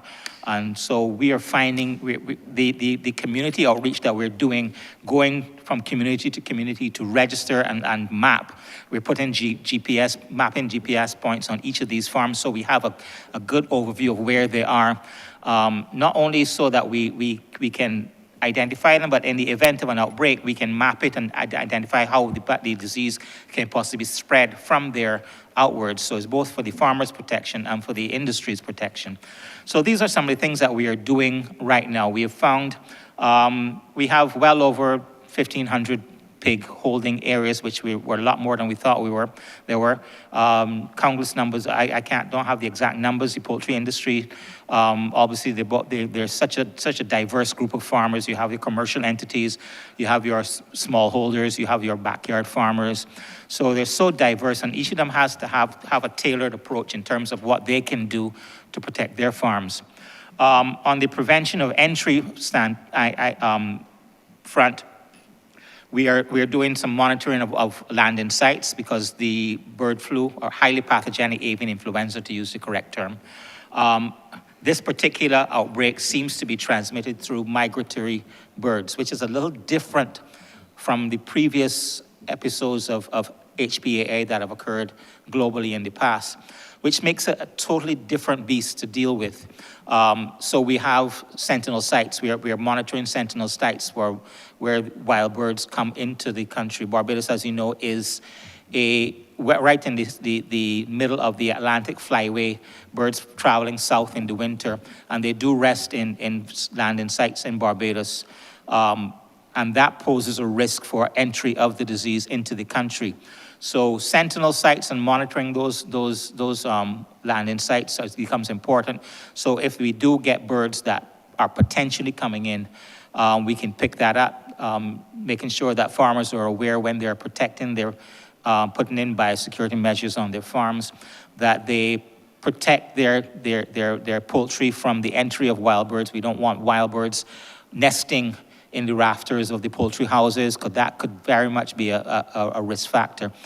And then with respect to the importation of pork and pork products and poultry products, we have had to, as the need arises, put restrictions in place to prevent the entry of the virus, because both viruses, in addition to being transmitted via live animals, can also enter through pork products or poultry products. So fresh, frozen, chilled pork products, fresh, frozen, chilled poultry products, even cured or smoked pork products can transmit the virus as well too. So as the need arises and outbreaks become extended within certain countries, we put restrictions to prevent it from entering through passenger baggage, through commercial entries, while still doing our best to safeguard a certain level of trade. We're trying to take a more surgical approach to this rather than an outright ban on all poultry products or all pork products from every country. And so we've done that quite successfully with countries such as the United States and Canada. We're looking to try and do it with the UK as well, to a more surgical approach, where we can still facilitate some level of trade while making sure that products which are potentially infected with the virus doesn't enter the country. So these are some of the things that we have been doing in the interim to try and safeguard the country from entry of these viruses. And thank you, but let me just go a little bit further then, because it may be me, and I confess that I am now doing 18-hour days, 7 days a week, so I perhaps do not have enough time to listen to the airwaves and so on and so forth. But are we satisfied that we're doing enough to alert the people in the farming community? And I noted that at one point you indicated that there's some level of expectation that some of the need to guard against this lies with the individual farming effort. But are we doing enough, in your judgment, to alert people to this general concern, first of all, and secondly, to assist those persons who are registered as official farmers and even those who are just trying a thing? Because there are a lot of people who are trying a thing.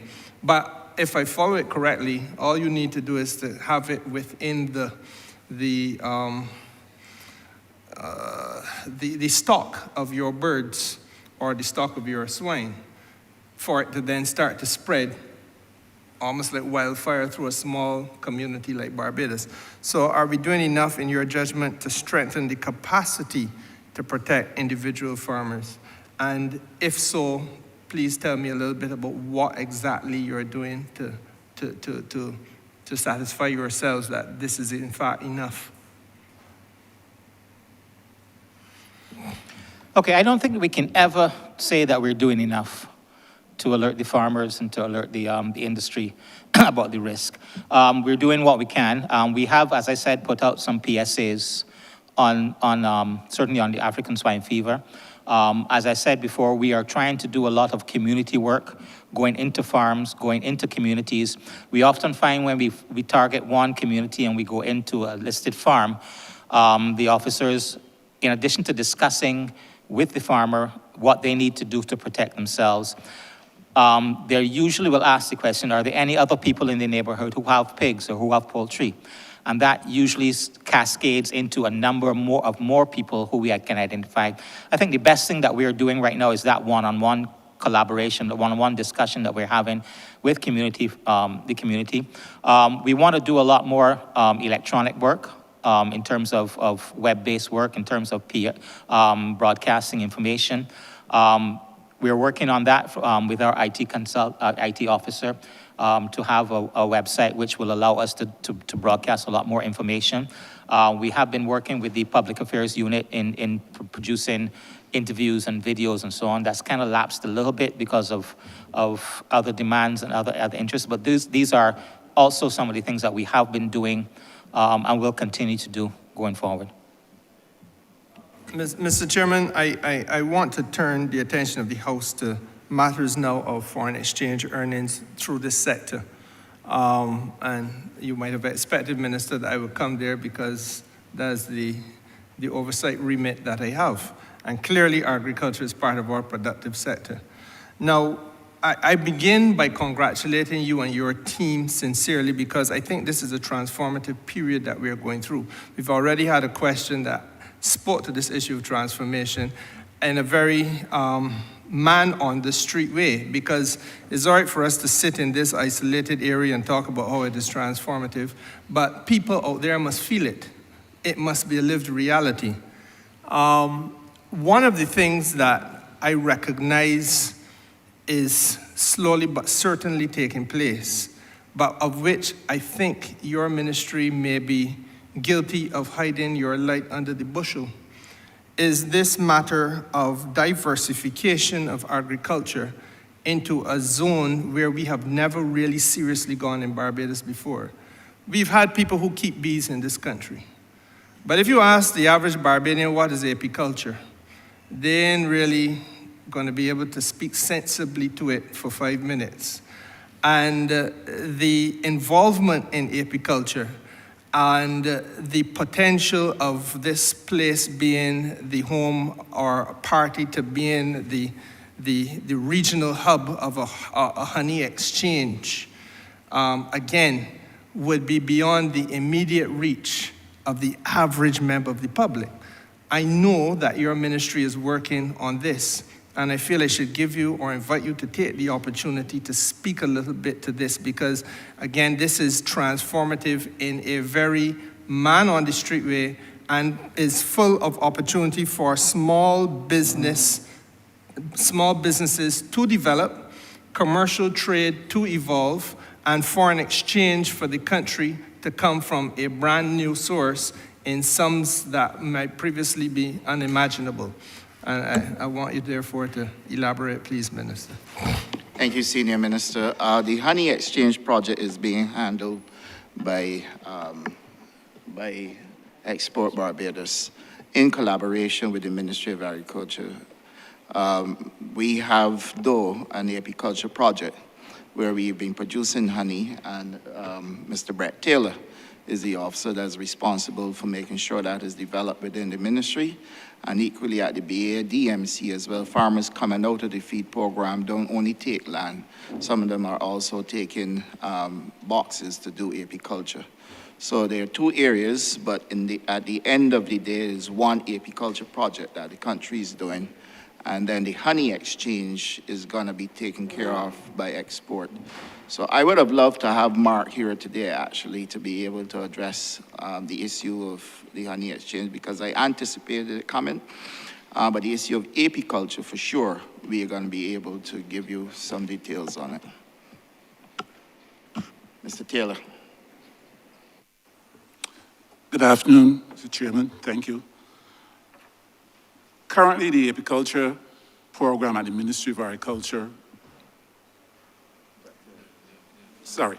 name is Brett Taylor, Senior Agricultural Officer at the Ministry of Agriculture.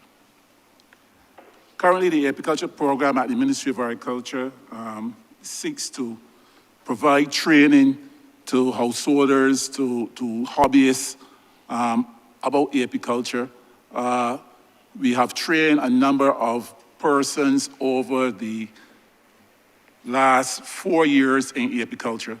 However, some of those persons have not taken up a lot of the training in that they are not currently utilizing some of the training that we provided.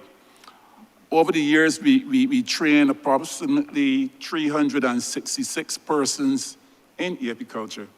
And of those, we also provided kits to persons.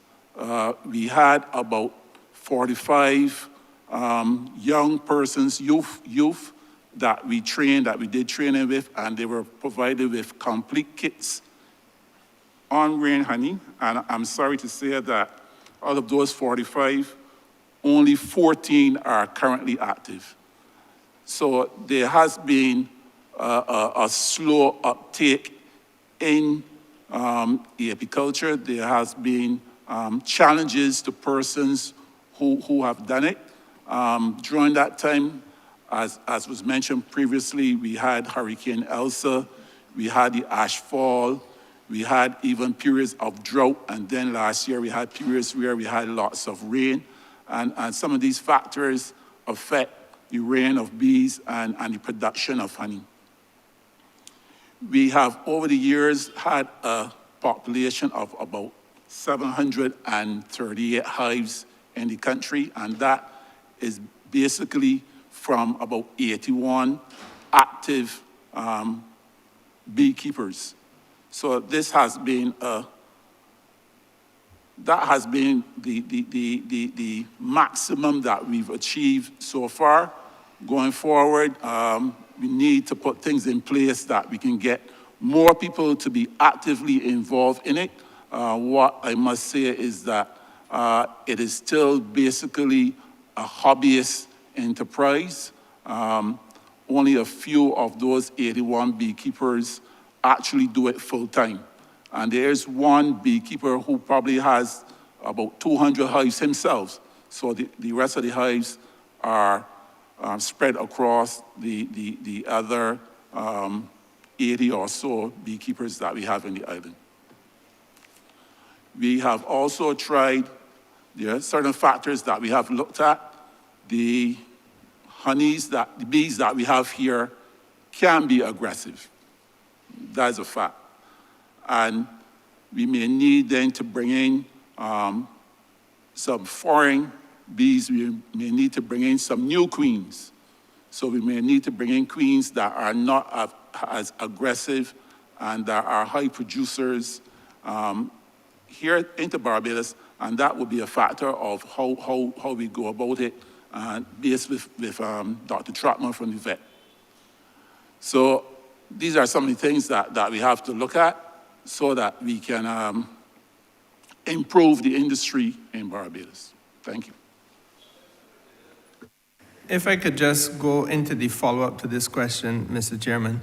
Mr. Minister, would it then mean then that you would be looking to broaden the scope of beekeepers in the island.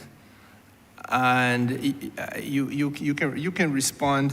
I notice your head is nodding in the affirmative, but that cannot be communicated to the House. The broaden the scope of beekeepers, first of all, and secondly, would it also mean that this is a business opportunity for persons who are interested in the development of these bees for the purpose of getting the honey?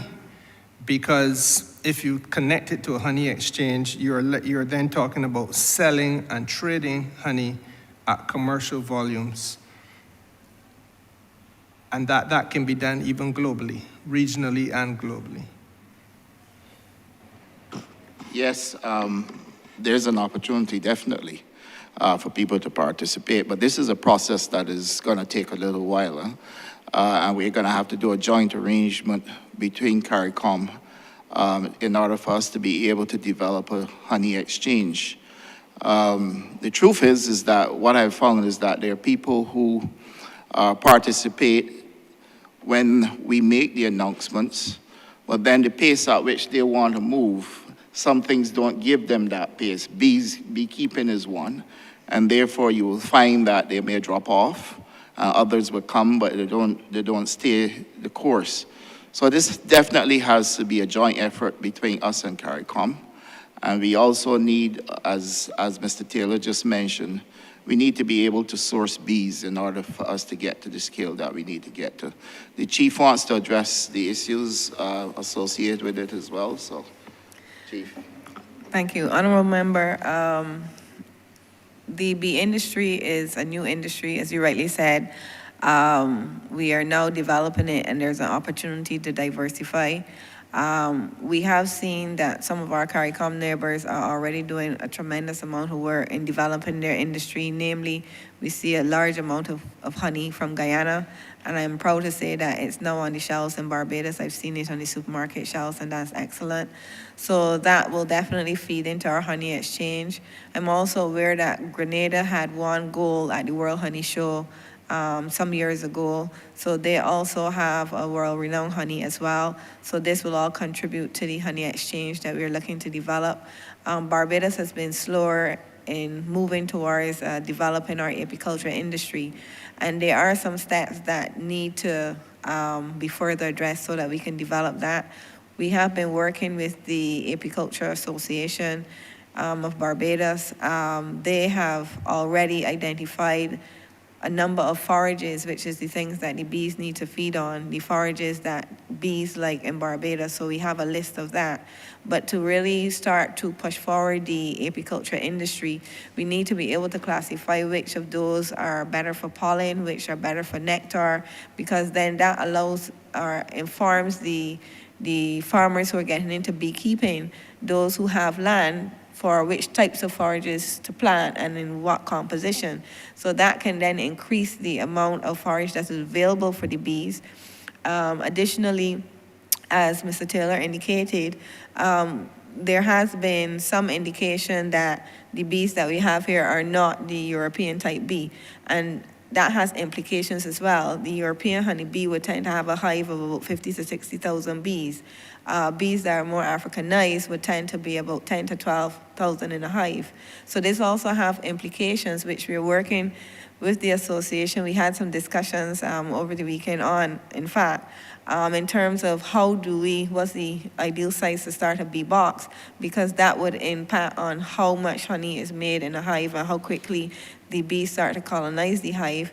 But there are also other implications in how often the bees will swarm and how often they will abscond the hive. So there's also some management issues that we can assist the farmers with. Providing that level of technical assistance would allow them then to move faster and be able to get honey a lot sooner than they have been getting it. So it's a new industry that is being developed. There is a tremendous amount of potential for it. We also have to mention the relationship, not only bees for honey, but there's also bees for pollination. So for crops in particular, like flowering crops, cucurbits, so you're talking about cucumbers, watermelons, things like that. You need, for good formation of flower into fruit, you need one bee visit 8 bee visits per flower. So to get the maximum production, we also have an opportunity to provide beehives to farmers to enhance pollination and increase the output of those types of crops. So there's tremendous growth potential for the bee industry, but we have to work with the players in the industry to continue to develop it. Thank you. Thank you, Chief. I feel I should point out my own view that there's no such thing as an aggressive bee.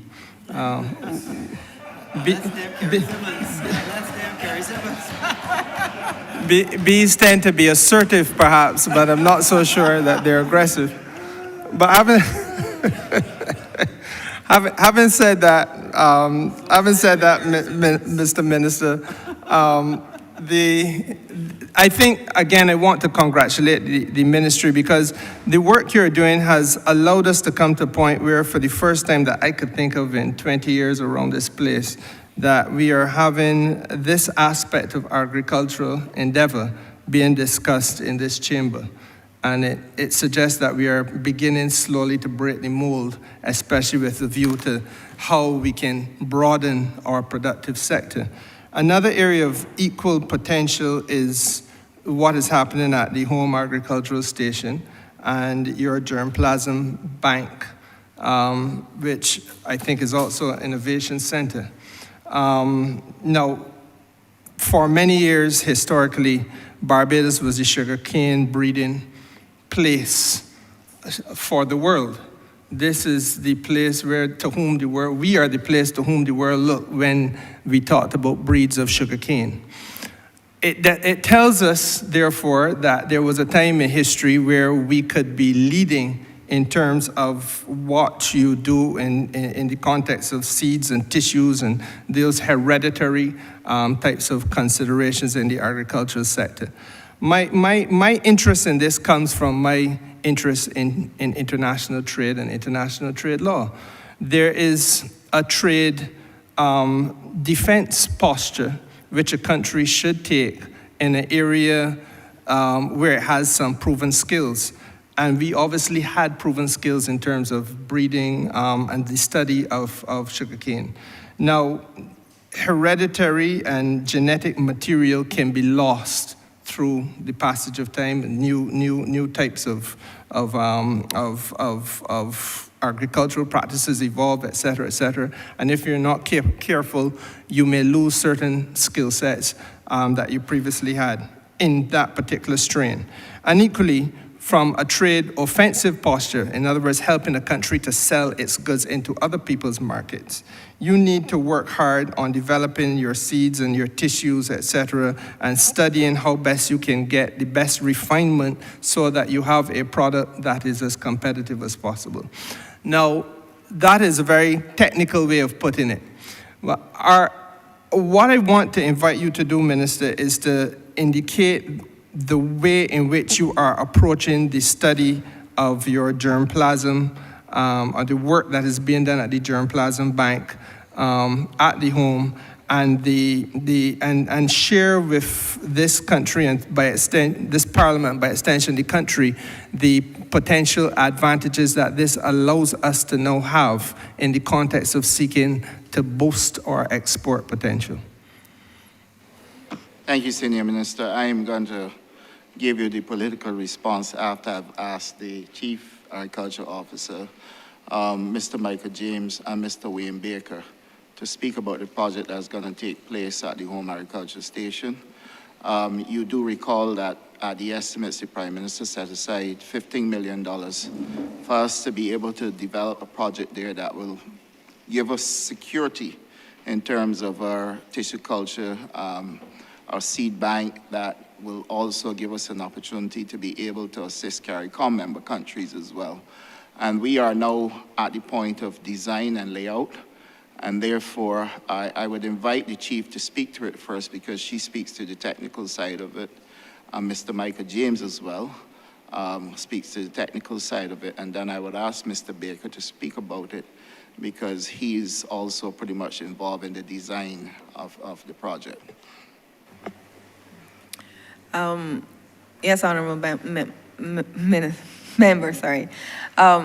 As it relates to developing or expanding our tissue culture lab, we have a small tissue culture facility currently at the home. And historically, it was designed mostly to focus on tissue culture for ornamentals. One of the important parts in maintaining the productivity of our crops is ensuring that we have disease-free, pathogen-free planting material. And this is where tissue culture comes in for the types of crops that are reproduced by tissue culture, by cuttings, by stem cuttings, things like that. So we're talking primarily things like our root crops, sweet potatoes, yams, edibles. We're talking about other things that could have diseases, things like papaya that have bunchy top disease. So if there are particular varieties or particular types of breeds, varieties that we do have here, we can clean up that planting material and ensure that what is available to the public, what is available to farmers, they're starting on a clean genetic base. So the intention is to build a much bigger facility that would allow us to provide the volume of planting material that is necessary to really accelerate our agricultural program. So take a product like sweet potato, for example. The minute that you plant sweet potatoes, there are insects out there that are constantly infecting these sweet potatoes and transmitting viruses and things like that, and Michael James will speak more to that. But what happens over time is that you see the vigor and the yield going down, and sometimes when you go to harvest your sweet potatoes, you've got vines at the top and nothing at the bottom. So this is where tissue culture comes in. At least 25% of your slip that you're planting each time should be coming from disease-free planting material. So when we have a facility such as this, we are able then to respond to the farmer's need for clean planting material, things like bananas and plantains as well that also tend to get a lot of diseases, some types of tree crops, and not only in terms of diseases, but in terms of being able to generate more planting material quicker. The Honourable Member for St. Joseph has lamented we don't have enough breadfruits, and we are actually getting a shipment of tissue culture derived plantlets very soon for breadfruits into Barbados. Soon we'll be able to generate that type of planting material, so we'll be able to propagate plants a lot faster and get the quality and the consistency that we're looking for. It's the follow-on from the Chief Agricultural Officer.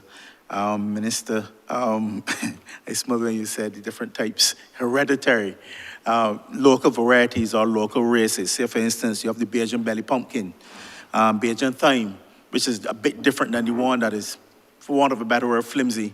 You have the Bajan cucumber. You have whole sets of Bonavis. So what this facility is supposed to do is be a repository of these types of plants, seeds, true seed, as in seed, or for instance, like the chief was saying, for the sweet potato and so on. It would allow us also to clean up, as she said, certain varieties of plants. Say, for instance, before we had internal brown spot of yams, and through tissue culture, we were able to get rid of that particular disease. I know you don't really see a lot of yams with internal brown spot.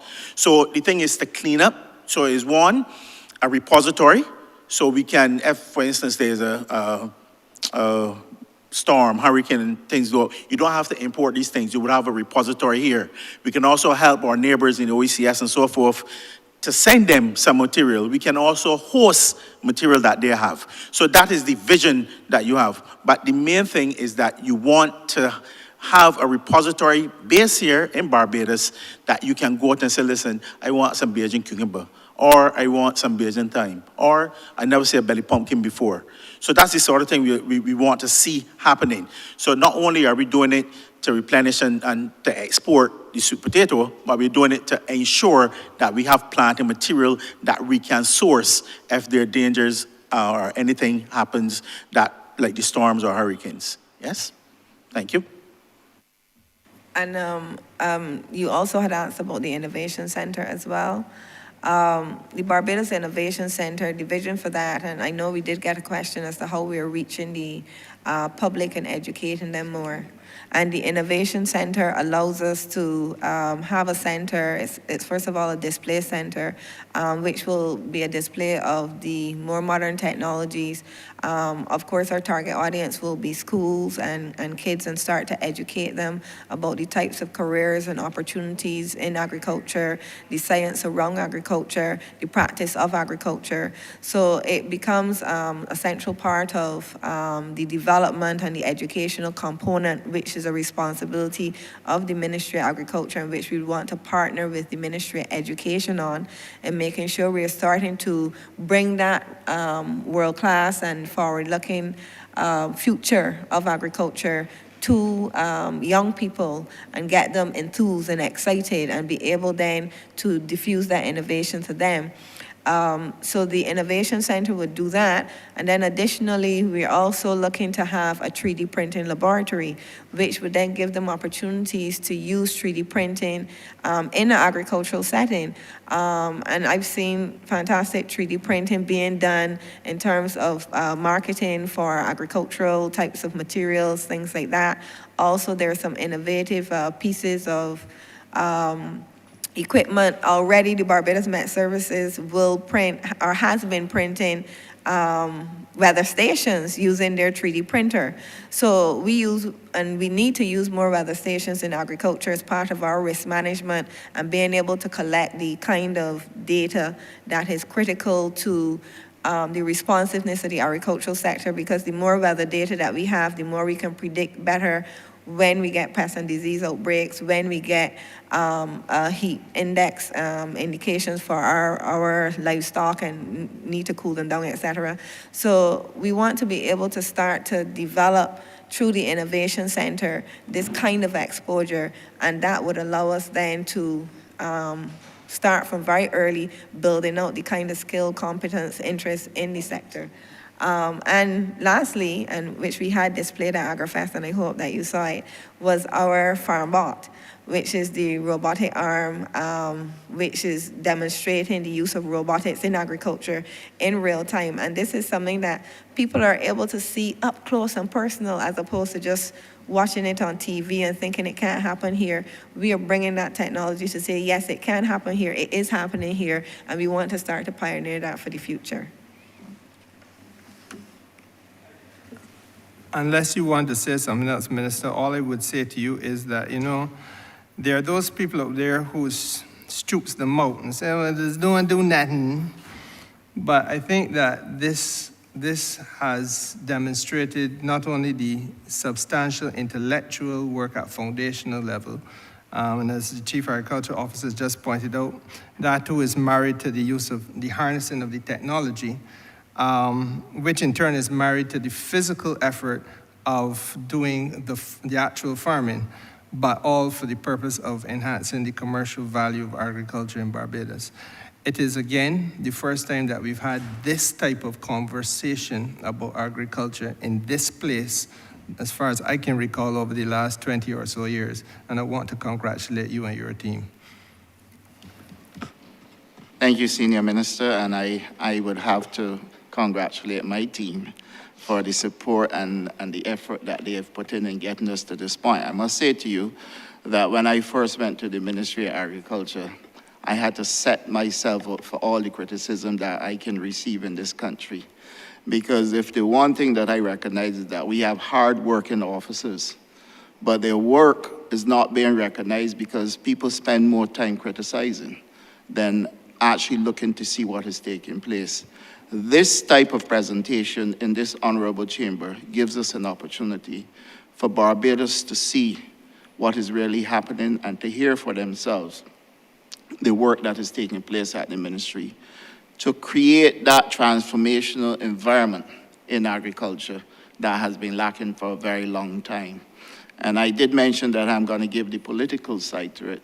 And that basically speaks to a government that shows up every day to work, to deliver for the people of the country, but more importantly, the place where the Innovation Center and the germplasm bank is going is a place that is very familiar to me and has brought me to this chamber.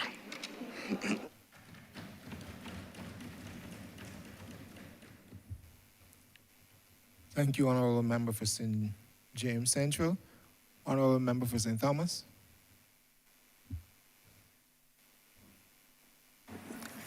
Thank you very much, Mr. Chairman. A blessed good afternoon to all the distinguished members here.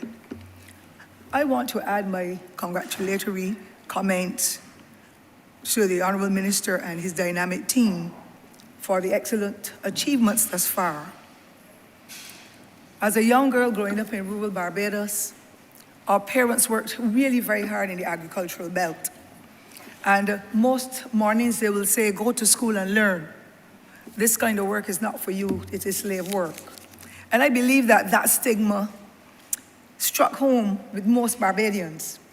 But I want to say how proud I am to hear of the achievements of the ministry and the large numbers of persons, especially young people, who are showing an interest in agriculture to be able to have it as a business enterprise. I also want, Mr. Speaker, Mr. Chairman, to indicate my pride and joy to see how the Honourable Minister and his team have drilled down so many areas of the strategic objectives that they have got to be able to bring the measure of success that makes me really feel proud. And of course, I want to add that this is the first time in about 4 decades, almost, that we have really seen the Ministry of Agriculture excel to this level. I know that when the former Honourable Member for St. Joseph, now Sir Richard, would have been in agriculture, we saw strides, and Barbados' economy was growing as a result of what we were able to develop and to trading. And therefore, the minister must be highly commended. A sharp man, but has great potential for what we are seeing now. And sometimes sharp men are not seen to be so dynamic. But the Honourable Minister is with the work he's doing in the Ministry of Agriculture. I cannot speak to anything else. I also want Mr. Chairman to indicate that our young children, indeed, let me speak, because if you're a septuagenarian plus, then you should know what Barbados would have been like, particularly when you were raised in rural Barbados with a large family. Poverty was really in almost every household.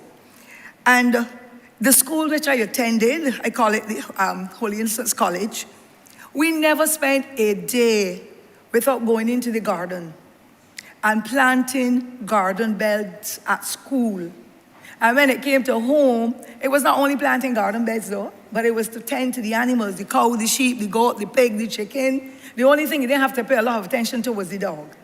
And therefore, we have drifted away from those practices that help to develop our society because we've sought to get the free education, which is excellent. But there are still areas in our society and in our development that we must focus on if we are to get our people's mindset changed, to let them see that doing agriculture is an honorable job and that you can make a living out of agriculture. And unless that stigma is removed, it's going to destroy everything else that we're working towards. 4-H movement, a wonderful thing. From my entire childhood, I knew about the 4-H movement. And I saw the success that it has made, and I'm wondering, where are we now with it? And what plans, because I always talk about synergies. What is happening at this present moment in my country? Are there synergies with the Ministry of Education and the Ministry of Agriculture and Community Development in the way that we expect? Because we need to get our children's mindsets as well towards growing what they eat and eating what they grow. And therefore, we have too many massive facilities called schools compounds that are closed at 3:30 and 4 o'clock, unless they're doing continuing education classes, and very little of that is happening. You can't even access the schools in the way you would like to have simple meetings and educational training for certain components that you would like to see develop in the communities. Our schools have large tracts of land that are shut down at 3 o'clock. Nothing is happening. Every single school in Barbados, Mr. Chairman, should have an agricultural plant associated with it. Because if the children are doing the studies at fourth and fifth form level, then they need to get the practical opportunities. But some parents with their stigmatized minds are saying, not my child is digging up in dirt. But then when I grow my little watermelons, they want me to literally want to give it away. That is so expensive. Go home and buy yours, though. You have put your house on the property, you have land, but you are not growing anything but grass because you want your lawn. Well, go and socialize on your lawn, but when you're eating my watermelon, you have to pay for it if you want to get the benefits. And I believe that having moved away again from the traditional aspect of rural Barbados more so than urban, because urban didn't have enough space to do as much. Every single house in St. Thomas and rural Barbados had at it a flower garden bed at the front with the marigolds that we call stinking missies. Everybody knows them, but I don't know if the young people in here know. But we had marigolds, we had lilies, we had some of everything at the front to keep in front of our house that would have been unpainted, well decorated. But at the back, Mr. Chairman, garden beds, the butter beans, the lettuce, the carrots, you name them, because we had to feed ourselves because there was no other way of poor people getting anything to eat because the money was so limited. And we've moved away a lot of that from our culture. And our children are suffering. Every school should have a competition. Every school, having grown the vegetables, should have a day for sales where parents and guardians and neighbors around the school can come and purchase and help to build up the budget that the school needs, the funds that the school needs, I should say, to be able to make the difference. And so I want to highly commend the team again for our AgroFest and the outstanding success that we would have recognized over the last few days. And so I come to the question, sir. Thank you. Yes, sir. Yes, sir. And I will speak with you after on your bias. Yeah. Mr. Chairman, I live in the heart of Barbados. I am extremely concerned that prime agricultural land is lying fallow and has been for many years, and now the River Tamarind and other trees have taken over.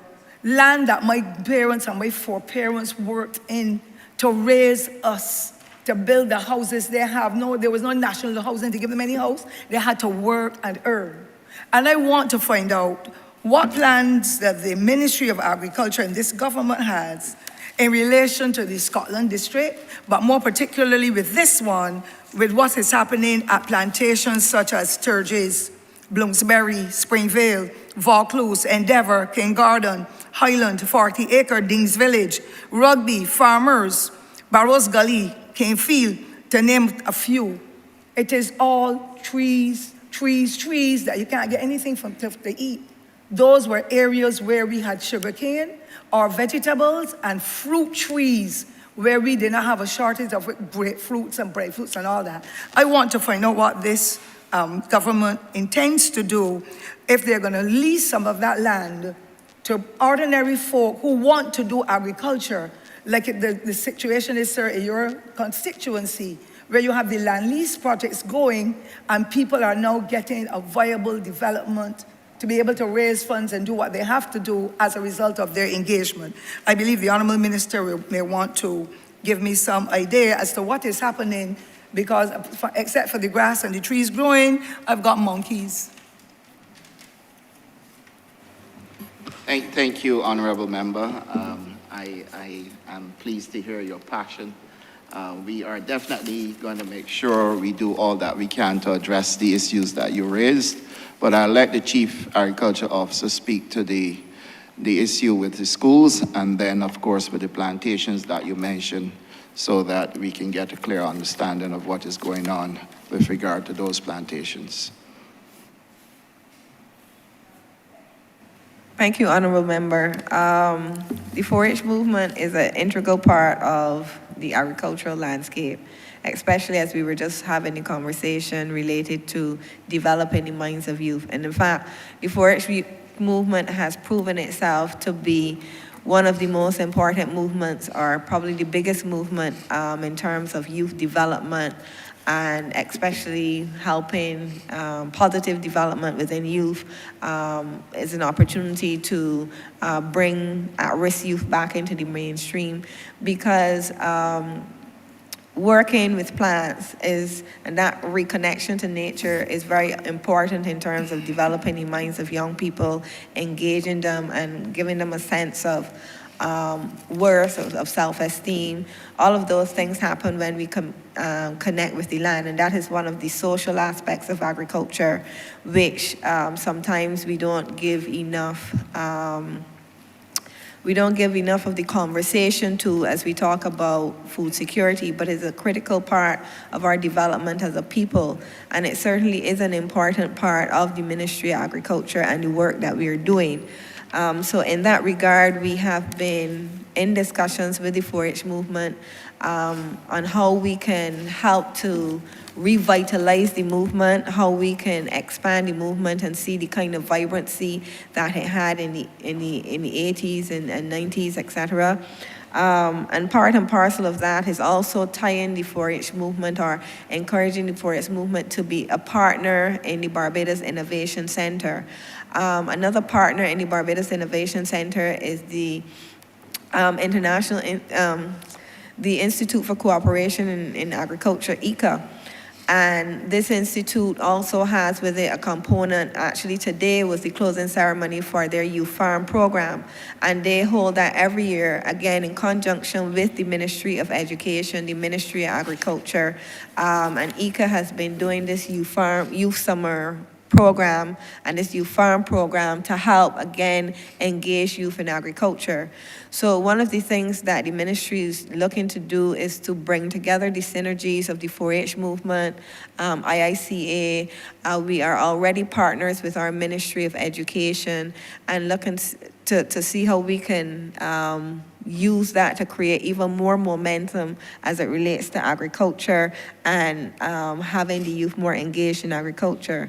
Additionally, as it relates to community gardening and getting more of gardening type activities going, this is where the CARE program is not just in terms of giving out resources, but we are looking to develop a Master Gardener program, again in conjunction with ICA, and that development is then going to, you would have support in terms of having a Master Gardener in every constituency and eventually in every community that can provide that kind of gardening support to help have that community engagement, because the difference is that we are not the agrarian society that we were in 1970. So you do need to offer more technical support at the gardening level to communities to be able to get them to continue in the work that they're doing, and that service can be provided. Additionally, government also supports the 4-H Foundation through our annual subvention, which we have always provided annually, and that's about $200,000 each year. So we do provide that that financial support to the 4-H movement. So this is part of it as well. And in answering the question as it relates to prime agricultural land laying fallow, and particularly in St. Thomas, I have noticed many of these plantations are no longer in production. We are aware that these plantations are all privately owned. And one of the initiatives of the BADMC, given that we were constrained in terms of having enough land for feed farmers, we've actually started to reach out to private landowners to discuss how we could, as the government through the BADMC, lease those lands and then offer a sublease to farmers. And this would then create that opportunity to get those lands in production again and increase that productive capacity of the nation. So that work has already started, and we have engaged with a number of private plantations that are either out of production currently or maybe thinking about going out of production. So we don't want to see those lands idle with the River Tamarind. So that is part of the initiative to ensure that we are getting as much of the land back into production as possible. My second question or comment, sir, is related to the aquaponics project at Hopewell. It is one of the most unique projects I've ever seen, because I don't have an interest particularly in agriculture. And I am trying to find out from this team of distinguished professionals in agriculture to indicate what plans there could be for our various communities to be able to participate in such. The rain falls in St. Thomas every day. So there's water. Even though we may not be able to hold the water, it goes to the whole town and other places and floods their areas. However, I would wish to know what could be incorporated from that project, which the Honourable Minister and I would have visited about 2 years ago, and we saw how valuable it is. They're growing the fish and all that, and then their lettuce and all that on top of the water. And it looks to me like a low-cost way to develop it for the beginning, but it can have long-term dividends. And I would like to know if there are any connections that the ministry has in mind to be able to engage other persons. We must not assume that young people do not want to get in agriculture. If they get the exposure and the training, as we are seeing happening in other projects in the ministry, I believe that this will be one that will be attracted to them, because it doesn't seem like a great lot of work that they will have to do. But I'm only speaking out of the level of ignorance where that is concerned. I'm not so sure if the Honourable Minister or any of his team members can tell us anything about that. And then I have one other short question to make up my three. Yes, Honourable Member, the aquaculture is, again, one of the areas that the Ministry of Agriculture is looking to diversify the agricultural portfolio with. And in that regard, we have been looking at building up capacity. We have started, again, through the BADMC. We have been looking, as Mr. Innes would have indicated from BADMC, at fish farming on a larger scale, but we are recently have been looking at the smaller scale type aquaculture type projects. Again, at the ministry's stand at AgriFest, we would have been collaborating with ICA and would have demonstrated Senator Chelston Braffett green machine. And we are also aware of at least 2 other young persons who are developing aquaponic systems here in Barbados. And they're also interested in expanding in terms of the production of such systems to make them available to other persons who are interested in a smaller footprint type of aquaculture. We did get a lot of interest at AgriFest. We also had an aquaculture display through the BADMC, and we are seeing quite a lot of interest in that regard. So we are trying to do 2 things. One, to look at the large-scale opportunities for aquaculture, but also to build out our capacity within the ministry and the BADMC to be able to provide the technical support for aquaponics and aquaculture, and also to develop or to work with those persons who are already in the private sector doing these things on a small scale, and see how we can assist them to ramp up to offer more of these services, these types of systems ready built to go to persons who are interested.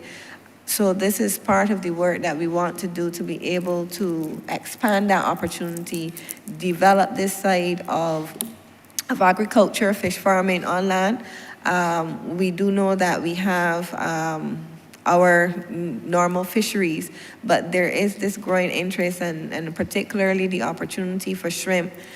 Farming is a tremendous opportunity in terms of reducing our food import bill. Likewise, for fish is one of the larger areas on the food import bill that we can tackle by doing some of these things here in Barbados. So it's a new area, but we are working to develop it, and eventually we would have that critical momentum that is needed to really see a significant dent in our food import bill as it relates to fish. And my final query, sir. I want to publicly laud the efforts of 2 distinguished gentlemen whom I hear every Thursday morning once I'm anywhere near CBC, Messrs. Gibbs and Gill. And I think that the efforts that they are making to educate Barbadians about growing plants and how to treat to them must be highly commended, but it is too limited because the calling program goes on and on and on with those two gentlemen answering all kinds of questions, simple things that regular persons want to hear they don't know about. And I believe that if we continue with the educational fora, not necessarily only on a Thursday morning with those, perhaps they're both retired gentlemen, but of course with the ministry itself with its own program, I believe that we can do better from the point of view that here I am living in the heart of Barbados, and I had the privilege sometime in 2018-19 to speak with a Professor O'Gara at the University of the West Indies about the entrepreneurial project at Duke's Plantation, where Mr. Edgell would have donated a 30-acre lot of land at that time. And that would have been done when there was another administration. So you're talking almost 10 years ago. Honourable member, for the sake of the chair, get to the question. Well, I had to give the background, but very well, sir. And thank you for giving me the different treatment. But that is fine. No disrespect meant. I thank you for reminding me. I just want to say then, I want the Honourable member and his team to tell us about that 30-acre novel project going on now under the Chinese at Duke's Plantation, because nobody in St. Thomas knows anything about it except you're seeing it going up, the gentlemen are working, the road is all dug up, but we have absolutely no knowledge except the little bit I have in my head. Thank you, sir, for your patience. Thank you, Honourable Member. Well, first of all, the donation of 30 acres of land was simply that, just a donation. The land still had to be conveyed in order for the university to be able to use the land, and the last administration did nothing about getting it conveyed to the University of the West Indies. So yes, the good intention was to donate the 30 acres of land so they can have the project going. But an institution like the University of the West Indies will not go and put a project on land that is not conveyed to them. And so former Minister of Education, now DPM, and Minister at MTW, and I worked on that project to make sure we can get the conveyancing done. This is a project within the University of the West Indies and is anchored at the Ministry of Education. And therefore, we were able to deliver on our promise to get the land conveyed to the University of the West Indies so that they can move ahead with that project. Frankly, it was a fairly big source of embarrassment to note that the Chinese were pushing and pushing to get that project going, and they did not do anything about the conveyancing so that the project could have forged ahead. We have settled all that now, and the project is moving ahead, and really and truly, I do agree with the member that she should know more about what is happening, but I don't think it is too late because we've only just completed all of the conveyancing and stuff to get the project started. And I would strongly suggest then that, she gets a site visit and all the updates with reference to the project be given to her so that she and her constituents would know what's going on.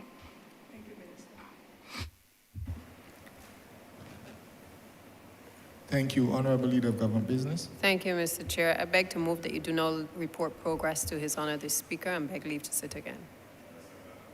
The question is that I do now report progress to His Honour the Speaker and ask for leave to sit again. All honourable members in favour, please say aye.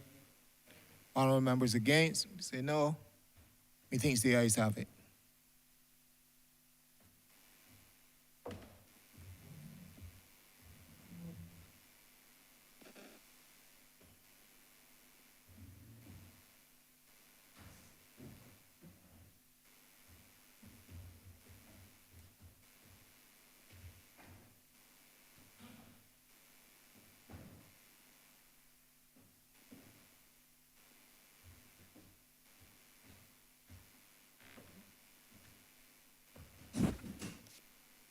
The chairman has reported progress and requests leave to sit again. Honourable Leader of Government Business. Thank you, Mr. Speaker. I beg to move the suspension of the House until 4:45 p.m. The question is that this honourable chairman be suspended until 4:45 p.m. All those honourable members in favour, please say aye. Those against, please say no. We think the ayes have it. This honourable chairman stands suspended until 4:45 p.m.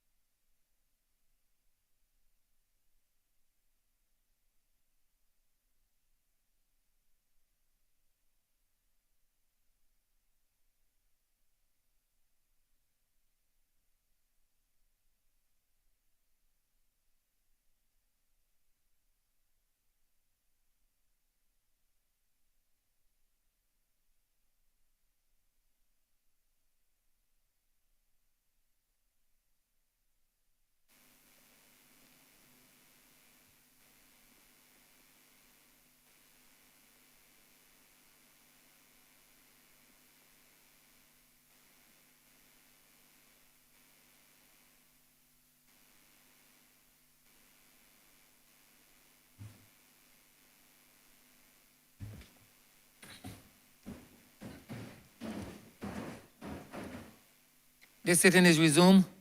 Standing Finance Committee continues.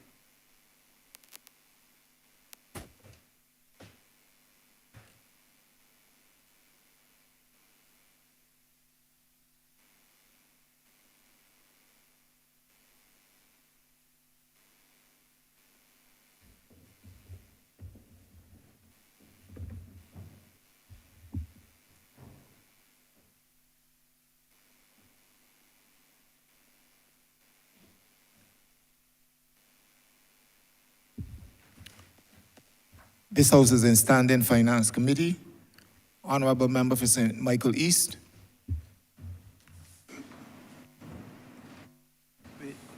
Thank you very much, Mr. Chairman. I am of the view that there's no shortage of land for agriculture. We have a lot of land all over Barbados, belong to CLICO, or was CLICO's land. What is the government's position in relation to the use of that land? I believe that if there is so desperate a need to counter the probabilities of food insecurity, I use that deliberately rather than just food security, food insecurity. Why would we have all of that land available and we're not moving expeditiously to have that land fully in the right agency so that we can put that land to some useful purpose to save our people from starvation? Because if we are saying that the ramifications are extremely high, if at any time the crisis escalates in Europe between the Ukraine and Russia, and we really believe that premise to be correct, why would we allow the lands to remain in the hands of whoever the lands are in? I want to propose, sir, that we begin to be very clear on, since we are trying to put land in the hands of the landless, I feel that we should be discussing the concept of lending land to the landless for a specific period in response to the pending crisis coming out of what is happening in Europe. So I just want to know, what is the government's position in relation not to leasehold land policies, or not to selling land, but the landless people are the people who seem to be more interested in working in agriculture. What is the government's position in relation to lending land? I just want to say, look, there is nothing novel about it. It's a policy that led the United States of America out of the Great Depression under Roosevelt. And that policy took the United States of America to a position where they had surplus by the end of the Depression. And the surplus took them to a point where they began to discuss things like food preservation,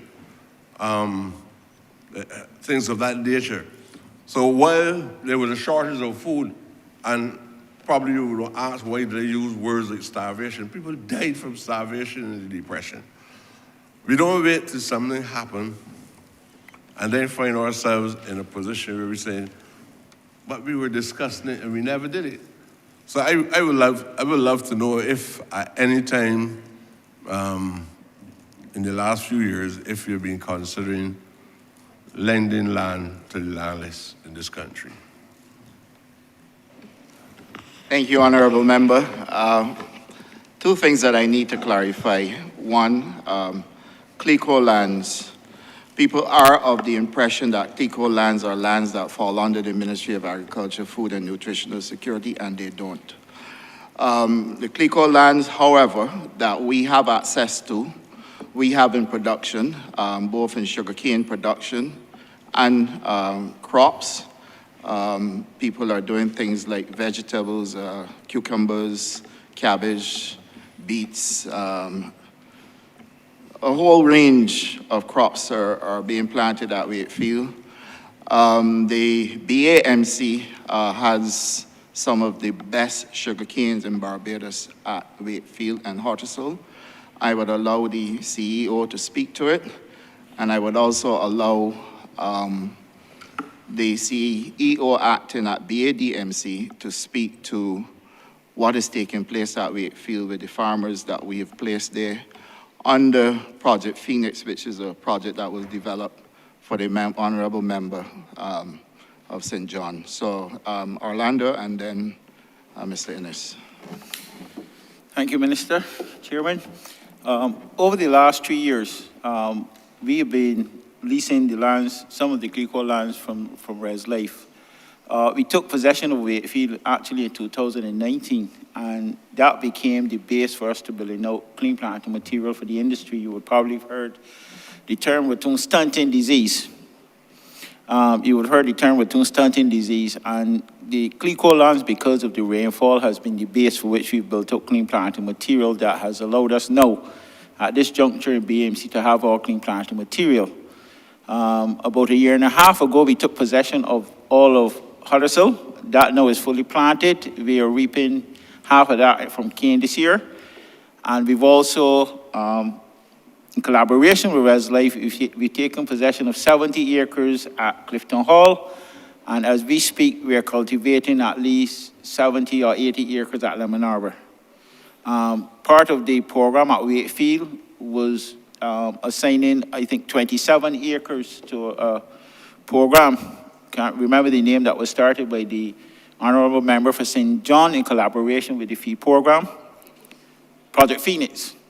All of that land has been allocated. We've supported that project with cultivation, and I believe Mr. Innes would then be better able to speak to the production that has gone on up there. So I assure you, member, that the Glico lands are the ones that we have possession of are in active production. Thank you. Yes, thank you, Honourable Member.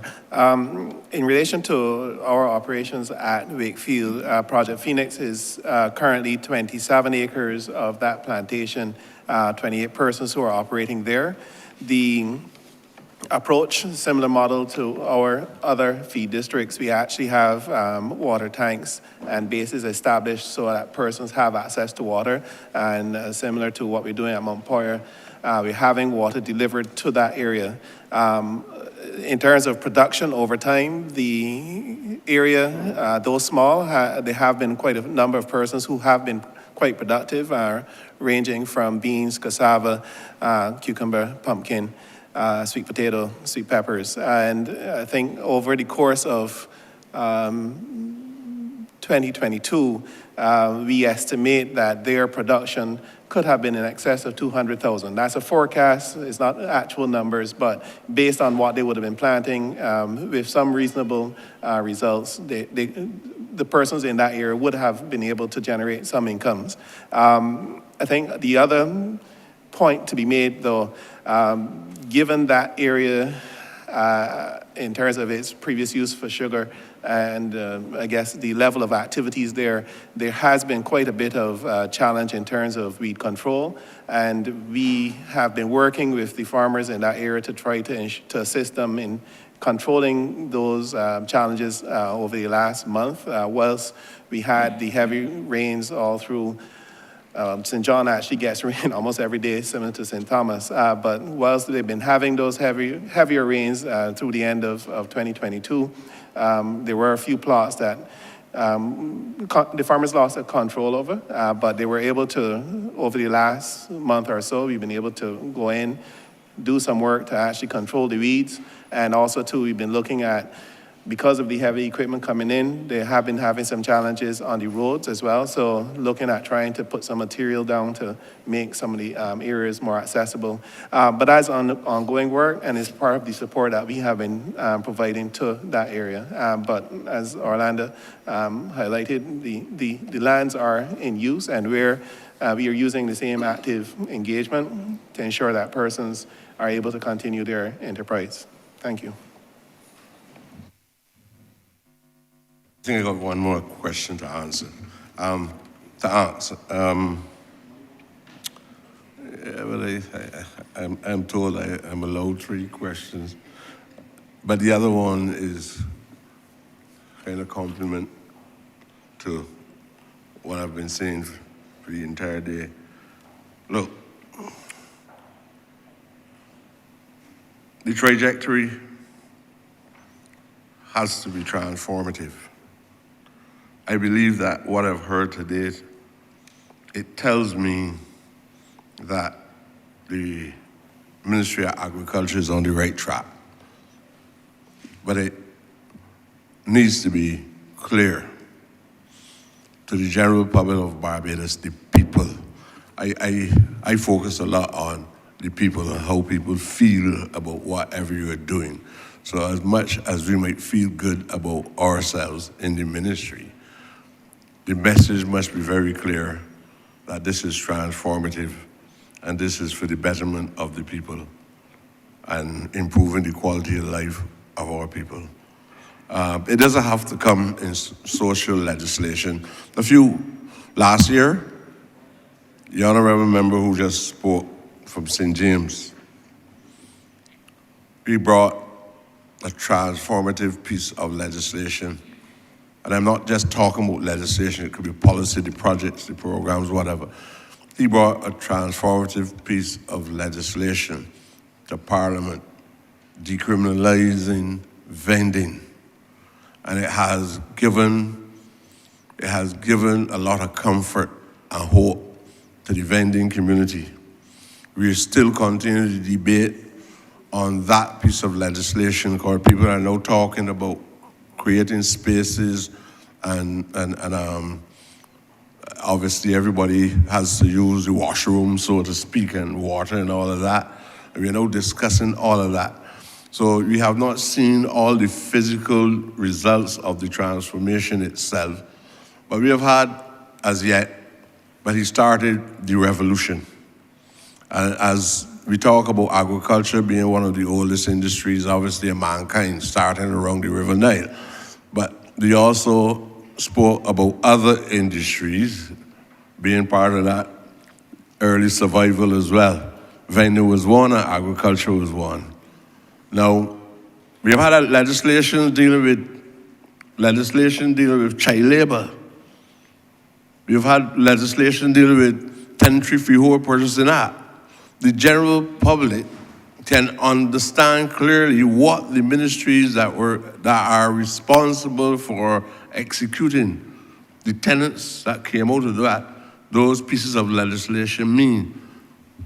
Now, while we might not be talking about changing legislation here, I believe that we should be very clear in our message that what we are trying to do is to transform the society. It has never been a society of equality. Remember the word, you tell me that, what? Homogeneous? Honourable member, you have homogeneous. Your 3 minutes. Okay. Please wrap up. Right. We're going home soon. Homogeneous is not, it was never a homogeneous society.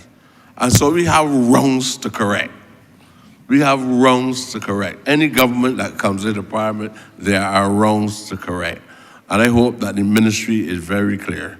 Or if you want me to put it in the question, tell me what do you see manifesting in your ideas and forms of action that you consider to be transformative. And I think that the chair would want me to say that at the end.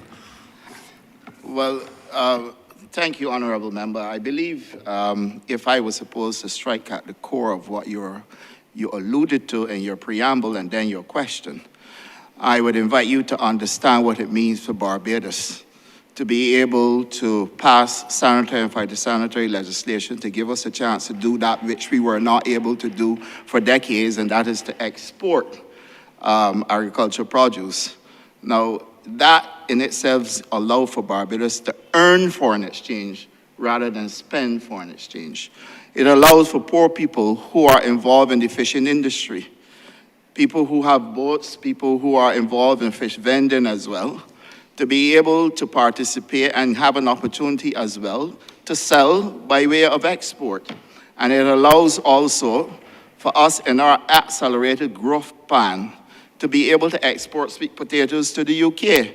So that if you have space on a ship that is leaving these shores empty because we haven't been able, one, to put legislation in place to allow for Barbadians to participate in exporting, and two, we haven't done the germplasm and the tissue culture propagation to be able to give us the clean planting material. Farmers right across Barbados, and I have to say to this chamber, everything that is transformative isn't by way of legislation. Let's get that clear.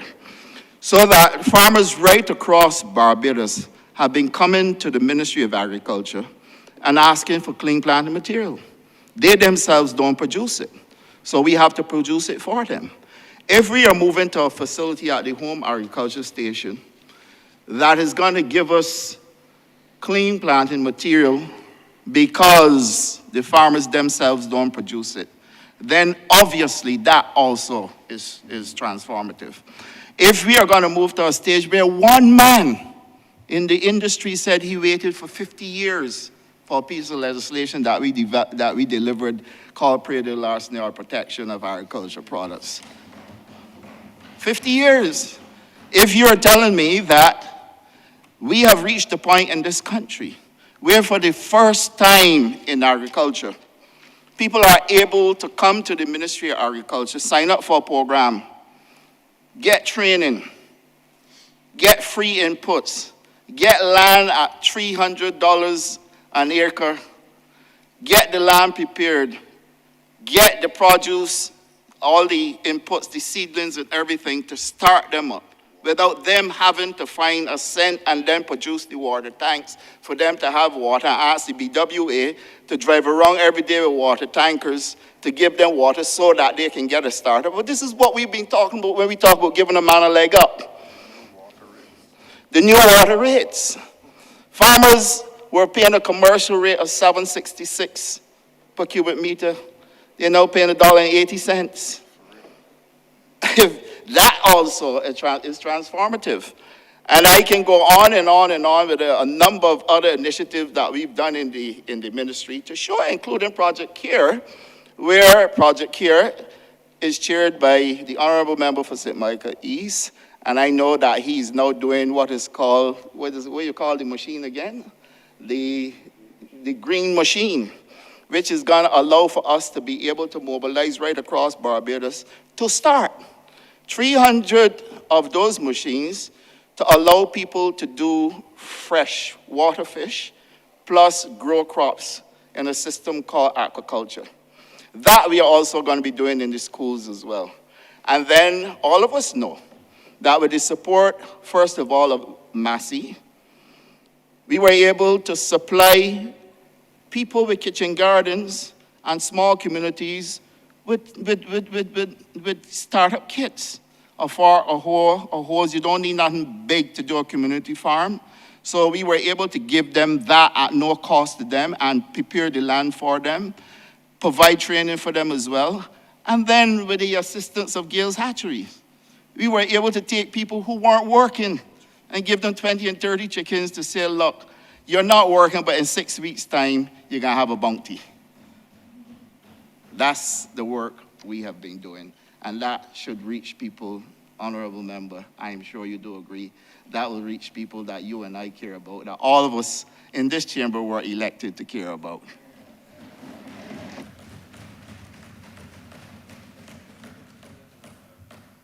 I want to thank the Honourable Minister for responding, I would say in a very spontaneous manner.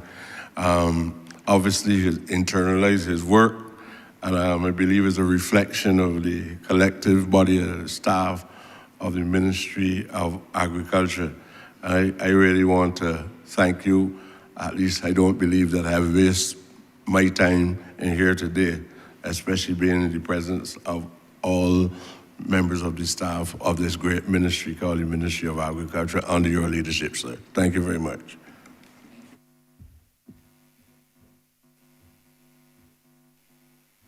Thank you, Honourable Member for St. Michael East. Honourable Member for the City of Bridgetown. Thank you very much, Chairman, to get this opportunity to answer my 10 questions on this particular head, many of which have been touched on, so I will just answer about 3, sir. I want to start, I really want to start on the behalf of the City of Bridgetown to thank the ministry in particular for those many, many persons who've been able to benefit from the CARE program, to benefit from the FEED program, and benefit from the facilitation of this ministry. I join in this chorus not as just a choir member, but as an active participant in agriculture for the better part of 25 years. And Mr. Minister, I believe you were born a bit too late, because I cannot imagine where I would be and many young, vulnerable, young people in Barbados would be today if we had a minister like you and a ministry like this 25 years ago.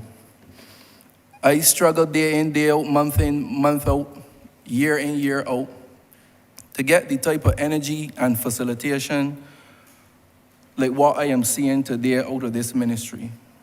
So I want to join many, many of my colleagues on a more sincere note to commend this ministry that I had many reasons in another place to have a lot to say about, but today I can sit genuinely and comfortably in my seat with my head straight up and my heart beaming with pride to say congratulations to the Ministry of Agriculture.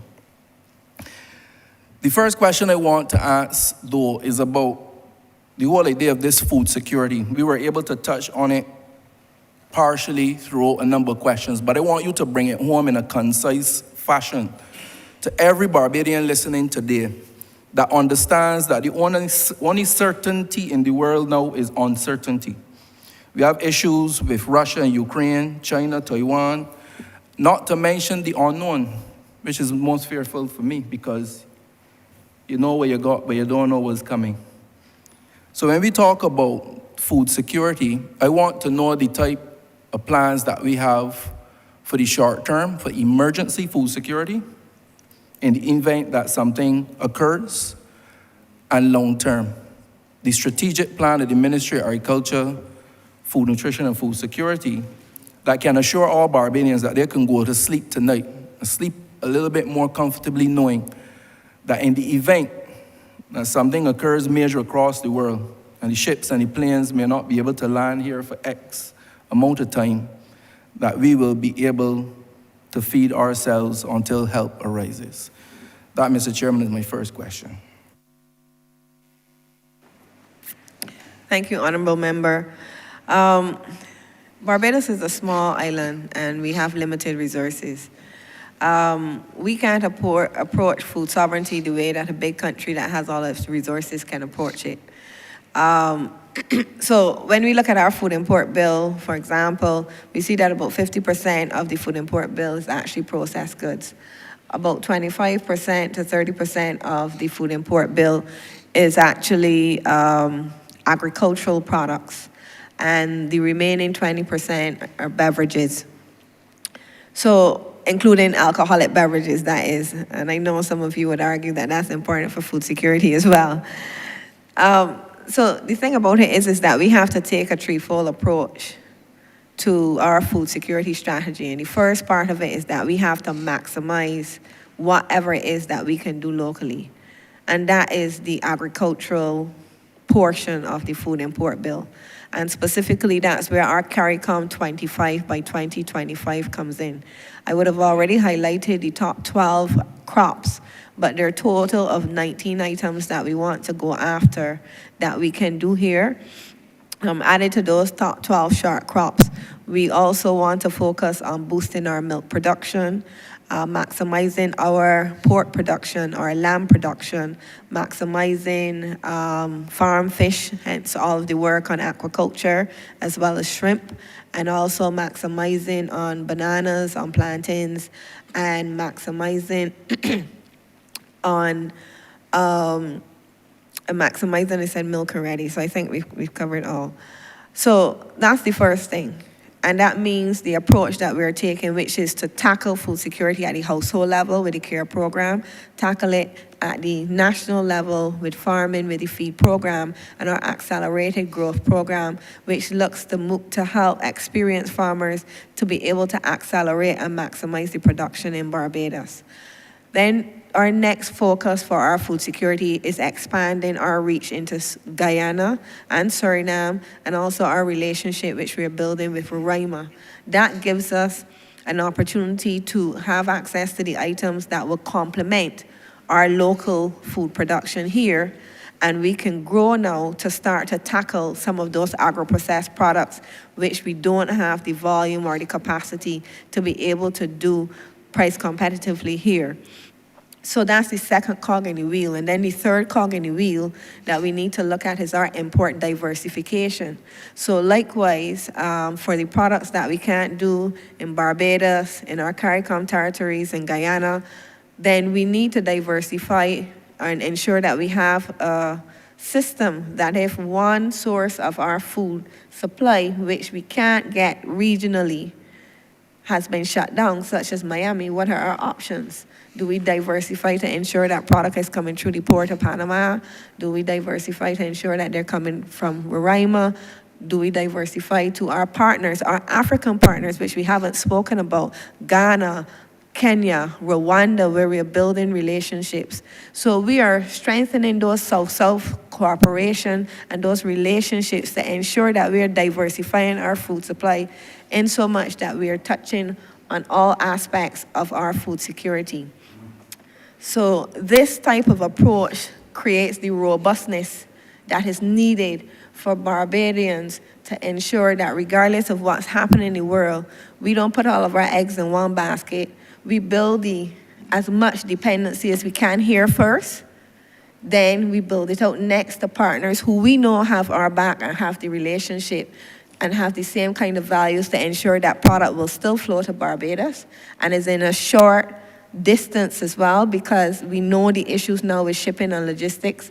So that regional food trade that we're talking about, regional transportation is also part of that, getting food to Barbados faster and more reliably than we have been getting it in the past. And then finally, as I said, for those products which we can't produce in our region, we want to do that import diversification. All right, thank you very much. By way of follow-up, Chair, many people in Barbados may not know that you all have the responsibility for emergency response for food, for hurricanes, etc. When they go beyond the talk and they go to the figures and the estimates, I see about $25,000 there in relation to hurricane preparedness and emergency, another $10,000 to do expansion. And I figure once something happens, we may have to boost that up. But I believe as a Boy Scout in being prepared. So I want to know how we are prepared to handle the more emergency next day response to a national emergency or calamity. Yes, the Ministry of Agriculture has the responsibility under the Food and General Supplies Committee to ensure that if we have a disaster, that there is sufficient food on island for Barbados. And this is a partnership between the ministry and the private sector. So we do have partnerships with the major distributors, and certainly coming on to the hurricane season, we ensure that there is a minimum of 2 to 3 months supply of dried foods in Barbados. So the next cog in that wheel that we are now building out, which comes into where we have the food terminal, is that we also are ensuring that we're going to have a several months supply of fresh produce as well. So with the food terminal coming on stream, it means that we have access now to not just dried goods, but to that fresh produce. So this is a second tier that we're adding to the Food and General Supplies Committee, which has worked tremendously. We saw during the Hurricane Elsa, when we had to respond, we did have the capacity on island. There was no significant interruption in our dried goods, but we do have vulnerability in our fresh produce. Now, over the period, we also have the focus in terms of the Scotland district and the concern of making sure that we have enough product in the Scotland district, because accessibility to roads could be one of the things that is impacted if there is a hurricane. So to ensure that there's enough food supply in the Scotland district, Soil Conservation also has product on consignment available to ensure that even if the Scotland district was cut off, there's also food provided there. Now, we have put provisions in the estimates to ensure that the ministry has the capacity to move very quickly to purchase goods, particularly in that vulnerable period, which is the first 3 weeks after an event, to immediately have access to those resources as part of the memorandum of understanding that we have with the major buyers, suppliers in Barbados. We have that system in place that would ensure that those products are available very quickly. We have the funds and the financing to be able to move to do so, to supply the most vulnerable or those persons who would be at risk after a natural disaster event such as a hurricane. So putting that financial portion in the estimates is an important part of our work to service that. And as I said, part of that as well is also the import diversification. So also talking to those distributors to ensure that they have a diversified supply, that regardless of what happens, because it's not only if a hurricane happens here, a disaster, but if it happens elsewhere, which we are getting our food from. So that touches on all aspects of it. And that's the kind of risk management approach that we want to take to ensure that regardless of the type of disaster in the hurricane season, we have food for our people. I can't speak for all Barbadians, but I could tell you I could sleep probably a little bit better knowing that we have these different diverse plans to ensure that we can have something to eat. We don't have to eat each other. The next question really goes to the incentives and the rebates. This is something that we haven't spoken a lot about today, but I know this is one of the bugbears of farmers over the years. There was a particular program that was supposed to support farmers, supporting young farmers with a stipend to seasoned farmers, supporting young farmers. I'm not surprised at the look I get because I don't think it's anything that ever got off the ground. I believe with the feed program that I can probably be satisfied that it is in a different dispensation now that is being done. But I want you to speak to farmers listening that may have concerns over the rebate and incentive program. Yes, thank you. We have, I would think, quite a robust set of rebates and incentives that we offer to farmers. And it covers a myriad of areas. It covers new crop technologies, climate smart type technologies, from rebates on irrigation, mulch, rebates on pesticide application. We also have a huge amount of duty-free concessions, and I believe that they amount to more than $8 million. I've just seen that figure just yesterday, about $8 million in duty-free concessions we provide to the farming community on an annual basis. And this is duty-free concessions on all types of inputs, fertilizers, any type of equipment that is coming in that is related to farming. We have quite a robust regimen, and in fact, just yesterday as part of a program to review it, we were discussing that given that how agriculture is changing, we're going to need to update that list of products that we are offering concessions on, because there are new types of equipment that would not have been on the list previously.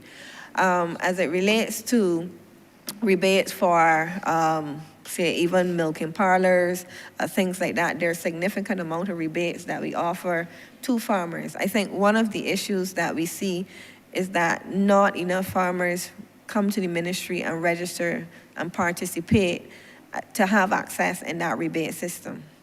And that's an area where there needs to be a greater uptake and engagement with the farming community and expose persons to what is offered to them. So this is an area that can also help to create that kind of support, especially for farmers starting out. I do remember when I was a farmer, I did take part very much in those rebates, and it did make a difference to my bottom line, getting those rebates, particularly on a timely service, on a timely basis. So there is I think, a very robust set of rebates that we have. We would like to see more farmers taking them up. We are obviously examining each year what are the other things that we can offer farmers, and particularly for the adoption of new technologies. That would be an area that we would want to stimulate persons to take up more of the new technologies by offering them the rebates. The irrigation rebate is actually a fantastic example of a climate smart agricultural solution that almost every farmer in Barbados uses because of that rebate system.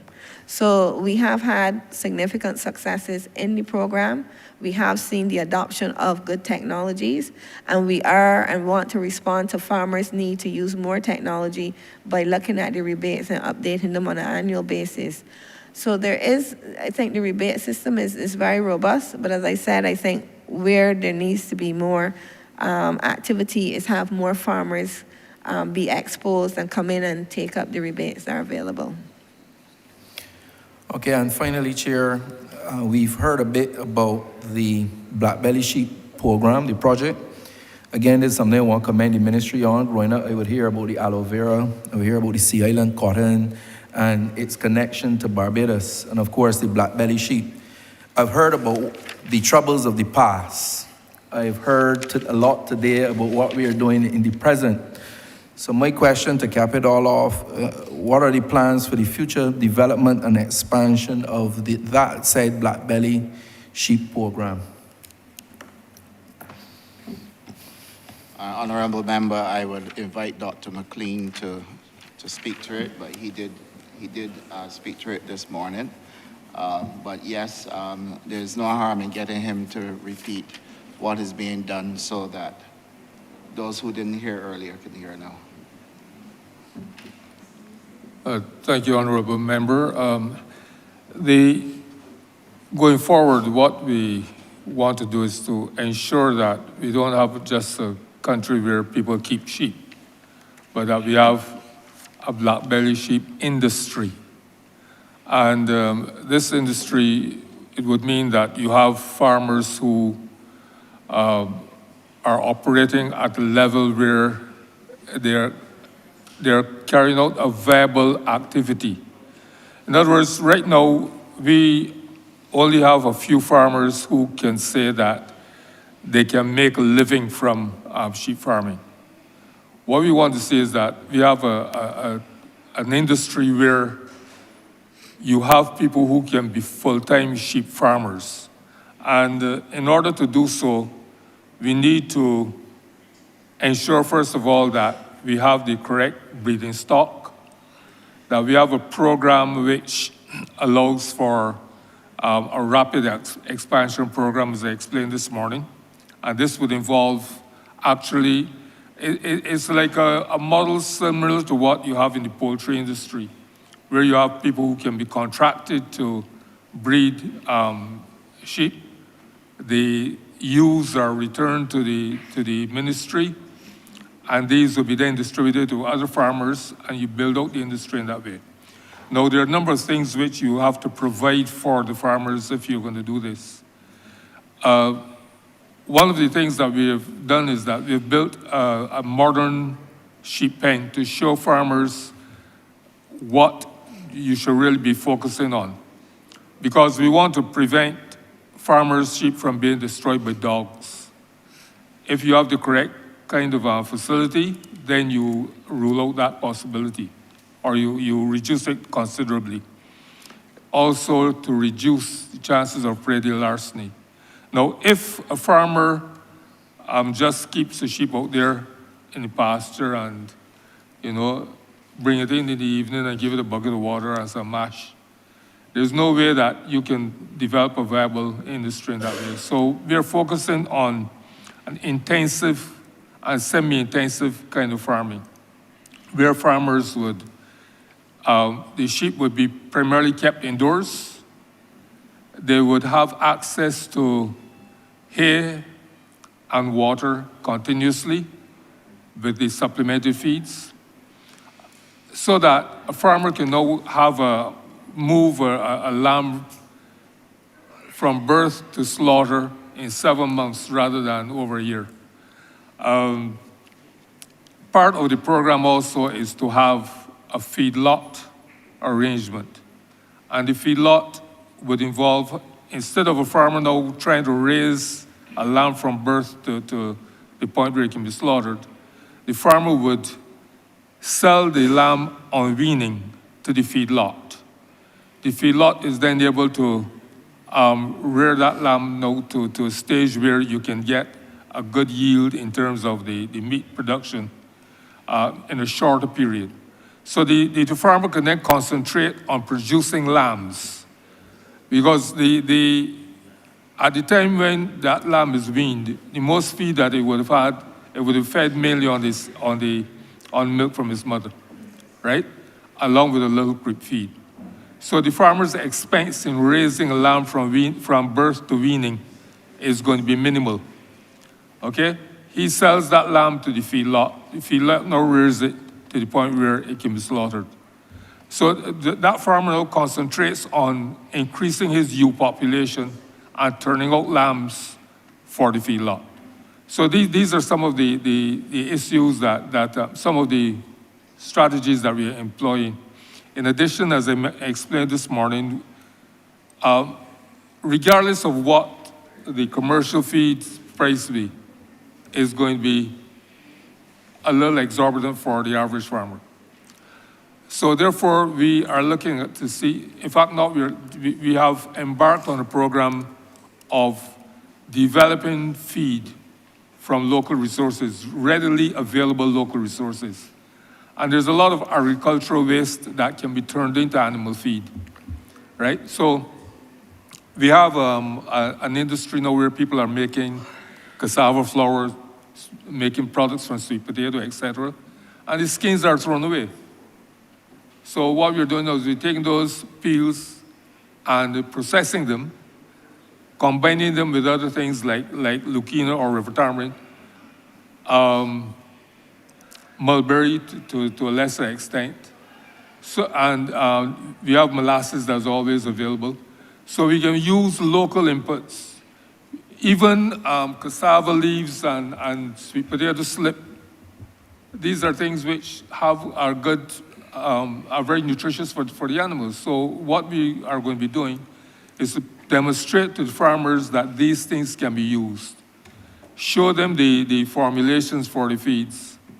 Assist them with getting equipment, either as individuals or as a group, so that they can produce feed to supplement the feeding rather than relying solely on the commercial feed. So these are the things, some of the things that we are looking at going forward in order to develop a sound, viable black belly sheep industry. All right, thank you, Mr. Chair. And I just want to close where I started by commending the ministry, again, on behalf of my constituents and Barbadians. For those constituents who continue to have issues, I plan to continue to work with the ministry, and I pray that the ministry will continue to work with me. Thank you very much, Chairman. Thank you. Thank you very much, Honourable Member. Honourable Leader of Government Business.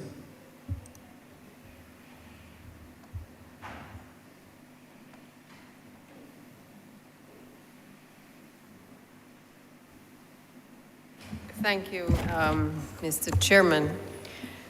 I know the hour is late, and I'm going to be very quick in terms of my questions to the Honourable Minister and his team. Like all others, I too would want to just register my commendation to the ministry for the efforts being made. I certainly sat on the other side for a number of years, and there was much said about agriculture, much about what we needed to do to restructure, to revitalize the industry. But there was not a lot done in terms of being able to mobilize a country around the importance of food security and certainly other technologies that were available to them in the relation to agriculture. As Minister of Education, not so long ago, I know that I worked very closely with the Ministry of Agriculture to look at agricultural education. Grateful for that exercise because, as was mentioned earlier, there was a focus on the HOPE and the Juke project, which has the potential to be able to transform the agricultural sector as we know it. That task force that was created was led by Dr. Charleston Brathwaite, comprised of the various stakeholders in education and agriculture, as well as the farmers. And one of the things that came out of that was that we needed to have greater emphasis on agricultural education in terms of our training. So while I know that the ministry has been focused on training persons within, I do feel that we cannot allow the contents of that report to go by the wayside. I think we have to pay attention to those two projects, the HOPE and the Juke project, and the potential that exists for us to really accelerate the agricultural sector. So my question really to you at this point is whether the ministry is fit for purpose. Are we attracting the types of skill sets that are necessary for all of the new technologies that you've identified here for all of today? Are we in a position to capitalize on getting the equipment that is necessary to be able to stimulate the interest from Barbadians across the island? And are we re-examining and restructuring the ministry to ensure that the training is not just being done within, but that we can, in a sense, accelerate and ramp up the amount of training that is necessary to get the general public to buy into what it is that the ministry is attempting to do? Member, thank you for that question. Incidentally, we actually had a meeting scheduled today with Professor Clive Landis, which we had to postpone from the University of the West Indies, to actually speak about building on the synergies and moving forward with the work and the proposal that Dr. Brathwaite had put forward as part of the Agri-Educational Task Force. Agricultural education has to be done with all of the players, the same way that we are looking to move agriculture forward on the practical end with all of the agricultural players. We call on our partners, ICA, FAO, UNDP, CARDI, are all partners in developing the agricultural sector, and especially the farmers. We rely on them to provide us with guidance with what it is that they need. Likewise, for agricultural education and developing the youth for tomorrow, similarly, the new jobs that are going to be created, the new farmers that are going to be created, the partnership that is needed. We require the same partnership with the farmers, with the Ministry of Education, with the new School of Agriculture at the HOPE, and also with the UE Food Security, well, the UE Jukes project. So we are a small island with limited resources. We need to be able to maximize on those resources to ensure that we are delivering the best possible agricultural education to our young people, to older people, because we also have a huge cohort of persons who are older who are making a shift from their traditional careers and moving into agriculture. So we're seeing that entrance as well at different levels, and being able to service all aspects of that is going to be key and critical to developing the agricultural sector going forward. So in short, that emphasis on agricultural education has to continue. The relationships we are seeking to build will be to strengthen all of those bonds. We appreciate that you need both hands to clap. So all players must come in and be able to do their part so that we can deliver the best possible education as it relates to agriculture for the people of Barbados, to ensure that we do have the new careers and skills. We did have colleagues from the University of West Indies engaging with us as we started to roll out some of these technologies. So we are stimulated on both sides on working together. Likewise, I think just about 2 weeks ago, we would have hosted with the Barbados Community College a set of students from French Guiana as well as part of that agricultural educational outreach. We work closely with the SJPI.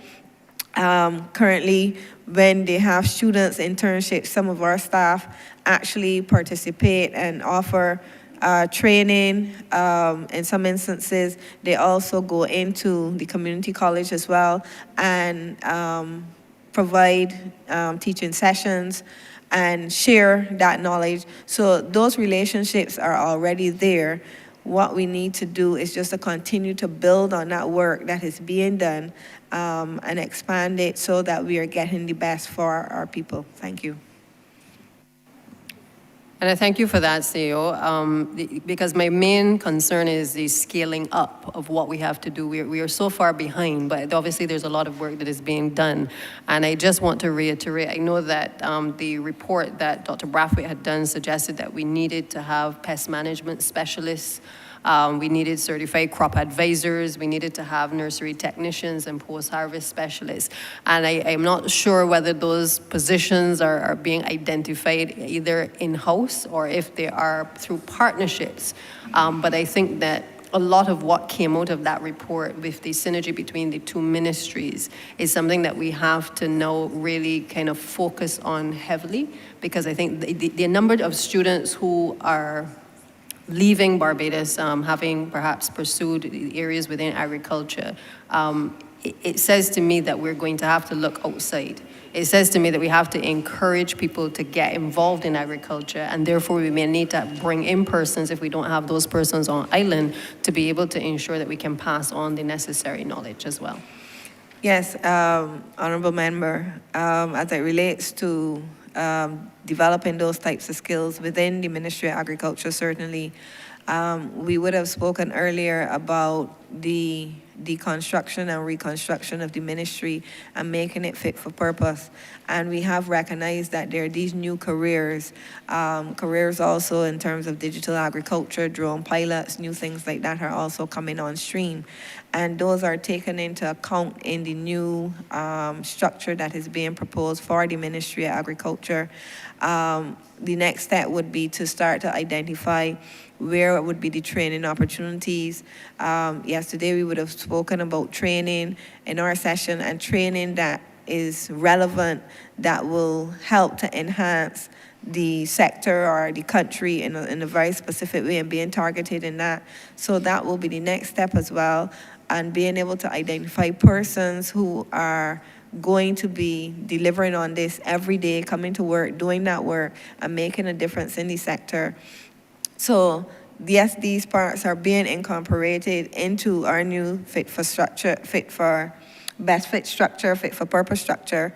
Those have been considered, and we are looking to develop, and not just the skill set within the ministry, but also within the private sector is also key and critical, because we need to have resources on both levels, because we want to develop that entrepreneurial drive within the sector as well. So we would stand ready to, if we become, the ministry is anchored in those skills, then we become that capacity or the ability to build the capacity then within the private sector that they can develop those things.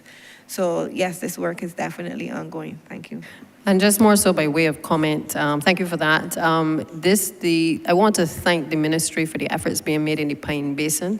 It doesn't directly affect me alone, but it affects a number of my other colleagues and certainly the residents in the surrounding areas. I did have a concern, and I think the members of the team will be well aware in terms of the length of time that it had taken once persons were identified to be able to have the lands plowed, and obviously the issue of accessing water. But I think it's an excellent initiative. In the inner communities, it is obviously not as easy to get a breadfruit and get some cassava growing in the backyard. And therefore, when you actually end up with these types of projects in inner communities, I think it helps to feed people, but it also has encouraged a level of entrepreneurship in the surrounding communities, which I think is to be applauded as well. So I would just really, by way of comment, urge the ministry in all that it's doing to ensure that the hopes of a number of the persons who have applied to participate in agriculture, that you are able to at least get back to those persons, indicate what the challenges may be, because we don't want to have people, especially young people, interested in getting involved in this sector. People often say young people don't want to grow anything. Well, that's not been my experience. They want to grow, but they also want the assistance to be able to know what to grow and how to grow it. And they also don't want to wait long periods of time before you actually start the program. So I think that if it is that we need resources or additional resources to be able to get these programs off of the ground, I would hope that the estimates, certainly for this year and going forward, that the resources are directed into those areas so that we can encourage more of the entrepreneurial activity across the country with our young people. Thank you.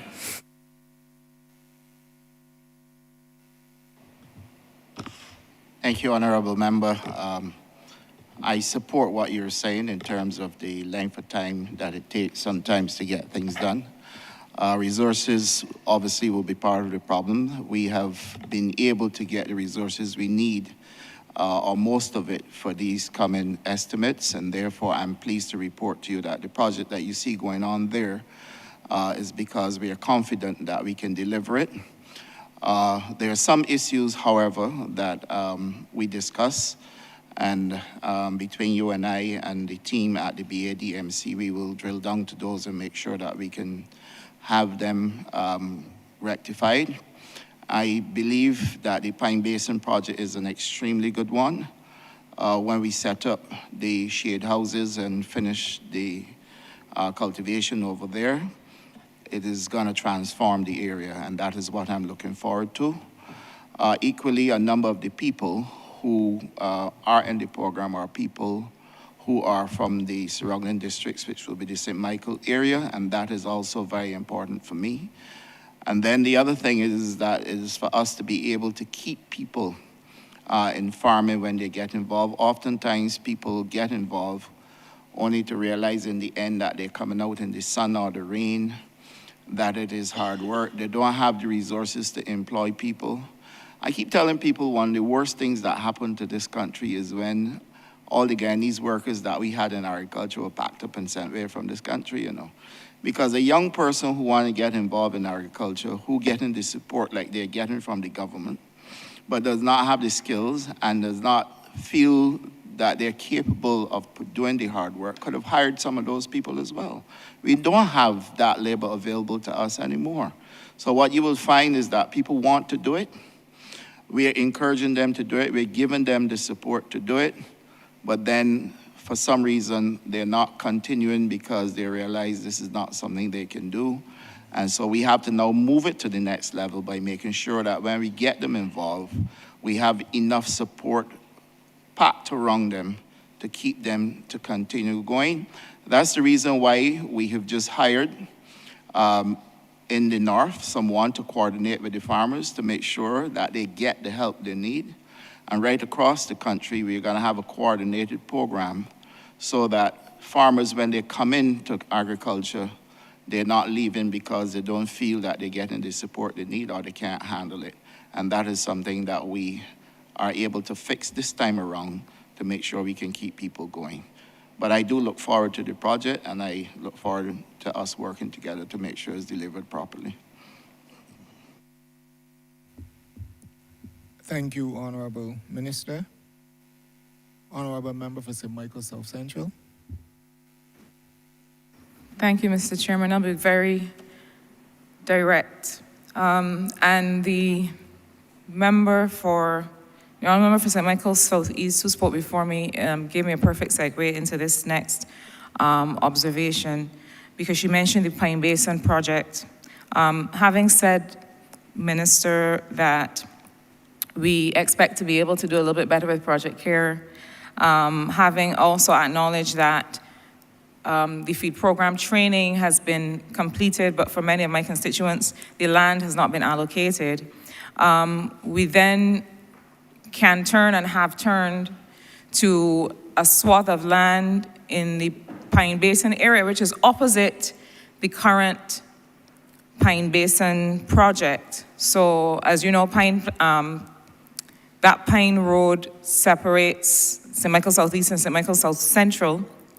And so the member who spoke before me has enjoyed quite some bounty on her side, even though we all benefit from it. The bounty remains to be seen on my side. And it is not just a question of agriculture, but it is a question of environmental protection, is a question of residential safety as well. Because as you know, in the hotter months, that area is often catches fire. And that's why we had to do the clearing of the area. And we need to make sure that it continues to be cleared while the preparations are made. So my question, the first of two, is having established that there are some things that need to be done across ministries in order to get the project established, and also having agreed that some of these 16, hopefully the majority of the 16 shade houses that you've managed to get on island will be erected on that side of the Pine Basin area. I know some have to go on the opposite side. I wanted you to say a little bit about how that shade house system you envision will operate in for that project. And to be clear to those listening, I'm talking about the area behind the new CXC building. That area that has been overgrown, it has flooding and drainage issues, it has fire issues in hotter months, and it has security issues for some of the residents. With this shade house approach, to be able to generate community farming, one, when do you anticipate that the project will be up and running? And two, how do you expect these shade houses to function in terms of how people will be able to use them, the kinds of yields that they can expect, and so on?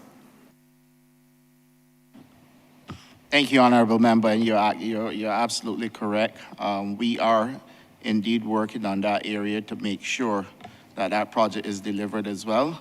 Only this morning I had a conversation with Minister of Housing and Lands to make sure that he moves it forward so that we can get access to the land. The difference there is that the land that falls on the other side in the Pine Basin falls under the BADMC, so they can immediately start to do things there. And we're going to make sure that we forge ahead in making sure that we get that land available to us so that we can do that project there for you. I would let the BADMC explain the shade house project. There are a total of 50 shade houses in the end that we will have, 50. So we only got the first 16, but we will get the others. And they have a schedule already where they're going to set up those shade houses.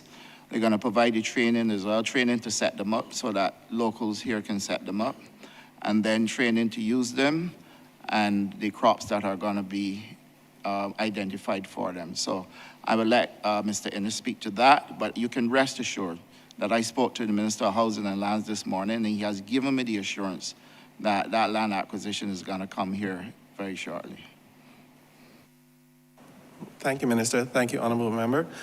In terms of the shade houses, the original design that had been planned for, well, distribution was a wooden design that the Guyanese had showcased. I think when the ministry would have visited in 2022, I believe. That model, however, does not seem to be what they're able to send to us at scale. So the 16, that we've received are actually aluminum shade houses, quite large. So we are working with their technical team to actually transfer some knowledge in terms of the setup of those shade houses. The current model that we have on island would require something of a, if not concrete base, but something of a secure base to actually establish the corners so that you have something a bit more rigid. So as I said, a bit of a difference from what was the original expectation, but we actually had one of their officers on island just last week, Monday, Tuesday. So we've started that process of the knowledge transfer. The instruction manuals need to be translated. Unfortunately, they're in Portuguese. So we are actively doing that over the course of the next couple of weeks. And once we can arrange for them to return, we actually hope to start the setup of a few samples and engage with training for some persons as well, so that, again, there is that knowledge capacity building on island. the determination of the actual sizes that would be available to persons, I think we may have to actually, depending on the size, so in the Pine Basin area, for instance, the models that we have are 100 feet by 30 feet, which is quite large and would, I think, be a challenge in that space.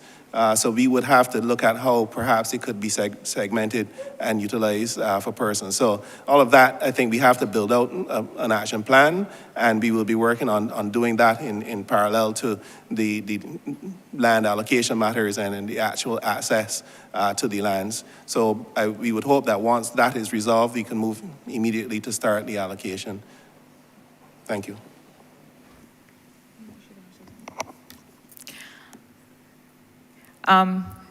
Thank you for that. My last question really relates to something, Minister, that I don't want to put you on the spot, and I also don't think that certain issues should be negotiated in public. But I have a concern. Some time back, we saw, and it has been in the press again recently, that there were some challenges with the main or perhaps only feed supplier on the island with respect to the pricing of feed. Now, I was very interested to hear Dr. McLean talk about, and perhaps other officers talk about plans for sustainable feed supply, kind of homegrown and varied options. But I wanted you to have an opportunity to say what you can about that idea of sustainable feed supply. Because I seem to recall that when the issue first came up about about potentially having to increase feed prices, the agreement that was reached between the supplier and the government at that time would have given them a little bit of space to look at cost structure, well, I should say, given the sector, a little bit of space to look at cost structure, to look at some of the issues that they have, to see how we can come to some understanding or some compact that would lead to a sustainable feed supply for farmers. Now, we seem to be back at the beginning point. And I wanted to give an opportunity to allay some of the fears or concerns of those who rely on a reasonable price of feed in terms of what your ministry is attempting to do, is able to do, believes it can do to address this issue. Thank you, Honourable Member. I will say as much as I can at this point in time because I did have a conversation with the feed manufacturer, and there's certain sensitive information that they're sharing with us, which we are going through the planning unit in the ministry. Once that's completed, I will come back and give a full and frank disclosure on what we have discovered in terms of prices. Remember, they're in the commodities market, and that has been fluctuating. So we want to get the best solution for the farmers, and we are going to work with the information provided by them so that between us and the manufacturers, we can determine what is the best way forward, and then we will then take the necessary action to involve government so that the farmers will be assured that we have done all that we can to make sure that they are not being asked to pay a price that is not affordable. But at the same time, we have to be cognizant of the risk to the investors at the Pinnacle Feeds, where they also are investing for a return on investment. So those are the sensitive areas that we're looking at, and we will make sure that if it comes down to it, that we come back to the table and frankly make sure that the farmers in Barbados are not disadvantaged. Thanks, Minister. I wanted to give an opportunity to respond to the concern that this was something that would perhaps get away from us. But I believe that both parties understand the importance, and I think when you have a business in a development setting, in a small island developing state, you understand that it is also about making sure that industry survives. And I'm sure that that is realized by both parties, so I thank you for that response. Yeah, you're absolutely correct, and that's the reason why it's a sensitive issue at this point in time. But I can give you the assurance that I'm going to come back before the 15th with an answer.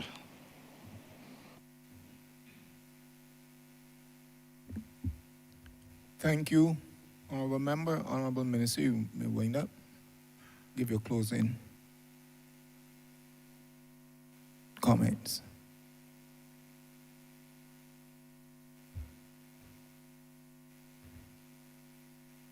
Honourable Minister, give your closing comments. Thank you, Mr. Chairman. First of all, let me start by thanking all of my colleagues who have joined me in participating in this presentation to make sure that we can share with all Barbadians what is happening in the sector, but equally share with all Barbadians the hard work that is being done by my team at the ministry. I want to especially thank my permanent secretary, and I'm doing this because not often do you get a permanent secretary who is responsive to you every single time you call to say, Minister, I am going to do it.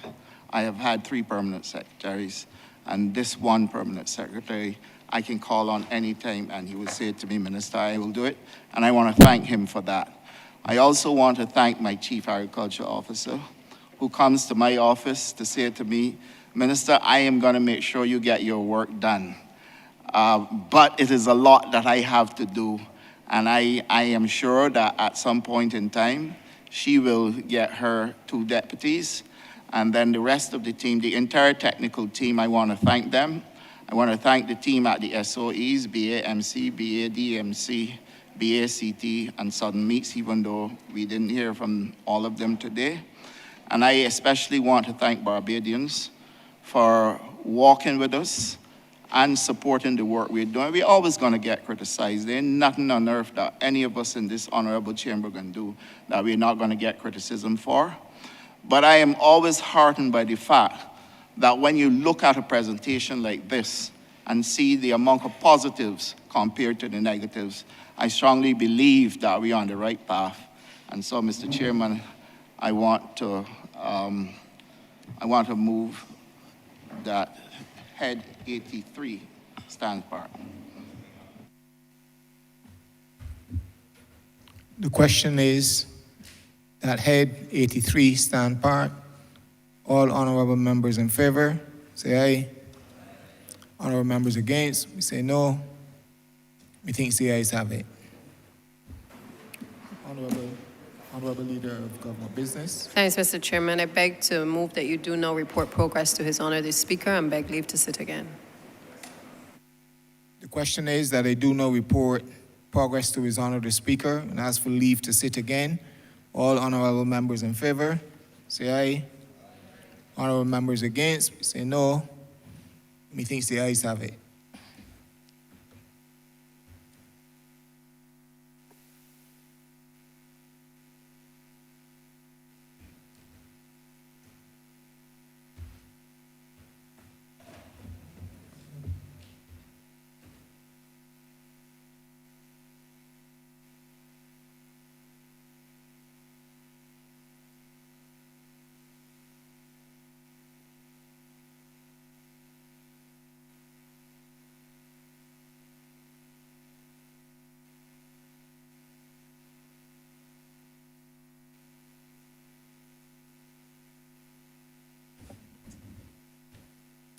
The chairman has reported progress and requests leave to sit again.